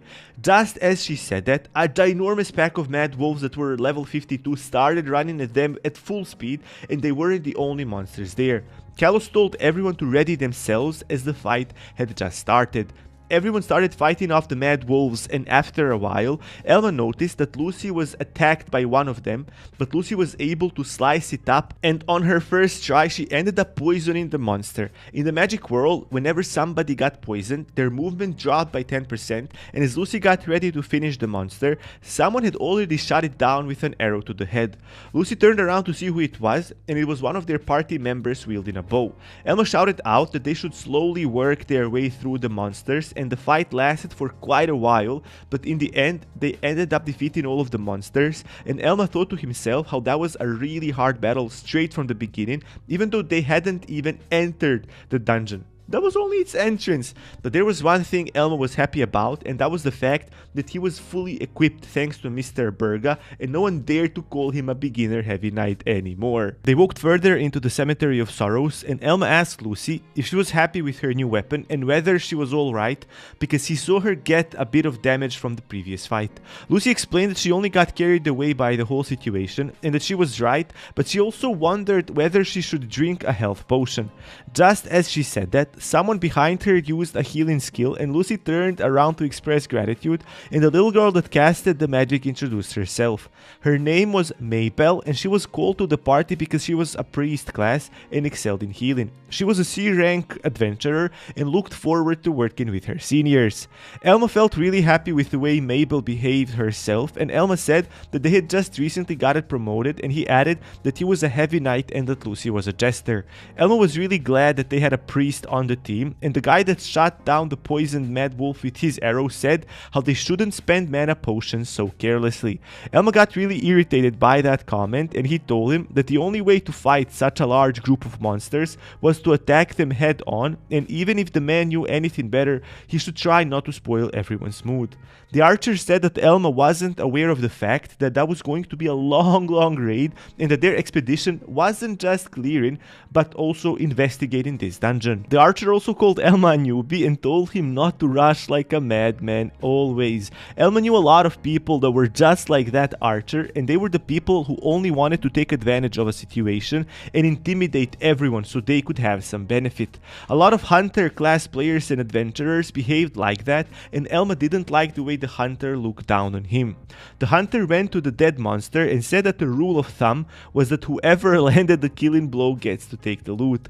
Lucy mentioned that the drops heavily depended on her as well, and Elma didn't like that my dog started barking in the background. No, Elma didn't like that guy from the start. He resembled the Klein guy from the beginning of the story. Elma told Mabel that she shouldn't pay much attention to him as well, but Mabel seemed to have known how to deal with such adventurers, and she said that if she were to cut back on healing him a bit, he would quickly change his opinion and behavior. Mabel added how she really wanted to get along with Elma and Lucy, and they continued their way to the dungeon's entrance. They finally came to a destroyed church that had the dream hole in front of it, and Elma knew that they had arrived. Kalos explained that they would split into 5 groups so they could gather as much information as possible, and that they would regroup in the center. That dungeon was special because it was always randomly generated, and the paths seemed divided according to the info the guild had. Kalos explained that as soon as they gathered enough information, they would go after the Dream Lord, and that the rewards would be evenly split amongst everyone, and that everyone would also get a bonus from the guild. It seemed that Elma and Lucy got paired with Kelt, the hunter class adventurer from before, and Mabel the priest. Mabel was really happy, and Kelt acted like he did a couple of moments ago, so it would be the same douchebag. Mabel suggested that they make Kelt the leader of their group, but Mabel wasn't as foolish to blindly follow his orders, and she cunningly said how she would try to save as much mana potions as she could. Lucy was surprised with Mabel's words, and Elma knew that they had to keep Kelt in check somehow. They entered the dungeon, and inside, it seemed like a church in ruins with caskets and statues all around. Lucy was already afraid of the whole place, and she said that my dog isn't stopping barking. I mean, you saw the dog reveal yesterday. If you want to see how it looks like, you can go to one of my previous videos. You will not miss it. The thumbnail is literally my dog. But if you see, this is going to be the last time you see him because I'm going to eat him right now. Anyways, back to the story. Lucy said that she could never find anything sus, as everything she could see looked sus to her. Elma said that they should pay attention even to little details on the statues, and that if they were careful enough, they could find a clue. Mabel added that their main point was to defeat as many monsters as they could, and that they shouldn't focus on investigating, as they weren't scholars, and Lucy liked that idea. While they walked through the church's hallways, Kel told Elma to walk a bit more further in front of them so he could take all the incoming damage. Elma hated the way Kel behaved, but he didn't say anything because his argument to defend Mabel, who was their healer, was solid. And not too long after, they had come across their first monster in that dungeon. The first monsters they came across in the Cemetery of Sorrows were mummy Lenas, 4 of them to be exact. Lucy recognized that they were frogs, and she asked Elma whether they shared any of the characteristics with the golden Lenas they defeated earlier, but Elma replied how these were much more dangerous. And with that being said, the level 55 Lenas started attacking them. One of them jumped past Elma and was going towards their backline where Mabel and Kelt were, and Elma used Shadow Stomp to stop it before reaching them, but while he was busy with that one, another one attacked Elma. He noticed that attack as well, and while he was still maintaining his Shadow Stomp, he turned around like a Giga Chad with the other foot and used Shield Bash to send the frog flying. Elma immediately called out to Lucy, and Lucy already knew what she needed to do, and she stabbed the frog that Elma sent across the hallway. Kelt was surprised with how well Elma fought, and because there were 4 frogs in total, Mabel said that she would use one of her attacks, but Kel told her to preserve her mana points, and he ran past her to meet the frogs. Mabel tried warning him that hunters worked best from afar, and if he closed the distance between himself and the enemy, he could get into some big trouble. However, Kel didn't listen to her, and he continued moving forward before firing one arrow straight into Alana's face. However, Elma saw that, and he shouted that the undead type monsters couldn't be knocked back, and Elma added how he couldn't protect Kelt if he was so close to the monsters. But Kelt wasn't surprised at all that the frog wasn't knocked back, and he was actually ready. He took out his pocket knife and stabbed the frog, wounding it once again, and he even kicked it before falling back to his original position. Kelt ordered Lucy to finish the Lana he attacked, and Lucy killed it with her stun barrage skill, and she earned herself 639 experience points. Kelt felt bad about that because he wanted to take down at least 3 of them, and Elma realized that he was so selfish that he wanted to take all the drops and XP by himself, and that it wasn't a surprise that he was a B rank adventurer in a world where selfishness was actually applauded. But as Kelt was focused on the Lana that Lucy finished off, another one was behind him, and it seemed it was channeling a skill, and when Kelt noticed it, it was already too late. The monster used its poisonous fluid cannon, and the attack ended up hitting Kelt on the shoulder. He immediately shouted at Mabel to heal him, but she said that she couldn't do it at the moment, which made Kelt angry. Mabel explained that Poison Heal took much longer to cast, and she said how she needed to take care of healing Lucy first because she might die, but Kelt was so selfish that he insisted that he be healed first. Mabel then used his arguments against him and said that she would lose a lot of mana points if she decided to heal him first, and that wouldn't be good for their expedition. Kelt tried to win Mabel over to his side by saying how he would take all the blame if anything bad happened, and Elma realized that Kelt was trying to persuade Mabel to abandon her role as the group's healer and basically to only heal him. But Mabel wasn't giving in, and she explained that it was her role as a healer to decide who needed to be healed and in which order, and she was the one to take responsibility for that. She said that she would heal everyone, but she was the one to decide when and where, and Elma was happy to see that she could stand up for herself, and as Lucy was commenting how kind Mabel was, Elma remembered how mean she was when she said that she was going to make Kelt suffer a bit. Elma and Lucy finished off the other 3 mummy Lanas and earned themselves quite a bit of experience points, and Kelt was angry that they took them all down. Mabel was taunting him without him being aware, and when Kelt turned around, Mabel acted like she didn't do a thing. Mabel ran towards Elma and Lucy to see how they were holding up, and they were alright, and when Elma said that he would rather drink a potion than to make her use her mana points, Lucy called Elma to collect the magic stones from the Lannis. Lucy also noticed an item among the magic stones, and Kelt was surprised by the drop rate of the items. The item in question was a zombie mushroom, whose price was around 40k gold coins, and Lucy felt a bit grossed out by the item, and Elma explained that it was probably used in alchemy. Kelt decided to speak out once again, and he told Mabel that he had underestimated her and that he was aware of her plot against him. Kelt told her that she wouldn't like to be enemies with someone like him, and Elma was waiting to see where Kelt was going with that. But Mabel had enough of him, and she bursted out with a raging speech. She explained that she was the one responsible for keeping everyone alive, and with that being said, healers had a lot of responsibilities during a raid which was as big as theirs, and because of that, even the guild decided to give them a special reward. This special reward is called "We don't have enough healers, so we're gonna give you an incentive to become a healer." Mabel explained how all of their lives were at risk, and because she wasn't questioning the way Kelt was doing his things, she asked him to respect hers.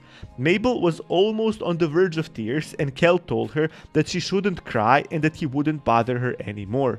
Kelt shouted at Elma and Lucy to get going, and before anything else, Elma tried to calm Mabel down by saying how such situations were common and that she shouldn't take it by heart that much.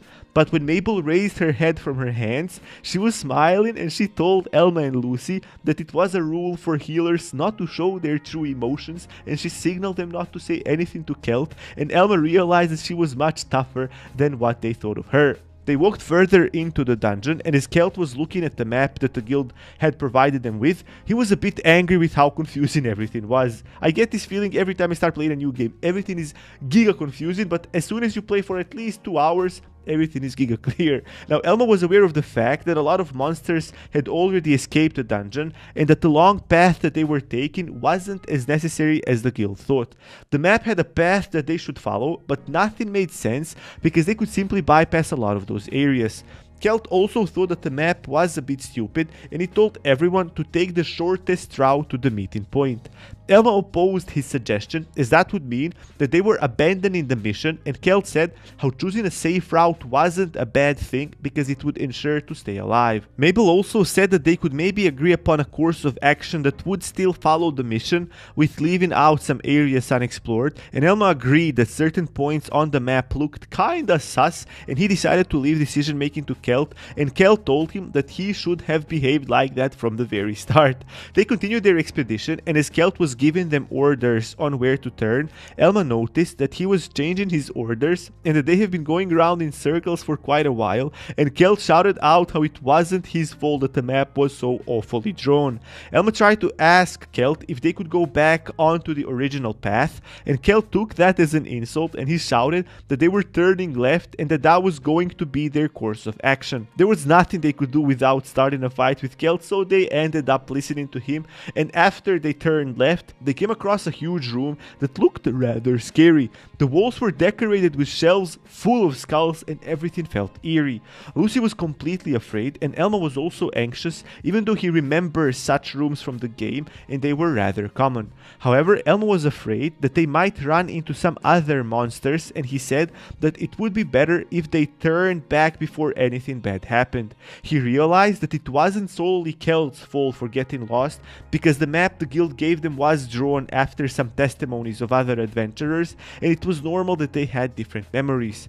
Nothing seemed to happen except Colt losing his mind because of the map, and he finally decided that they would turn back to the original path Elma suggested before they even ended up in that scary room. Elma thought to himself that even if they went back to their original path, they were also bound to come across some other problems as well, but even if that ended up happening, Elma hoped that nothing bad would happen. But while Kelt was blabbering about the guild's map and how bad it was, he started exiting the room while the others stayed back, and Elma told him that it would be best if he stayed behind like they did before, and Kelt started yelling at Elma for being slow. Lucy was joking with Elma with some comments about Kelt being selfish, as he was from the beginning, but it seemed that Kelt caught something with his ear. He told everyone to keep silent for a moment, and he informed them that a monster was coming towards them. Everyone immediately took their fighting stances, and sure enough, a scary silhouette could be seen at the door.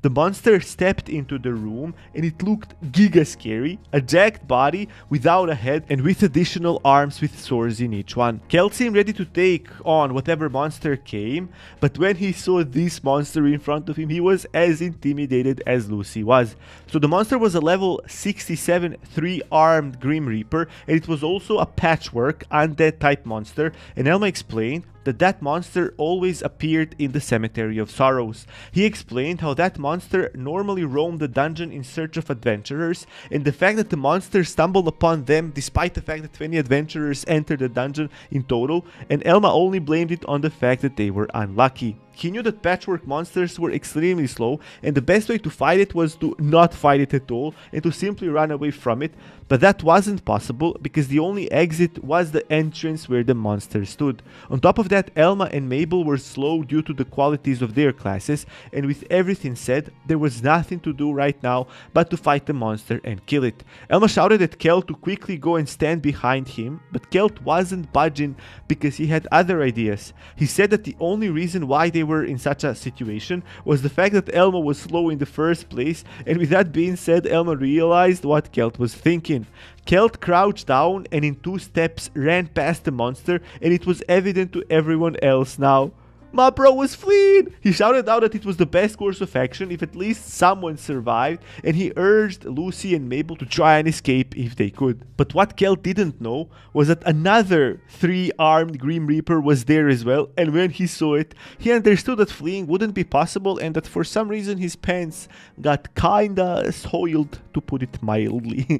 Kelt ended up standing in between 2 monsters, and as he was frozen with fear, one of the monsters ended up slicing him across the belly, and Kelt fell on the floor in sharp pain and with blood gushing out of his stomach. Lucy was surprised, and Mabel knew that the matter had just gotten way more serious, and Elma realized that there were 2 monsters, probably due to the monster pool that they came to inspect. And all the while, Kelt was on the ground in excruciating pain. Elma asked Lucy if she could distract the Reaper that was targeting Kelt, and he asked Mabel to try and heal him as soon as she could. Mabel said that such a thing would be impossible with another Reaper on the way, and on top of that, if he was to be healed, Mabel said that he would simply run away once again, and that because of that, they should just ignore him like he ignored them when he tried to escape. Elma told her that even though he was a selfish bastard, he hadn't still done a crime that he needed to be punished for, and that they needed all the help they could get. He explained that he couldn't guarantee that Kelt would fight on their side if he was healed, but they just needed to try because he was certain that they would be able to fight off and kill the 2 monsters. Elma took command of their group, and Mabel didn't really mind that, but she didn't understand how Elma thought they would be able to save Kelt as another Grim Reaper was on them, and Lucy shouted out Elma's name as she ran towards him. Elma knew what they were about to do, and he prepared his shield to use Shield Bash to propel Lucy all the way to the back. Lucy flew straight past one of the 3-armed Grim Reapers, and just when Kelt was about to be killed, Lucy managed to slice the monster first to draw its attention to herself. The monster, having 3 hands and being extra sensitive, immediately attacked Lucy, but she managed to jump away from the monster by using her acrobatic steps. Kelt couldn't believe that they were trying to save him after everything, and Lucy explained how it was Elma's kindness that was keeping him alive. Lucy explained that Elma never cared about whether he was friends with someone or not. If somebody needed help, he was certainly going to help because he was simply like that and he couldn't help himself. But Lucy warned Kelt that she wasn't as kind as Elma and that she would throw her poisonous knife at Kelt if he tried running away once again. Kelt was in a lot of pain, but he was also completely shocked by and afraid of the fact that they needed to fight not 1 but 2 Grim Reapers. Kelt thought to himself how they would never be able to win, and Mabel agreed with him because she thought that the monsters were way stronger than them. However, Elma explained that he would fight one of them alone and that Mabel should run to help Kelt and Lucy fight the other one. Mabel wasn't really sure that Elma could manage to do that, but Elma said that that was his main role as a heavy knight, and even though Mabel tried protesting once again, Elma shouted at her to shut her mouth and just go. He explained that it was a much bigger problem to let Lucy fight the Grim Reaper on her own, with another responsibility of covering Kelt, and Mabel finally listened to him. Mabel said that they were going to hurry up and kill the other monster so they could return back to help Elma, and with that being said, she ran past the Grim Reaper. However, the monster turned around and tried going after her, but thanks to Elma's Shadow Stomp, he was able to stop the monster and make it stumble and fall onto the ground. So Elma stood over the monster now while proclaiming that he was going to be the one to bring it down. He attacked the monster with his mithril sword, but the monster had 3 swords to defend himself with, and that's exactly what it did. The monster blocked with one of its swords, and Elma started counting them up, and that was the first one. The second one was an attack which Elma barely managed to dodge, and lastly came the third sword with a powerful swing that Elma blocked with his sword. But that wasn't everything. Even though the monster had 3 arms and 3 swords, it had another attack that it was already channeling, and it seemed that Elma was ready for that one as well. Out of the monster's chest, it fired a skill called the Death Sword, which felt like a real sword, and Elma gripped his mithril sword even more tightly, and he somehow ended up parrying the skill and keeping himself alive. Elma knew that such a skill was so powerful and quick because it was used in close combat. Elma explained that every 3-armed Grim Reaper had those 4 attacks despite not having 4 arms, and Elma didn't really like the fact that they had to fight such monsters on their own. He quickly shouted out to Lucy to give her a piece of advice. He told her that she should try and always stay on the monster's left side and not to stay in one place for more than a mere second.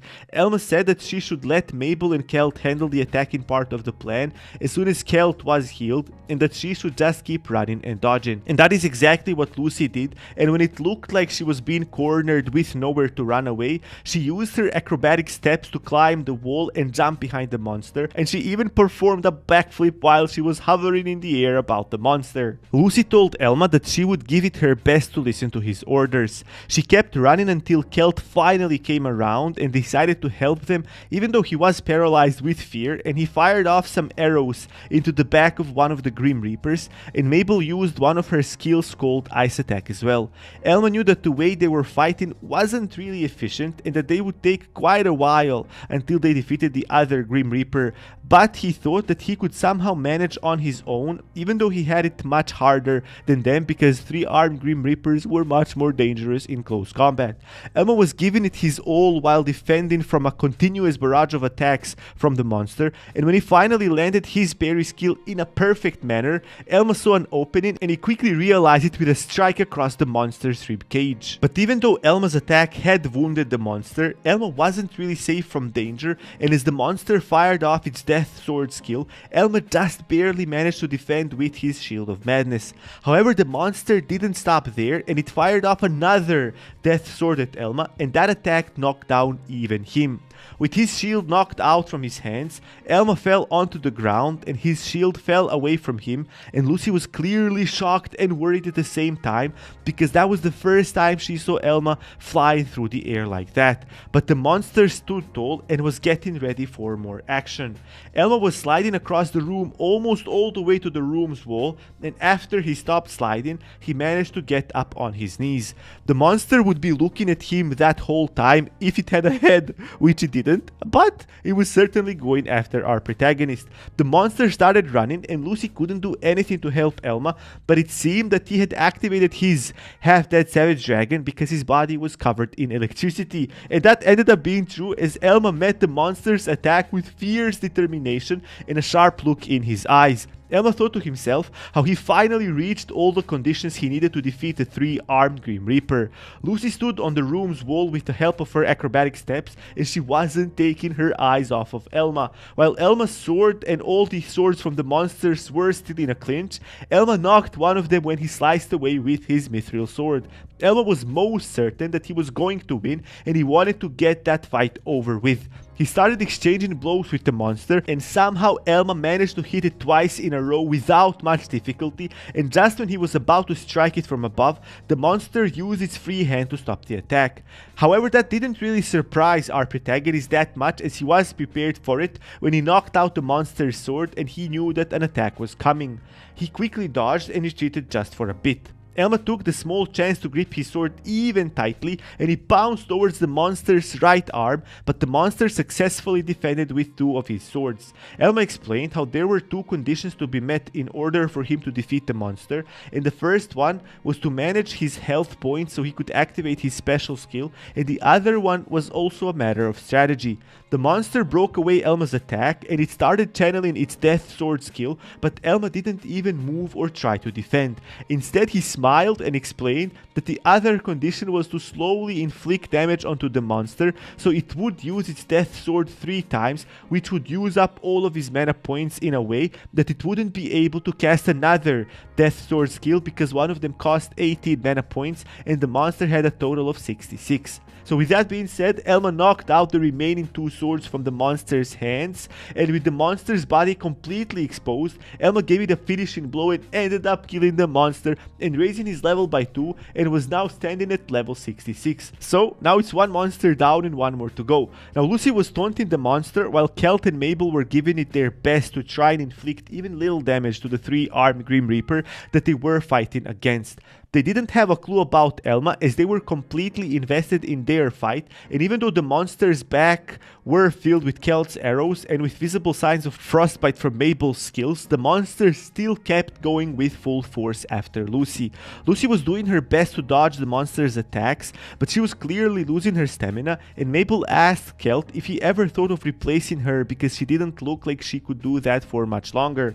Kelt was angry at Mabel for giving such a comment, and he said that hunters worked better from afar, and Mabel reminded him that if things continued like that they were most certainly doomed and fated to die. Elma was coming to help them, and he overheard Kelt saying how he would try using his fleeing skill once again if their situation became desperate. Elma realized that Lucy was on the brink of exhaustion, but he was happy that no one had died. Elma carefully calculated the situation, and he saw that they managed to chip away the monster's health below 50%, and it had enough mana only for 1 more death sword attack. Our protagonist thought that if he were to join the fight immediately while his special skill was active, that they should be able to bring the monster down very quickly and easily. Lucy was really exhausted from all the running, and as the monster got ready to attack her once again, she didn't have the strength to move, and Elma realized that he wouldn't be able to make it in time to defend her. Lucy took her tiny knife to try and defend from the attack, but the attack was so strong that it sent her flying straight into the wall. Kelt and Mabel realized that she couldn't possibly dodge the attack that was coming, and the monster approached Lucy and started channeling its final death sword attack. Elma realized that there was no chance that he would make it in time to protect Lucy, and he shouted at her to run, but Lucy was in so much pain that she couldn't move an inch. Kelt looked down in the ground, and it was obvious that he was struggling to make a decision, but as there wasn't much time to think, he just decided to act instead. In the very next moment, Kelt used his fleeing hair skill, and he quickly jumped, but it seemed that he wasn't fleeing this time. He said that he wasn't ungrateful, and with that being said, it seemed that he couldn't forget the way Lucy saved him, so he ended up using his skill to close the distance and push Lucy out of the harm's way. He said that even though he was laughing at Lucy for saving him, he couldn't just look at her die because of that, and he told her that she should look after herself much more in the future if she wanted to raise through the ranks as an adventurer. What ended up happening was that Kelt was struck with the monster's last death sword right across his stomach, and a huge fountain of blood started coming out of it. There was no chance that anyone would survive such a devastating attack, especially not Kelt. Lucy was shouting his name, but it seemed rather pointless. However, Elma thought that Kelt had done a great job by saving Lucy, and Elma finally closed the distance between him and the monster, and with one powerful strike, Elma killed the second 3-armed Grim Reaper as well. Mabel quickly rushed to check whether or not Kelt was alive, but it seemed that he was neither moving nor breathing. Oh my god, is he actually gonna die? Mabel started crying, and Lucy was also devastated because she blamed herself for being too reckless and impatient, which resulted in Kelt's death. The two of them were kneeling beside his dead body, and Elma didn't look concerned even the slightest. Mabel started shouting at Elma by asking him how he could remain so calm when one of them died, and Elma simply replied that Kelt was still alive and that he actually didn't understand why they were crying so much. Just when Elma finished saying that, Kelt started coughing up and coming around as he said that he had only lost his consciousness for a brief moment. Mabel was crying and Kelt told her to stop it, thinking both at her crying and at his bleeding wound across his stomach. Come on girl, just stop it bleeding already. Elma knew all along that Kelt was a high level adventurer, and the fact that they were only a group of 4 people only proved that he was strong. On top of all of that, Elma knew that hunters had a special skill called Fake Death, which was a passive skill that activated on its own when the user had very low health points and they suffered a blow that would normally kill them. The skill enabled the user to go into a death-like state, which would give them enough time to run when the monster shifted its focus onto something or someone else. With that being said, the group seemed to have strengthened the bond between them now. Elma explained how the hunter class had some difficulties of its own.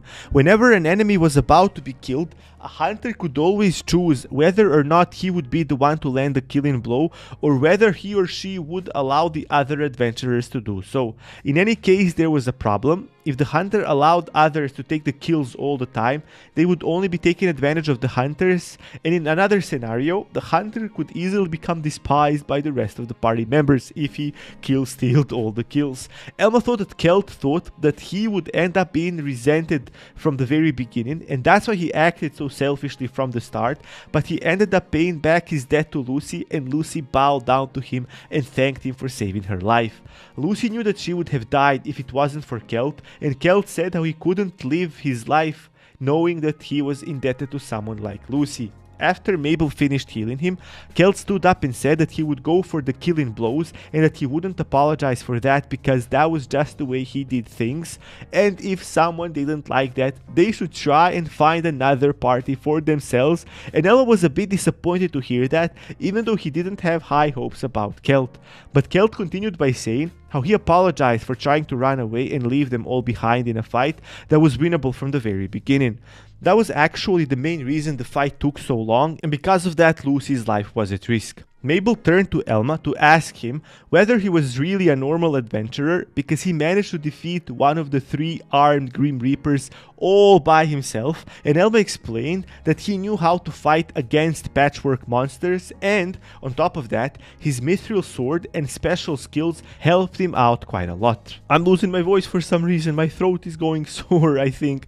Anyways, back to the story. Mabel wondered whether Elma was stronger than Kelt all the time, and Kelt got angry with her for that comment. He told everyone that he wasn't going to act differently just because of the last fight, and Elma didn't pay much attention to him as he was more interested in the item that was dropped by the monster. It was a longsword called the Berserker, which price was around 14 million gold, and Elma crouched down to pick it up. Kelt couldn't believe that they had gotten another drop again, and he finally asked whether Lucy had a skill that increased their drop chances.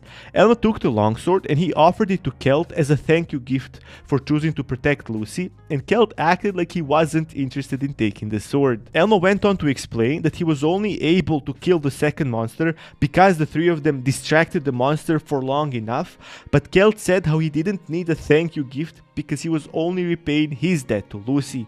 Elma explained how he wasn't trying to make Kelt feel bad or to insult him, but Kelt told him that they should get moving, and once again he took the lead. Elma asked him if he was really going to do such a thing once again, because Elma wouldn't be able to defend him like that, and Kelt got angry once again, and he said that no matter what happened, he was going to lead the way because he had the most experience. They continued walking further into the dungeon, and Kelt was really leading the way, and he saw a couple of monsters ahead.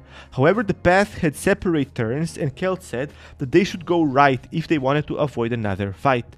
Elma asked him what would have happened if the monsters noticed him because he was too far in front of them, and Kelt explained how he had 3 special skills that allowed him to move without being noticed, and the names speak for themselves of these skills: enhanced hearing, sixth sense, and soft steps. Mabel said how it would have been much easier for them if Kelt had told everyone about his skills from the beginning, but Kelt said how he couldn't have done that because he would have been made a vanguard. Elma knew that every class had special skills which they kept hidden from others, and that only meant that they had some weaknesses that no one knew as well. Kelt told them about his skills because he never thought that Elma was as strong as he was, and Kelt was surprised with the fact that he managed to take down that patchwork monster all by himself. Elma explained that it wasn't really easy, and Kelt said that he was jealous of his courage and bravery as well, and before Kelt could say anything else, Lucy ran and hugged Elma tightly and said how she wasn't going to let Kelt take him away, which obviously surprised him. And I said this in one of the other manga recaps I've done on the channel a couple of days ago: no matter how OP our protagonist gets because of all the skill he gets, they will never get a skill to read a girl or even to read signs that girl is kinda into you, so they're gonna be completely oblivious to all of that. Now, while Lucy was hugging Elma, it seemed that Kelt had picked up something, and he told everyone that his sixth sense had activated. Kelt explained that it only activated when there was a strong monster or a rare drop nearby, and this time, thank God, it wasn't the monster, it was actually the rare drop. We see Kelt explaining that he sensed a rare item, and everyone got interested in that all of a sudden, and they stopped to think about it altogether. Kelt said how he couldn't sense any monsters on their path to the item, and that they should go and see what it was, and Mabel said that they should maybe try to regroup with the others before anything else. Kelt decided to leave the final decision to Elma, as he thought that Elma was stronger than he was, and Elma boldly told Kelt to lead them to the rare item. Kelt was surprised by Elma's decision because he thought that Elma would always opt for the safer option, and Elma explained that the item could be all sorts of things, and if that was the case, that the item belonged to an adventurer that might have died before. Elma would love to retrieve it then. There was something else that Elma wanted to say, but he stopped himself before saying it because it would be pointless to point out something that was obvious. With that being said, the party followed Kelt to where the item was, and they took the right turn just as Kelt said at the beginning, and after walking for a little while, they climbed down some stairs, and Kelt proclaimed how the item must be nearby. Everyone looked around themselves to try and find a drop of some kind, and it seemed that Kelt was the first one to notice a gem that somehow seemed embedded into the dungeon floor. Kelt went to pick it up, and Lucy was there with him inspecting the item's value. Kelt had never seen something like that before, but he never thought that a gem like that would be a rare item, but when Elma noticed what Kelt held in his hands, he got completely shocked. Elma immediately shouted out to Kelt to throw the item, and Kelt couldn't understand why the sudden rush. But Elma didn't say anything else. He just knocked the gem out of Kelt's hands, and before it could reach the ground, Elma unsheathed his sword and broke the gem by splitting it into 2 pieces with a powerful attack. Lucy and Mabel were baffled by what Elma had done, and Kelt was angry because that item was very valuable. Elma thought to himself how he had done the right thing, as he thought that that particular item was what caused all sorts of problems in a lot of dungeons. The item's name was the Morning Trapezhedron, and its market value was around 25 million gold. The item's description said that it was created with necromancy by imbuing dark mana and monster souls, and it was very hard to store the item because it had to be covered all the time, because it could be a cause for all sorts of disasters if there was no cover over it. So to put it simply, because that magic gem was overflowing with mana outside of its capacity, all sorts of abnormalities were happening in that dungeon and the ones that were close. The mana that gets trapped into such items comes from corpses of high-level adventurers, and normally necromancers looked for magic stones that were dropped by rare monsters. These morning trapezhedrons were artificial, and their purity was also artificial, and knowing that there were people who left such items all over different dungeons was enough to explain all the abnormalities that were currently happening in the magic world. Elma realized that this piece of information changed a lot of things, while the rest of his group silently listened to him as they didn't have a clue about how serious the situation actually was. Elma knew that the person that set that magic item there wouldn't allow themselves to be captured and killed, and Elma knew that they must have escaped the dungeon in one way or the other. But then Kelt felt something that sent chills down his spine. He heard a loud scream coming from very far away, and those screams were then followed by the sound of footsteps that were coming towards them, and Kelt said that they were approaching fast. Mabel started panicking and said how they should have gone straight to the meeting point first, and Kelt told her that the sound was actually coming from the meeting point. Elma was already aware of what those sounds represented, and he told everyone that it must be a wandering lord. Kelt and the others refused to believe that that was true because they knew that that would be a complete disaster, and Kelt's first thought and instinct was to try and run away if the meeting point was compromised, but Elma told him that such an option didn't exist. Elma explained that a wandering lord could smell and track human mana, and that it always chased after that smell. On top of that, they were all very well aware of the fact that the dungeon was full of tiny detours and that the Wandering Lord would easily catch up to them, but there was still another thing that worried Elma. He knew that the usual monster that appeared as a Dream Lord in such dungeons was the giant skeleton, and Elma knew that such a monster wasn't known for its speed and that its specialty was its huge size and high attacking stats. Kelt explained that he knew what he had heard, and the footsteps belonged to a four-legged creature, and it was then that Elma knew that they were going to have to deal with a monster called the Nightbone. On top of that, Elma added how they should expect that it had evolved by then and that its level was around 85, which sent Kelt and Mabel into another round of desperate crying and ranting. There was one thing that Elma was happy about, and that was that they knew what they were going to be up against, and that was all thanks to Kelt's special skills. Elma said that he was going to tell Kelt and Mabel everything about his and Lucy's powers and skills, and that Kelt and Mabel should do the same thing. Elma explained how that was their only way to try and defeat the Wandering Lord, because only after Elma was aware of everyone's skills and strengths and weaknesses, he could come up with a viable strategy to bring the monster down. Kelt thought that Elma's proposal was absurd because every single adventurer in the world kept their strengths and weaknesses a secret, and that was what kept them alive and gave them an advantage. Kelt thought that if everyone knew about an adventurer's true skills, that they would never be able to find a true party, because they would only end up being ordered by others and told what to do and what not to do, and Kelt's view of what a party was a bit different than Elma's. Kelt said that parties weren't real teams and that they were formed just for the sake of certain quests or raids, and Elma was aware of the fact that that was the way the world functioned. Kelt couldn't stop himself from saying how much a Wandering Lord would be too big of a bite for them now, and he also added that they wouldn't even damage it properly before dying. However, Elma tried to reason with him by saying how he had a skill that could deal a lot of damage, and the only thing Elma needed was an opening, and there was another thing that Elma wanted to say. So Elma said how Kelt only acted like he was returning the favor to Lucy when he risked his life to save her, and because of that, Elma already looked at him like he was one of them, and he asked him for his help, which shocked Kelt quite a bit. Kelt reached out his hand with his status menu opened, and that was his way of showing how he believed in what Elma said.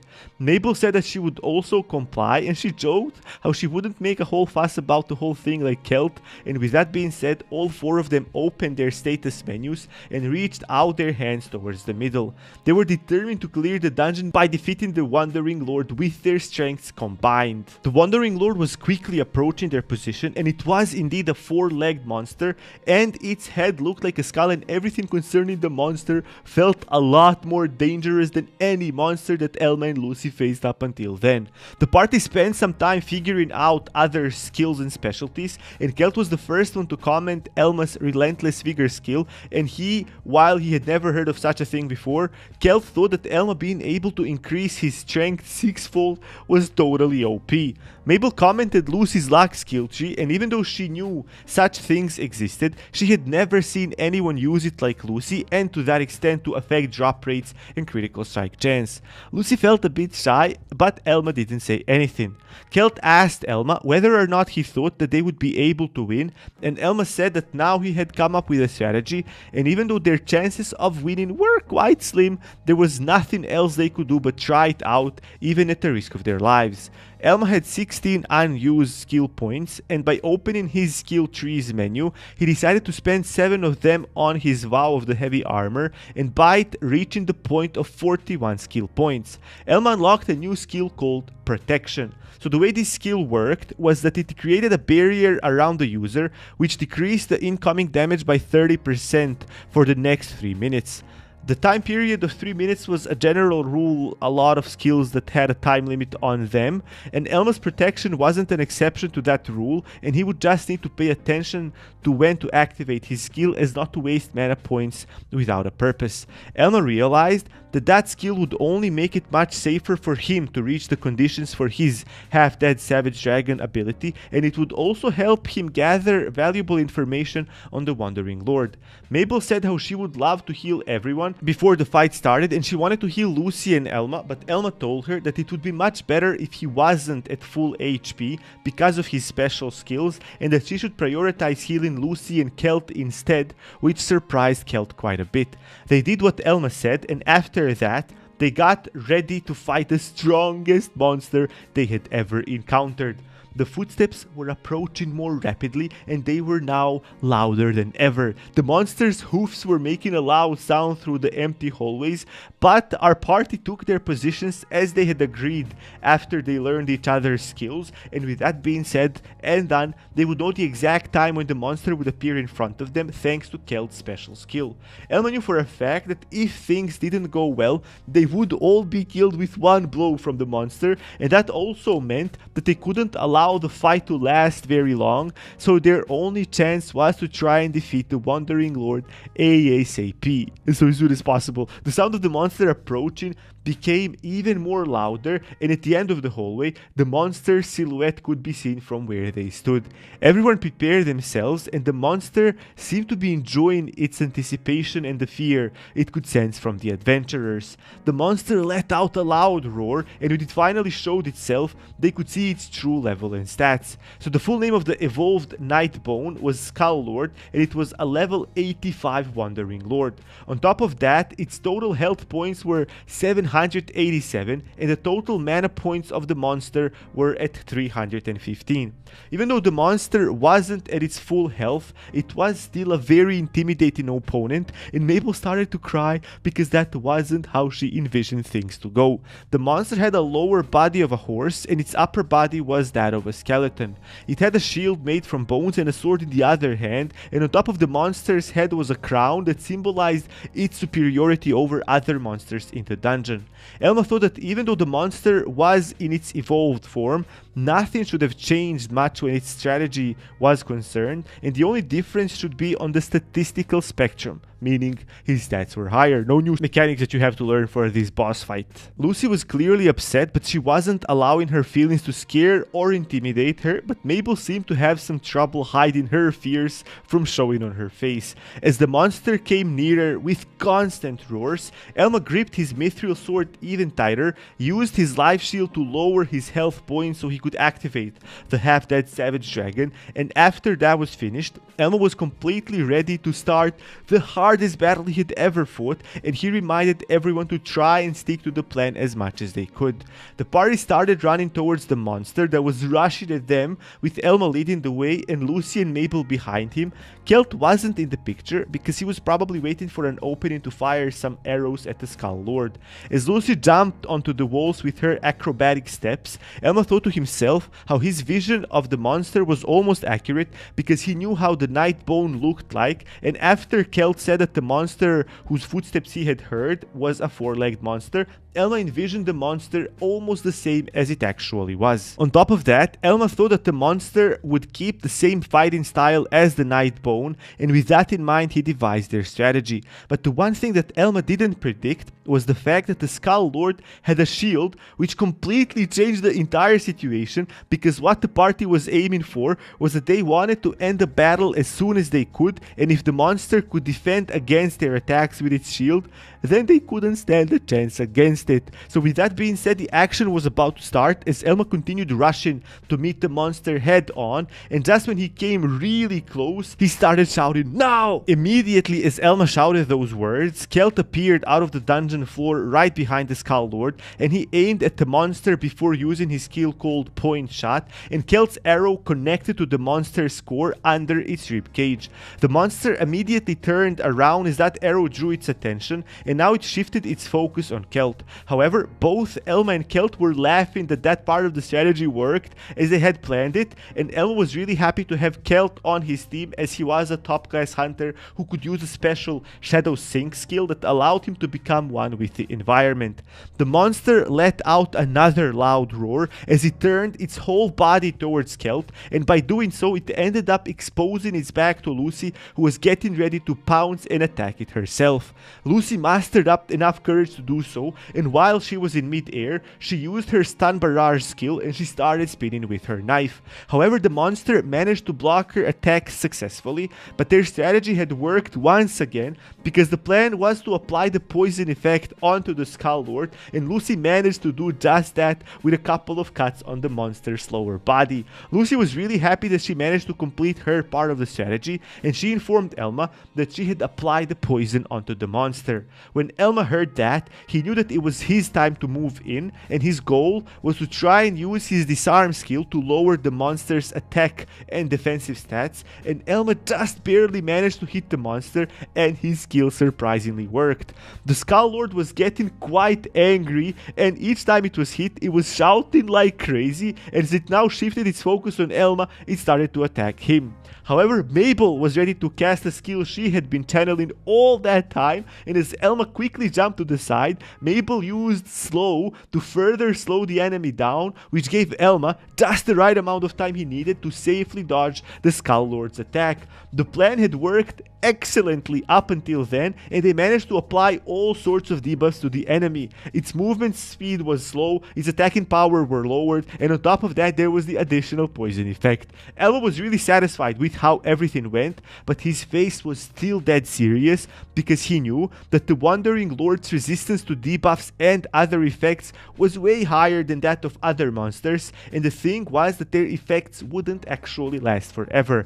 Because the Wandering Lord was so strong, all of their debuffs were reduced and the duration of their effects were also halved, which meant that they would wear off even sooner than usual. Everyone was still aware of the fact that the fight was still on and that they could lose at any moment, and as Elma rushed forward with outstanding determination and great force, he explained how they would only have 1 full minute to try and defeat the Skull Lord before it got back all of its powers. They were all aware of how little time they had to try and put an end to this fight by defeating the Skull Lord, and that's why everyone was going to give it their all, because now when the Skull Lord was under the effects of 3 different debuffs, that was their one and only and their best chance to defeat it. Elma rushed in, and as the monster roared, their swords clashed, and it seemed that Elma was able to hold up really well against a monster that was 4 times his size. Elma was somehow able to deflect the monster's attack with his parry skill, and when he tried to attack it straight on, the Skull Lord used his shield to protect himself, and Elma knew he had to fall back for the time being. In the meantime, Lucy had once again climbed the wall with her acrobatic steps, and she was already prepared to attack. Lucy gripped her knife and she pounced at the Skull Lord with the intention of slicing it up, but once again she was met with the monster's shield, and her attack did basically no damage, and she had to jump away towards the wall once again.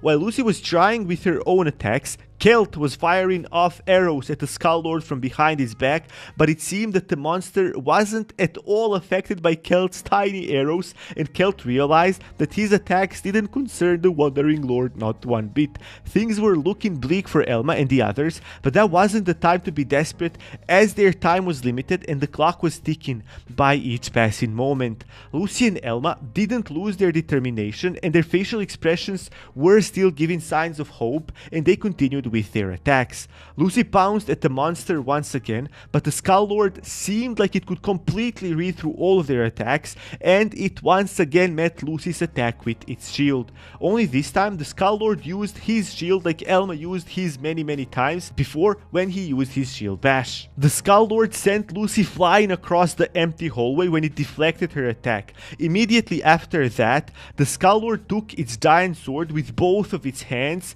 and was channeling its attack. Elma realized how dangerous that was for Lucy, as she was helpless because she was still flying through the air. Elma realized that there was actually no way of him ever parrying such a strong attack, but he wasn't going to let the monster kill Lucy like that. There was only one thing that Elma could do, and that was to throw his Shield of Madness in the way of the attack, and thanks to that, Lucy was able to escape unharmed. However, that meant that Elma had lost his Shield of Madness for the remainder of the fight, and that would make his job much more harder, as he knew that he couldn't allow the Skull Lord to break his life shield because Elma still needed to see the monster's special skill. On top of that, Elma still didn't know anything about the monster's potential weak spots, and that was just another problem because they had to know all of that to be able to find a nice opening. But the Skull Lord wasn't stopping even for a single second, and it took a different grip on its sword, which could only mean one thing, and Elma immediately recognized it. The monster held its huge sword in reverse, with the blade completely covered in electricity and its tip pointing towards the ground. Elma was shocked, and he quickly warned everyone that the monster was about to use its special skill and that they should all fall back and jump into the air when the tip of the sword made impact with the ground. They all seemed ready to do what Elma just told them, and with another loud roar, the monster fiercely struck his huge sword into the ground, which unleashed the effects of a skill called Lightning Ground Impact. The skill sent a strong shockwave through the whole hallway, and because Elma wasn't able to see anything from the flashes, even though everyone was a bit blinded by them, it seemed that Elma was the only one to get hit, and he was in a lot of pain, as others seemed to have successfully dodged the Skull Lord's special skill. Now, when the effects of the monster's special skill had come to an end, it was evident that Lucy was also affected by the impact, but not as much as Elma, because she was on the side walls and not on the ground. However, Elma was standing on the ground, and the impact of the skill had broken through his life shield and had shattered it completely. Elma knew that their chances of defeating the monster had become way smaller, but they couldn't give up just yet. However, Kelt was really angry at the Skull Lord now, and he took out his pocket knife to try and attack the Skull Lord. He was a very experienced adventurer, and he thought to himself how he wasn't going to be defeated by such a skill.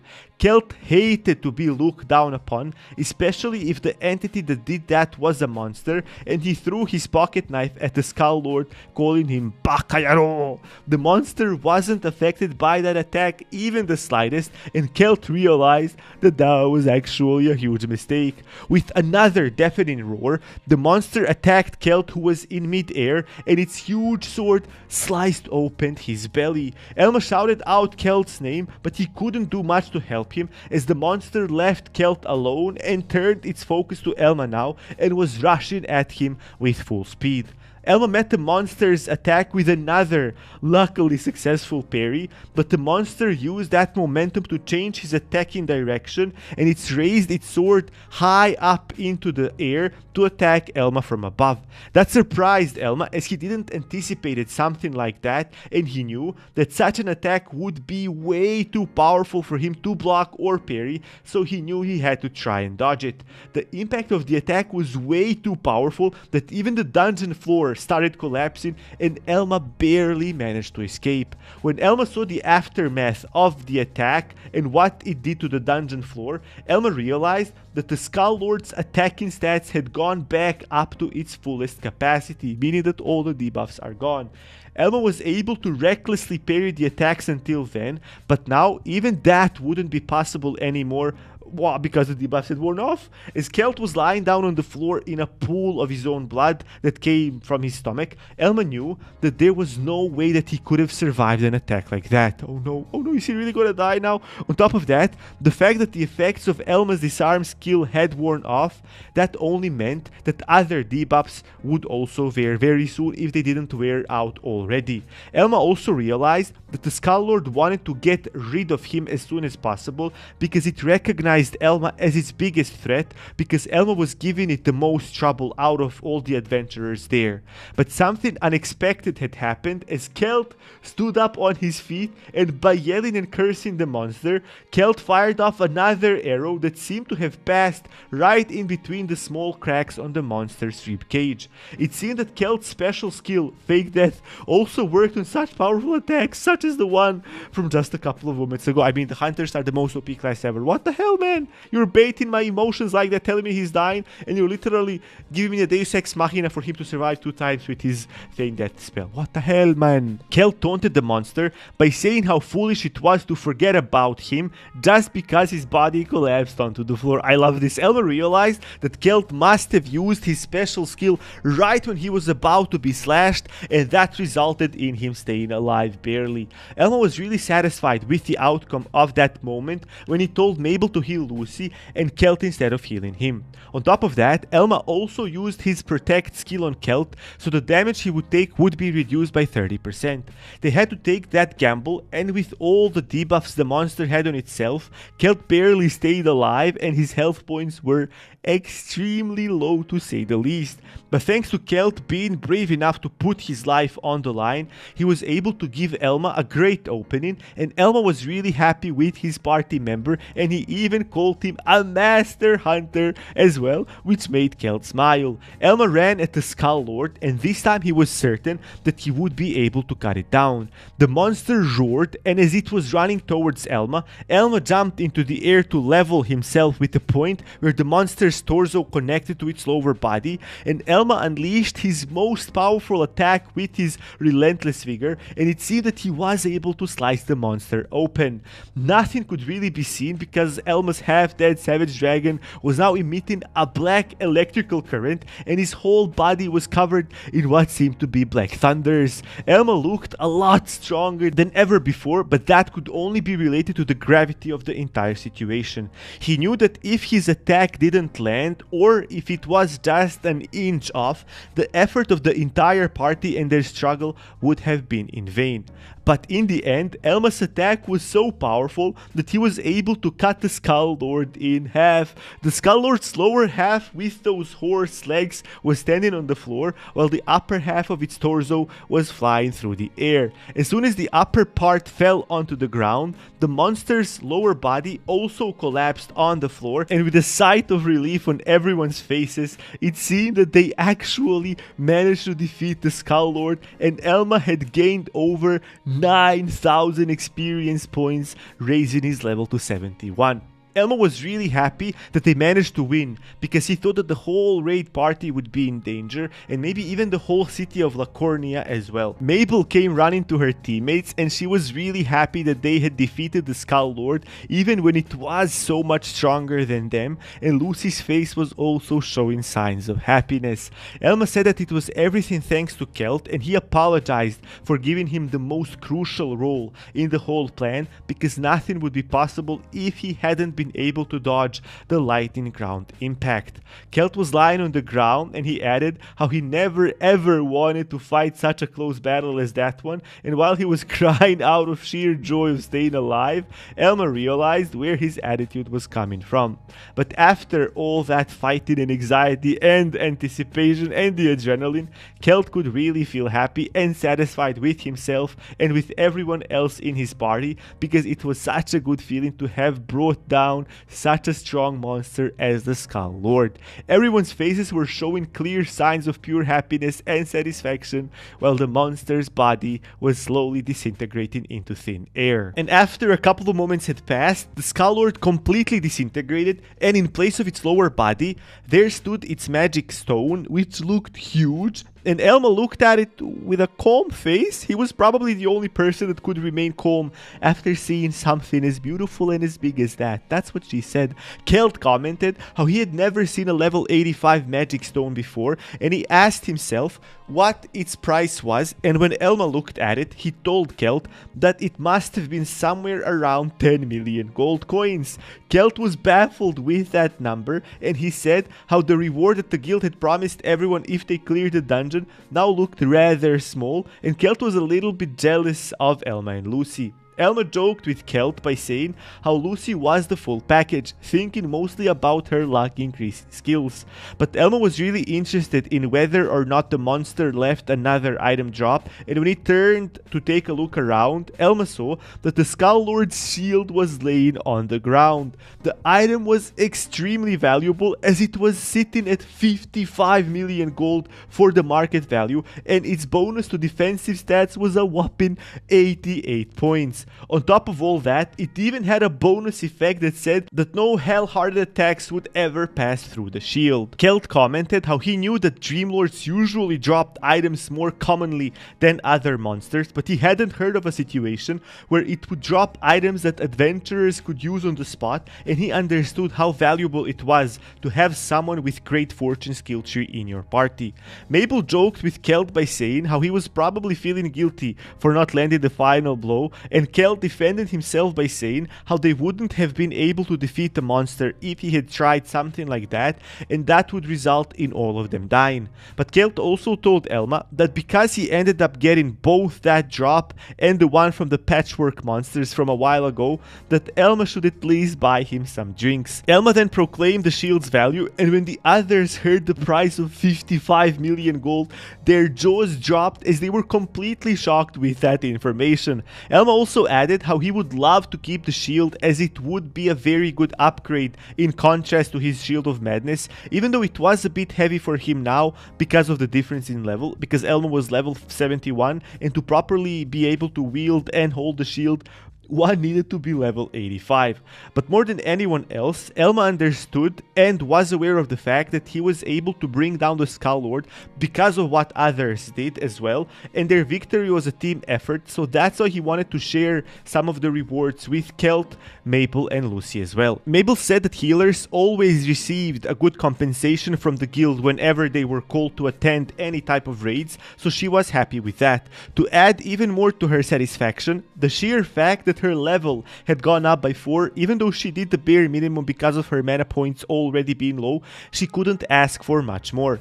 Mabel also added a joke by saying how Elma shouldn't feel obliged to share anything with Kelt, which made him upset, but Elma reassured Kelt and Mabel that they would meet up in the guild once more to distribute the awards evenly. The dungeon started to vanish like every other clear dungeon did after the Dream Lord was defeated, and they were about to be teleported back towards the entrance. Mabel said that even though their time as a party was up, she was really happy to be in the same party as Elma and Lucy, and Mabel also added Kelt's name on that list, but only after a short pause to tease him. Mabel explained that they would lose against the Skull Lord and die if it weren't for him, but as Kelt didn't know how to properly take a compliment, he turned his head and said how Mabel was cruel, and he didn't believe her. Elma and Lucy were really happy because there was a friendly atmosphere in the air, but Elma didn't forget their true goal, and there were a lot of things that were still unclear and rather concerning. There were 3 major things that Elma was worried about, even though they managed to defeat the Skull Lord and thus cleared the whole dungeon, and while they were at it, they also found out what was causing all the anomalies in the world by finding the morning trapezohedron. They still didn't know who was the person that planned all of that out, and another thing was that the person was probably still nearby. Elma and the others got out from the dungeon into the damaged church area, and once they were out, the first person to notice them was only a dark silhouette, and the person didn't think that that would have ever been possible. Other adventurers were also surprised that someone actually managed to defeat the Wandering Lord and clear the dungeon, and some of them didn't even know whether that was considered as disobeying the raid rules. Some adventurers were clearly wounded as they had cuts and bruises and were bleeding all over, and they were actually glad that someone was able to beat the huge monster, and they realized that they were saved now. Elma only saw 10 people in front of him, and by counting the 4 of them, he realized that 6 people have gone missing, and that wasn't a good thing. Their original raid party was consisting of 20 members, and there were only 14 of them now. Elma knew that the adventurers that lost their lives in the dungeon would vanish along with the dungeon when it gets cleared. However, Elma was also concerned with the fact that he wasn't seeing any new faces among the 10 people in front of him. So that only meant that the culprits could be among the original raid party all along, or that they quickly escaped the dungeon and left after placing the morning trapezohedron, or that they had lost their lives and vanished along with the dungeon maybe. As the culprits were still unknown, Elma didn't have any information about them. Their class, level and stats were all still a mystery, and on top of that, by the way everyone looked outside, Elma knew that they were as exhausted as they were, and that he should probably remain calm and patient and wait for another chance to try and expose the culprits. Kalos noticed that there was some commotion at the dungeon's entrance, and she went to see whose party was able to defeat the Wandering Lord, and when she came nearer, Elma proclaimed that it was them that defeated the Skull Lord. Kalos seemed really happy to see them, and she told Elma how she always knew that there was something about him that made him rather special, and Elma said that he wasn't that special because they wouldn't have been able to make it if just one of their party members wasn't alive and helping, and they seemed rather proud of their achievement. Kalos explained how she never thought that anyone would be able to defeat the Skull Lord, and that was the first time Elma realized that Kalos had 42. Kalos added how she tried to fight it all by herself because she knew that her other party members would just slow her down, but still Kalos wasn't able to do anything, and she just decided to run away and inform as many adventurers as she could to leave the dungeon. Hildy was sobbing behind her as she was really happy that her master was alive and well. Kalos told Hildy to stop crying, but Hildy knew that the situation was really serious this time and that everyone could have gotten killed. Kalos admitted that, and that's why she thanked Elma for saving everyone's lives. Kalos even took Elma's hand in hers and said how she was even more interested in him now and how she wanted to thank him properly when she had the chance. Is my boy about to get some action with Kalos?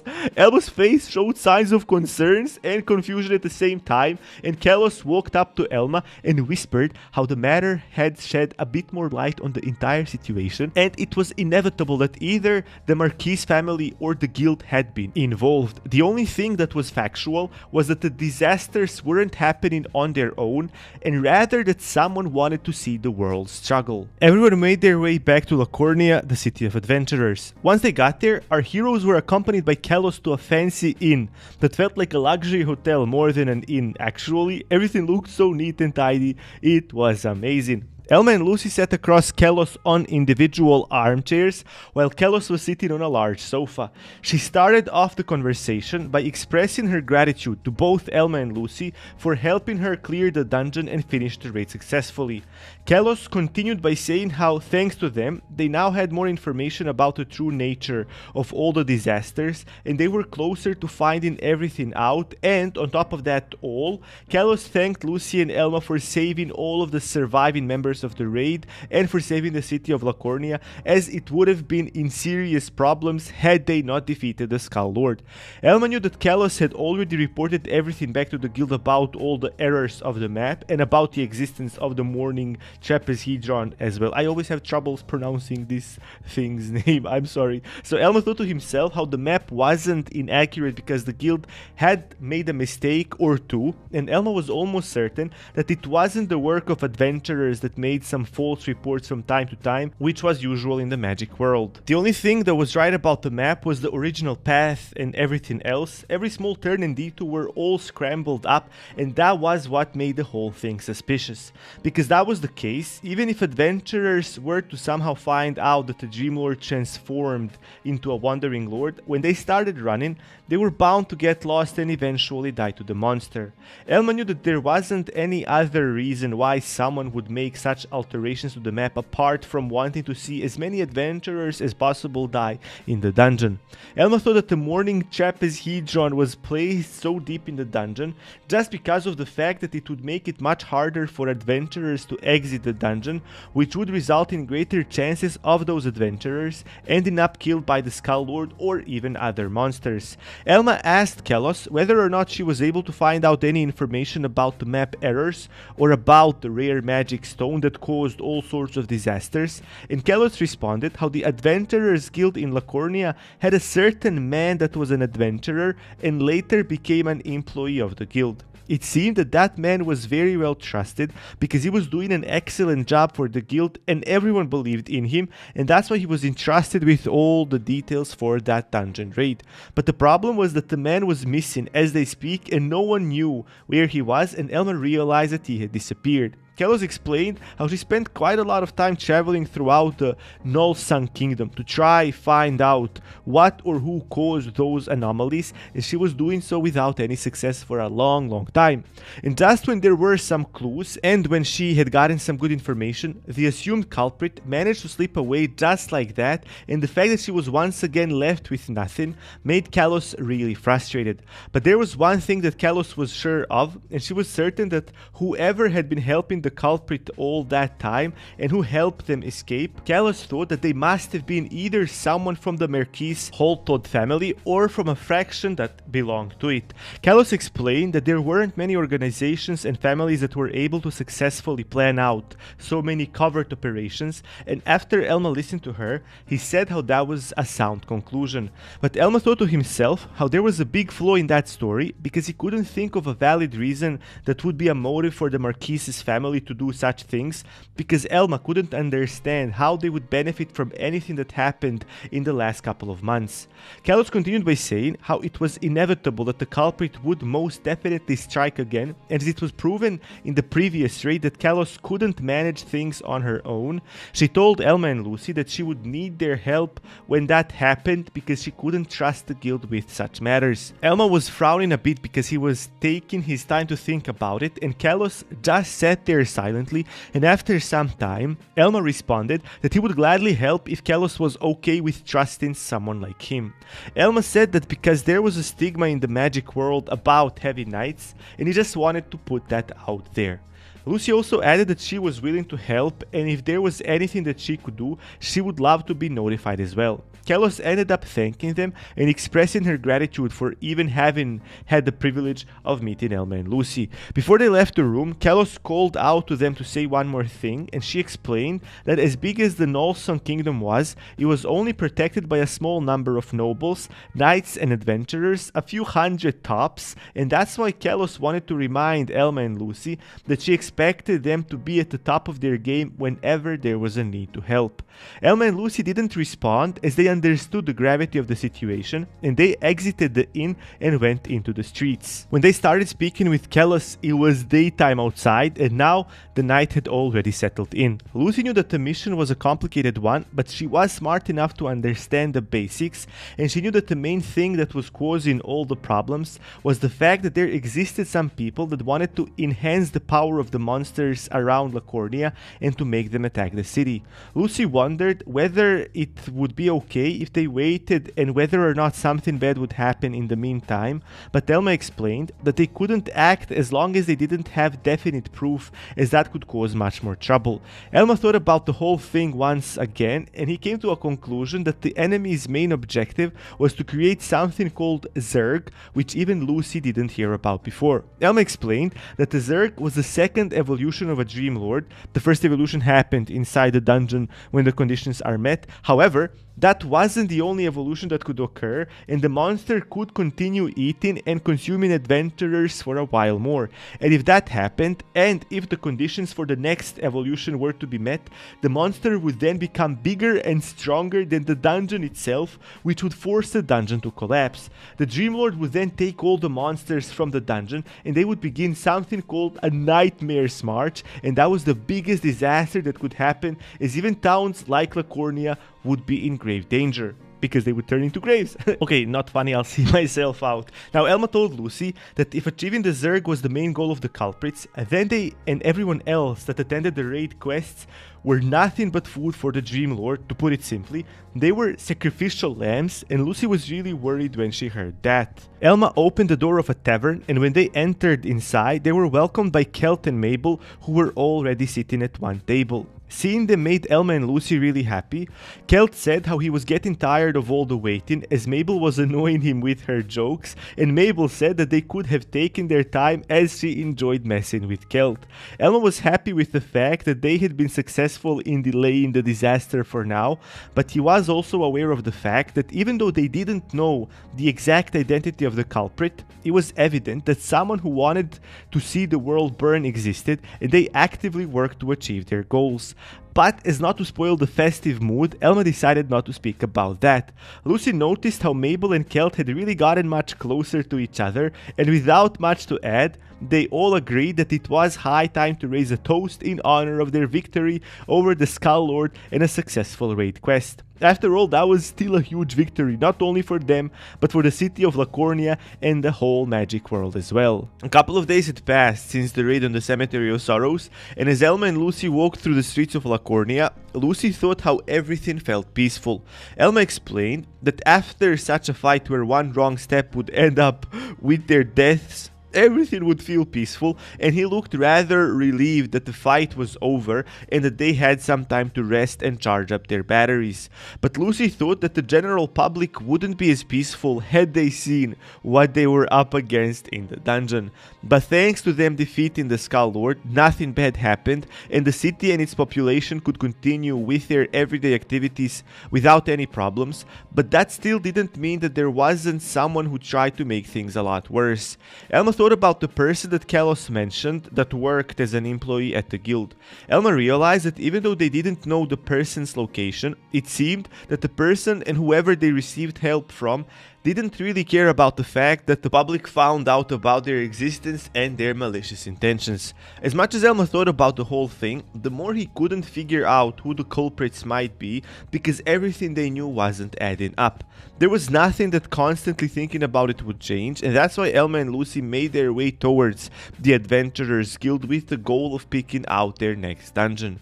Elma explained that before anything bad happened, their only way to prepare for anything that might wait for them was to get stronger, and that's why it was really important that they continue farming experience in gold, and Lucy couldn't agree more with him.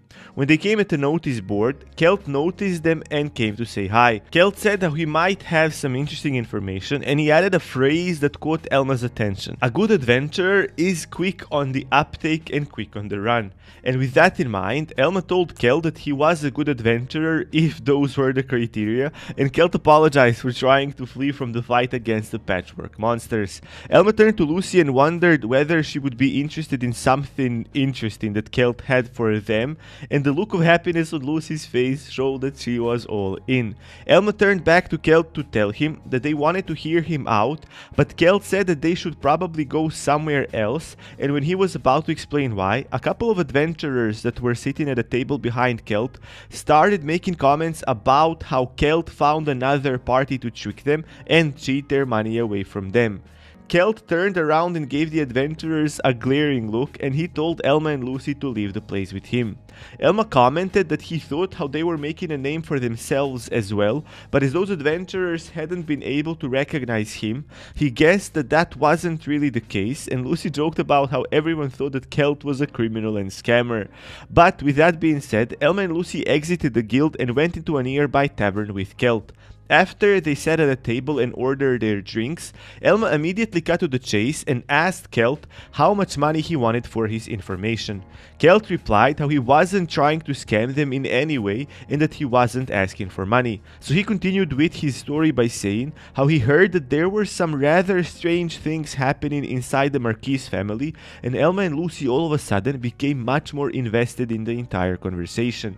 Kelt explained how the nobles in that kingdom also had a similar tradition to that of the Edwin family as well, and that was that they valued abilities more than they valued blood ties.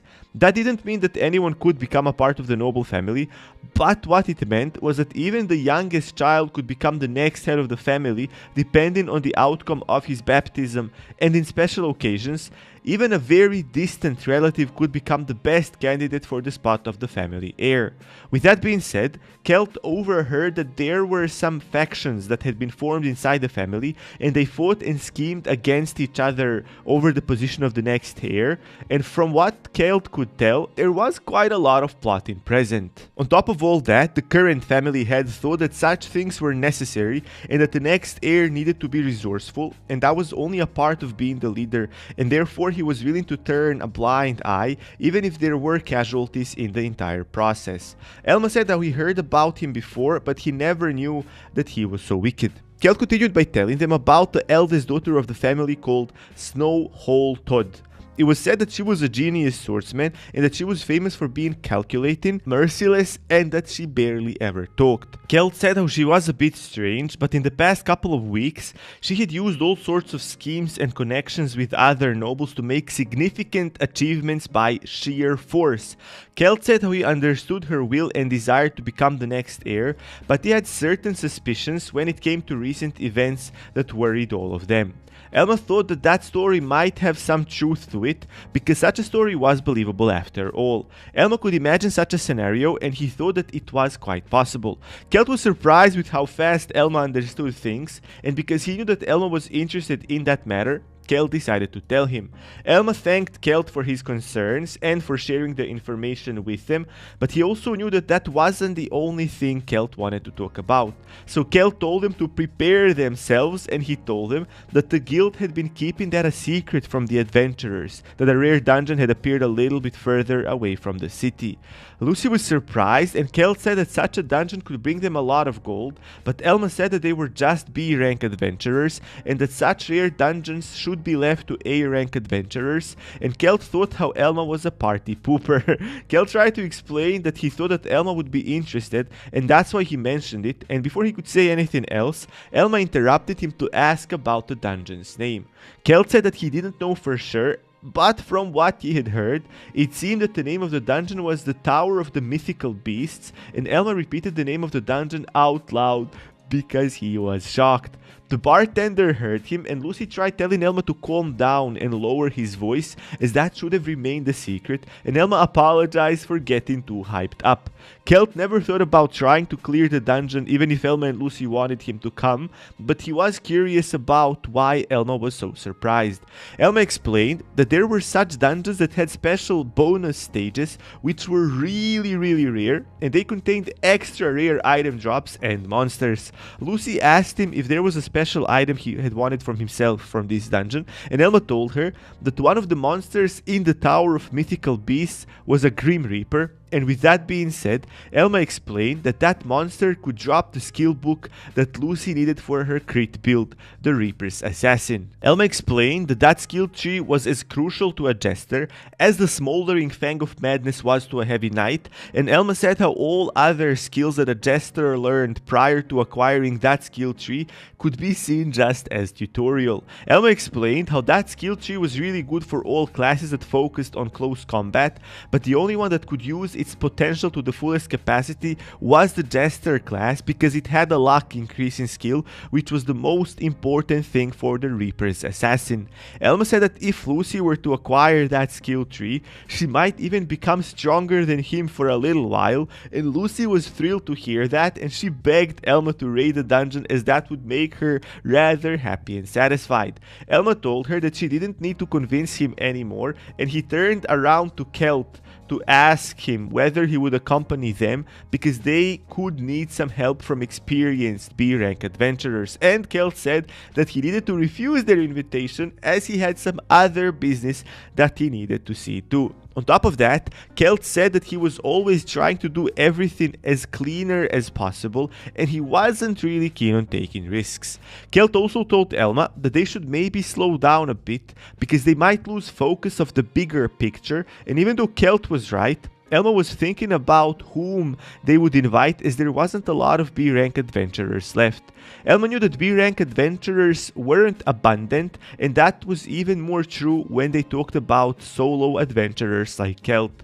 Elma thought about Mabel, but he thought that she had a fixed party of her own, and as much as Elma thought about it, he couldn't think of a person that could replace Kelp.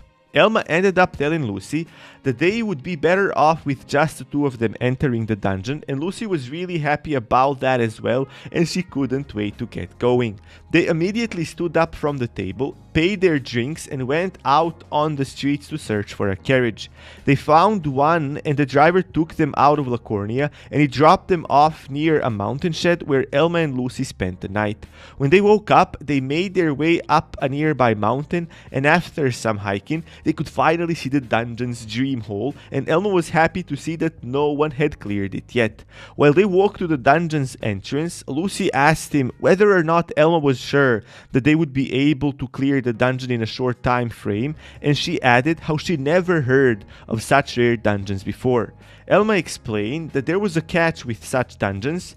The dungeons would start to collapse after a certain number of monsters had been killed, and even if the Dream Lord hadn't been defeated, the rare dungeon would vanish. Elma remembered how in the game, adventurers rushed in and they never came back, and the fact that the guild was hiding the dungeon's existence could mean that someone influential was farming jobs for profit.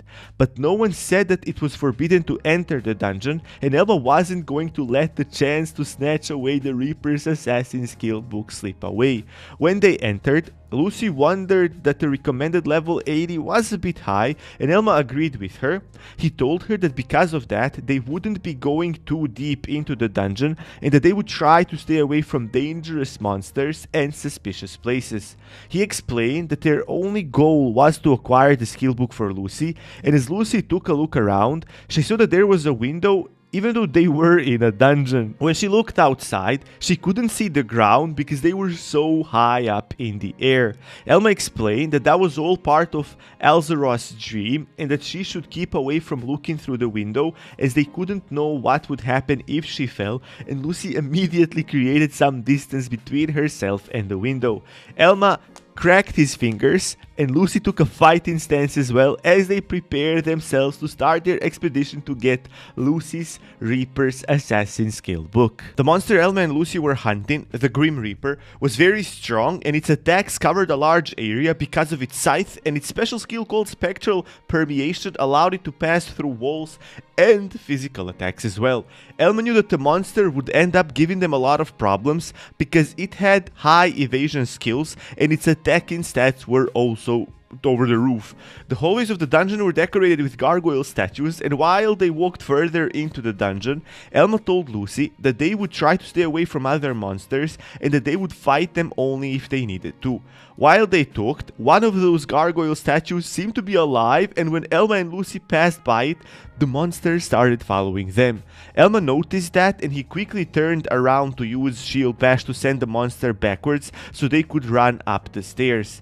They entered another hallway which was a bit more spacious, and when they realized that they were safe from the monster, Elma commented how his new shield was really powerful because the monster had gone further than it usually would. They walked further into the dungeon, climbed some more stairs. Elma had to warn Lucy not to fall through some cracks on the floor, and Lucy was really suspicious of every other gargoyle statue that they came across. I mean, this is literally me in every single video game I play. If I play a video game and you show me a statue, and one of these statues attack me, and none ever attack me again, I will always think another one is gonna attack me again. Now, while they walked through the Tower of Mythical Beasts, Lucy asked Elma whether or not there was any guarantee that a Grim Reaper would appear, and Elma explained that the monster not appearing would be their worst case scenario. And just like that, while they were talking about the monster not appearing at all, the Grim Reaper appeared right in front of them. A level 66 Grim Reaper floated in the air in front of them,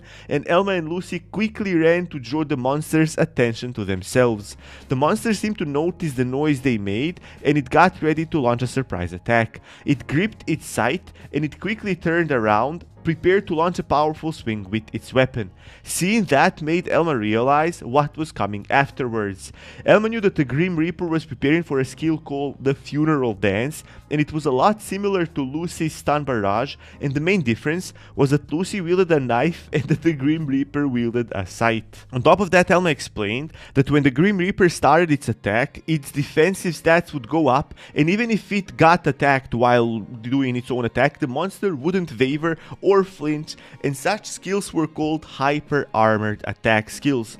But Elma's determination to conquer the monster by overcoming all of the challenges its skill had was much greater than anything else, and he ran towards the Grim Reaper to meet it head on. And when the monster raised its scythe to start its attack, Elma used his shield bash to knock it away, and his face showed signs of happiness and thrill. Elma knew that while the Grim Reaper used the Funeral Dance skill, it couldn't use its special spectral I can't pronounce this word, spectral permeation skill as well at the same time while doing the Funeral Dance skill, and that was the time to act. And while Elma was first to meet the monster, Lucy wasn't going to just calmly sit behind him and watch the show, and she also got up on her feet and quickly ran behind the monster. The Grim Reaper had noticed her, but as the monster turned around, it was already too late for it to do anything about Lucy's stun barrage. The monster took some damage until it retreated from Lucy with its back turned towards Elma, and Elma knew that the fight was over just like that. He took out his sword and sliced the monster in half with a powerful swing, and the Grim Reaper collapsed onto the floor. They gained 2,899 experience points, and as Elma sheathed his sword back, Lucy came happily running towards him. He explained that if the monster managed to activate its special skill, that they would be in great trouble, and it was good that they were able to expose the monster's weakness so early on and bring it down without much effort. The crucial moment had come when they were about to check for the drops, and as Elma was looking around the disintegrating corpse of the Grim Reaper, Lucy was so anxious that she couldn't even look, and the only thing she did was that she was praying for the skill book. They indeed got a drop, and it was the Reaper Scythe with a market value of around 15 million gold coins. It wasn't the exact drop they were hoping for, but it was still better than getting nothing. And as Elma was picking up the weapon from the dungeon floor, Lucy was completely disheartened because they didn't get the skill book on their first try, and she called the Reaper Scythe a misdrop. And Elma was at a loss for words because the scythe itself was around 15 million gold coins. Oh my god, how would this girl farm Invincible Mount in WoW? It took me literally 2 years. I mean, it's not 2 years of grind, but you can do it once a week. And it took me 2 years, so just calculate how many weeks is that. How many weeks? In 1 month, 4 weeks, 12 months, it's like 48 weeks, 96 weeks it took me to farm Invincible Mount in WoW. And she got it for the first try. And the mount drop was actually 1%, meaning 1 in 100 times you should get it statistically. And I got it on the 96th try. So I was reaching the end of 100 tries of almost not getting it. Anyways, I'm sorry for all this random mumbling. Let's go back to the story. Elma and Lucy kept going further into the dungeon. And because of the fact that this particular dungeon was in the form of a tall tower, going further into the dungeon actually meant going up the stairs. They had encountered another Grim Reaper, and the battle was already on. It seemed that their strategy was the same, and Elma was leading the way, but when he came nearer to the monster, Elma was greeted by a powerful attack called the Dragon Slayer, and he quickly jumped to the side to dodge it. Elma was still focused, and the attack hadn't taken even the smallest portion of attention and determination, and Elma was already prepared to launch his attack. When he swung his sword, the Grim Reaper laughed before using his special spectral permeation skill, and because of that, Elma's sword simply passed through the monster's hollow body without inflicting any damage whatsoever. Elma immediately realized that this fight wasn't going to go as smoothly as the one before, and the Grim Reaper was already going after Lucy. Lucy got a bit intimidated because she didn't know what to do as the monster was in its spectral form, and she knew her attacks wouldn't work. But Elma had something to say about that, and he used Shadow Stomp to catch the monster's shadow, and he was able to capture it and restrict its movements. Elma was really happy with that because now they could try and use that to their advantage.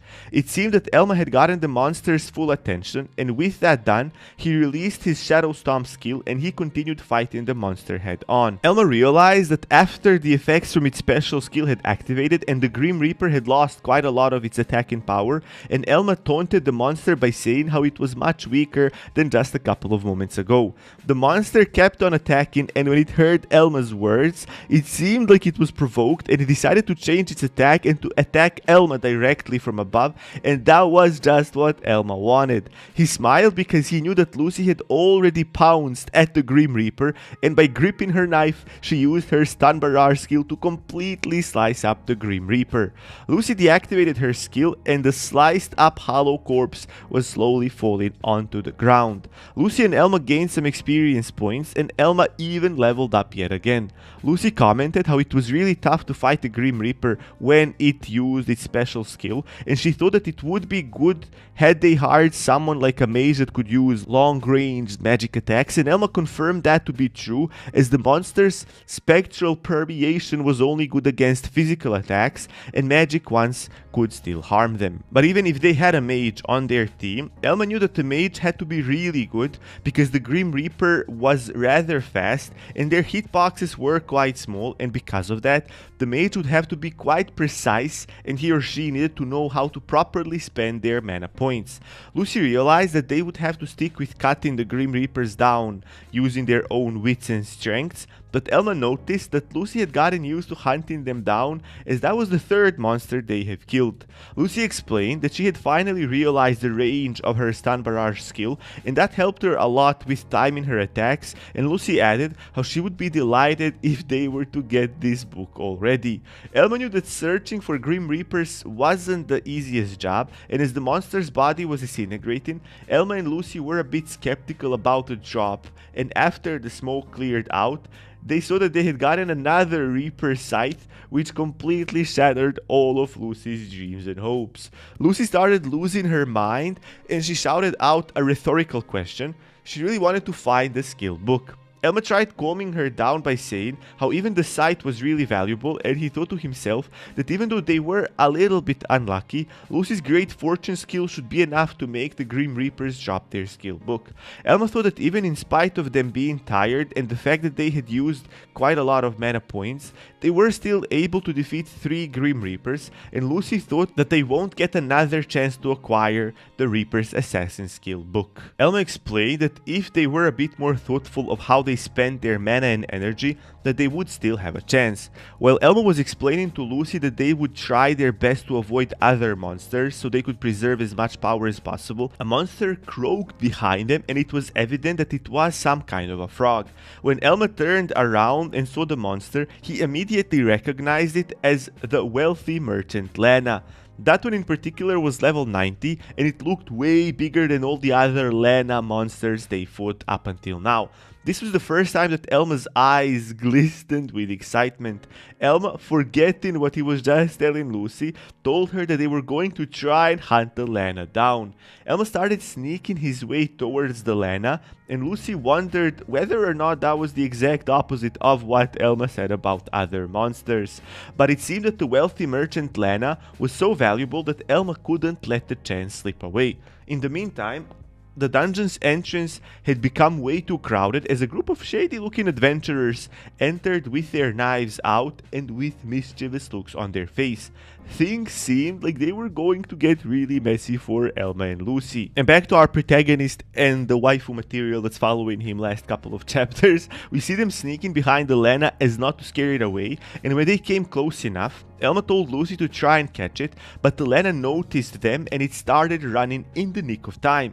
Elma couldn't believe how fast the Lena moved in comparison to its body size and the way it jumped, but since Lucy wasn't going to quit just yet, she continued chasing the frog all over the place. Lucy jumped into the air and she activated her dice thrust skill, and the Lena seemed really frightened because it thought that Lucy would land a hit, but what ended up happening was that the Lena was able to dodge Lucy's attack in the end. Even though Lucy ended up successfully rolling a 6, she ended up hitting the ground instead of the monster. The frog quickly ran away and her ribbit ribbit sounds became more silent. Elma finally caught up to Lucy and saw her on the floor, and Lucy explained that she thought that she could reach the Lana, but it ended up running anyway.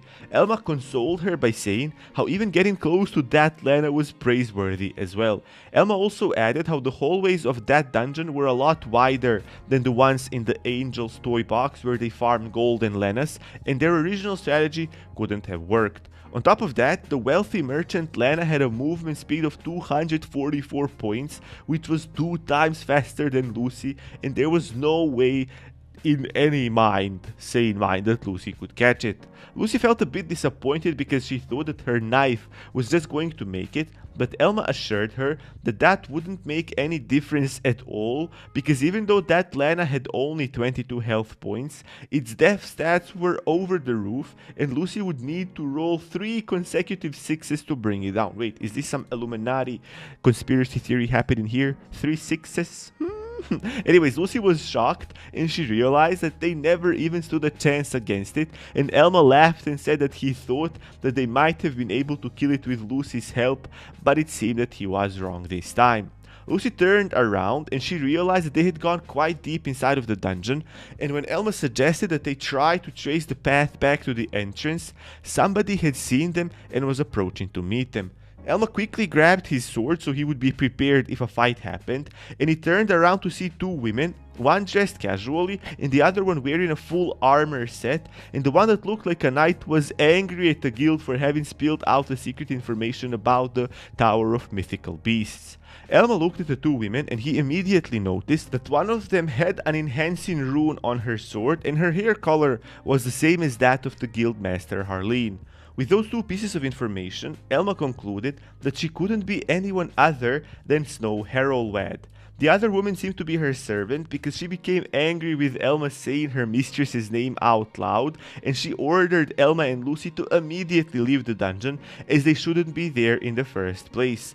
Elma remembered their conversation with Kelt and everything Kelt said about Snow Harrowwad, and Elma thought that that was the perfect chance to try and get as much information as possible about the incident with the morning trapezohedron they found in the Cemetery of Sorrows. Some of you bros told me in the comments how to pronounce this word properly, but I'm just a hopeless case when it comes to the word like trapezohedron, I don't know. Anyways, Elma asked Snow's servant whether that was an order from the Marquise family, and if that was the case, they should have placed a guard at the dungeon's entrance and no one would be able to enter in the first place. Elma knew that that probably wasn't the case, but he wanted to provoke them a little bit to see their response. The servant became even more angry, and just when she was about to start shouting again, Lady Snow called her name and they had a silent conversation between the 2 of them.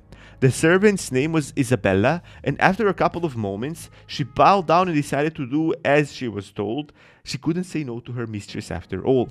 Isabella then turned towards Elma and Lucy and started a barrage of insults towards them and said how adventurers like them mostly ended up losing their lives because they were so greedy and ignorant. Isabella tried saying how they were just trying to warn them for their own good, but she was once again cut by her mistress, and Lady Snow whispered once again to explain to Isabella how she was a bit too rude and that she should try being a bit more indirect, and Lucy couldn't understand why Lady Snow couldn't simply talk for herself.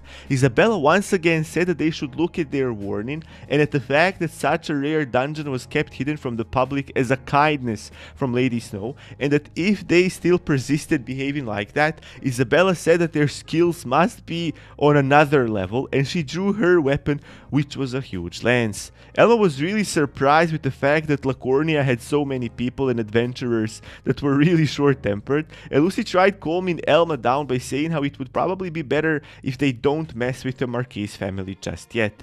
But it was already too late, as Elma had already drawn his mithril sword, and he told Lucy that they would never have a chance like that ever again, and Elma told Isabella that they would love to be taught by them. Isabella was a bit shocked to see Elma draw his sword as well, but but with a smile on her face, she said that she would never be intimidated by a random rascal adventurer. Lucy tried to stop Elma once again by trying to talk some sense into him, but Elma explained that they weren't fighting the Marquise family as a whole, and the sole fact that they were also resorting to violence meant that they were acting without the family head's knowledge or approval, and the mischievous look on Isabella's face clearly meant that Elma was right. Elma also added how the skill book they were after was way too valuable to simply give up on it, and that they shouldn't just give up and retreat. The mention of a skill book caught Isabella's attention, but she wasn't going to just simply stand by and listen, so she decided to go on the offensive. She started running at Elma with her lance pointing straight at him. Elma knew that the fight had started, so he took a moment to focus himself completely on the enemy in front of him, and he met her lance with a block using his mithril sword.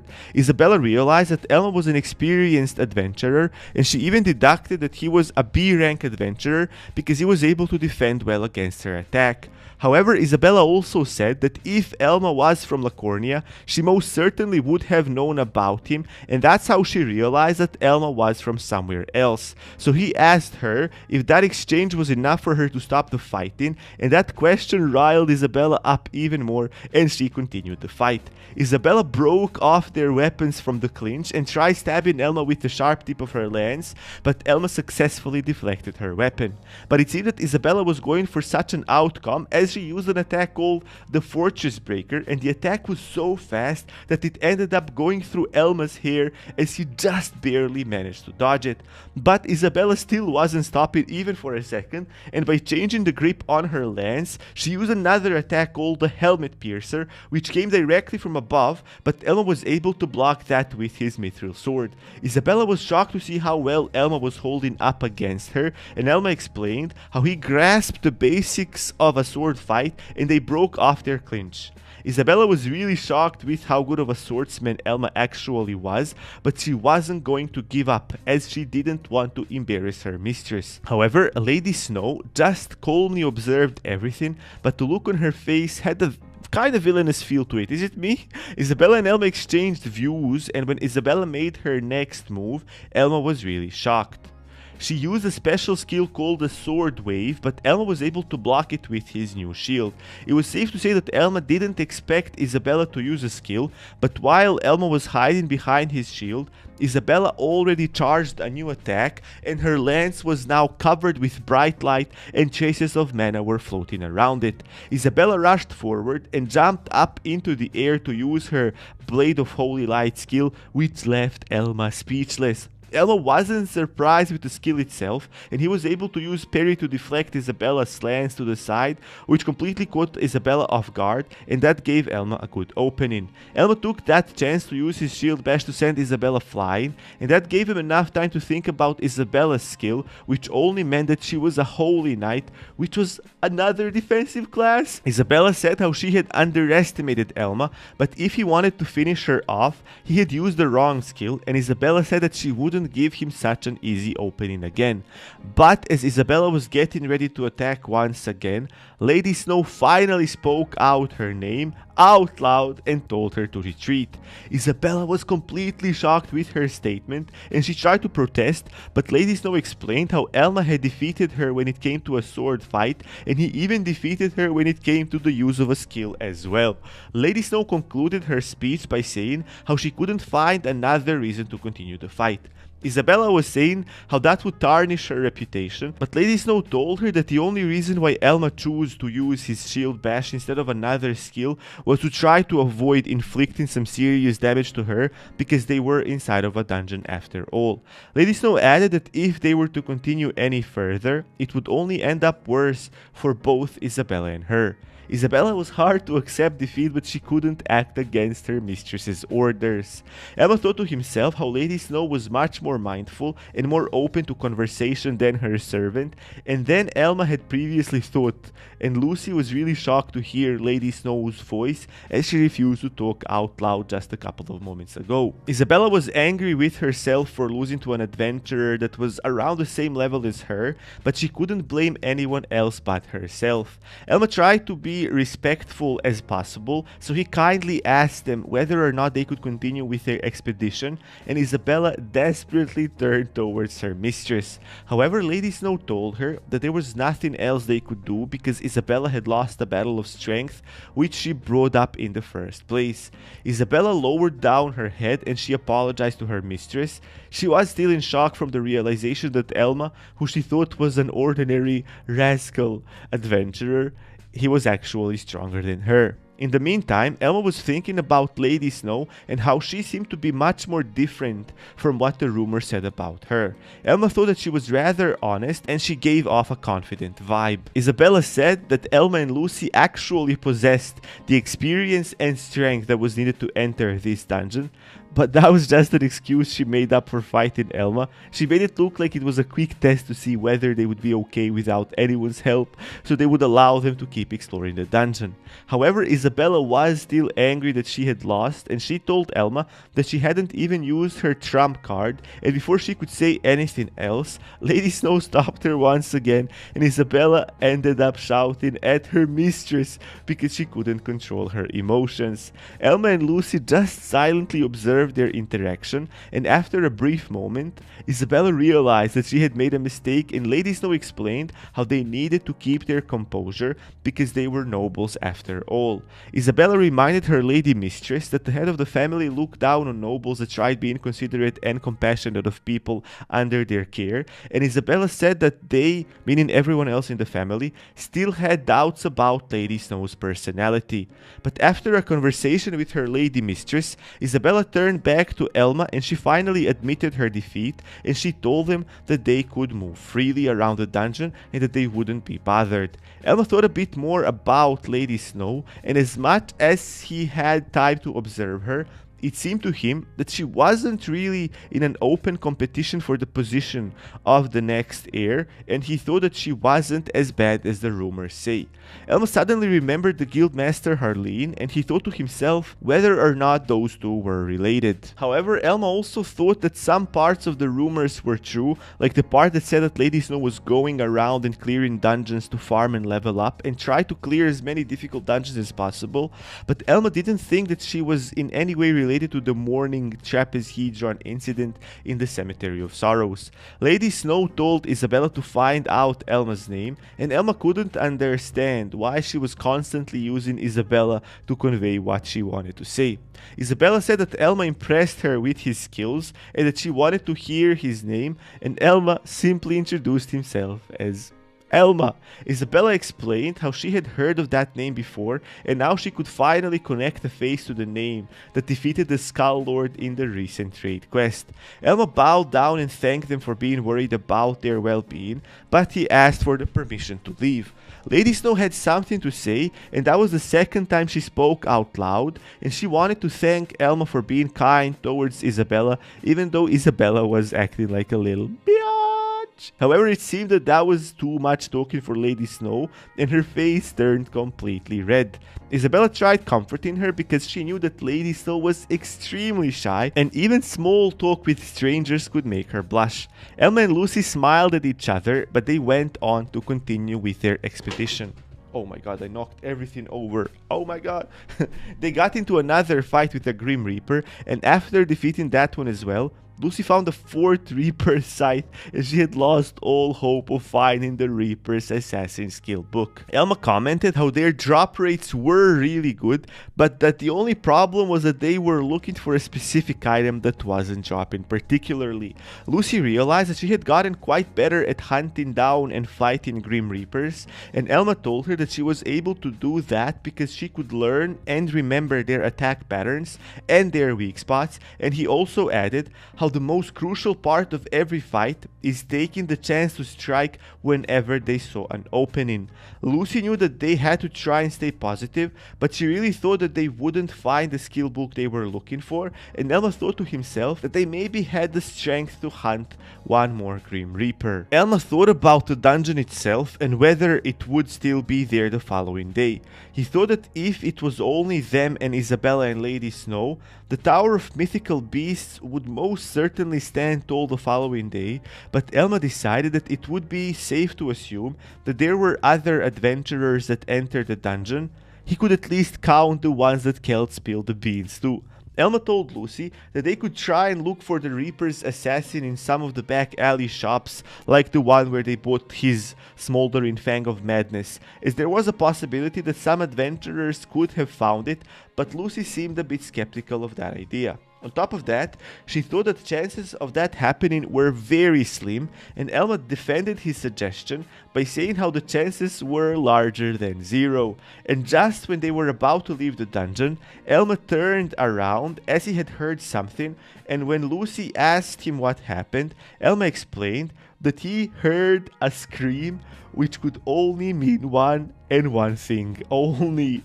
The Dream Lord had been spotted and someone was calling for help. And that's all for today's video, bros. Thank you so much for watching this mega video of all chapters of this manga. As soon as more chapters come out, I'll be sure to recap them. Please check out my anime recap channel and also live stream channel. We've already done some giveaways on it and we'll do more in the future. Always stay awesome like this, bros, and peace!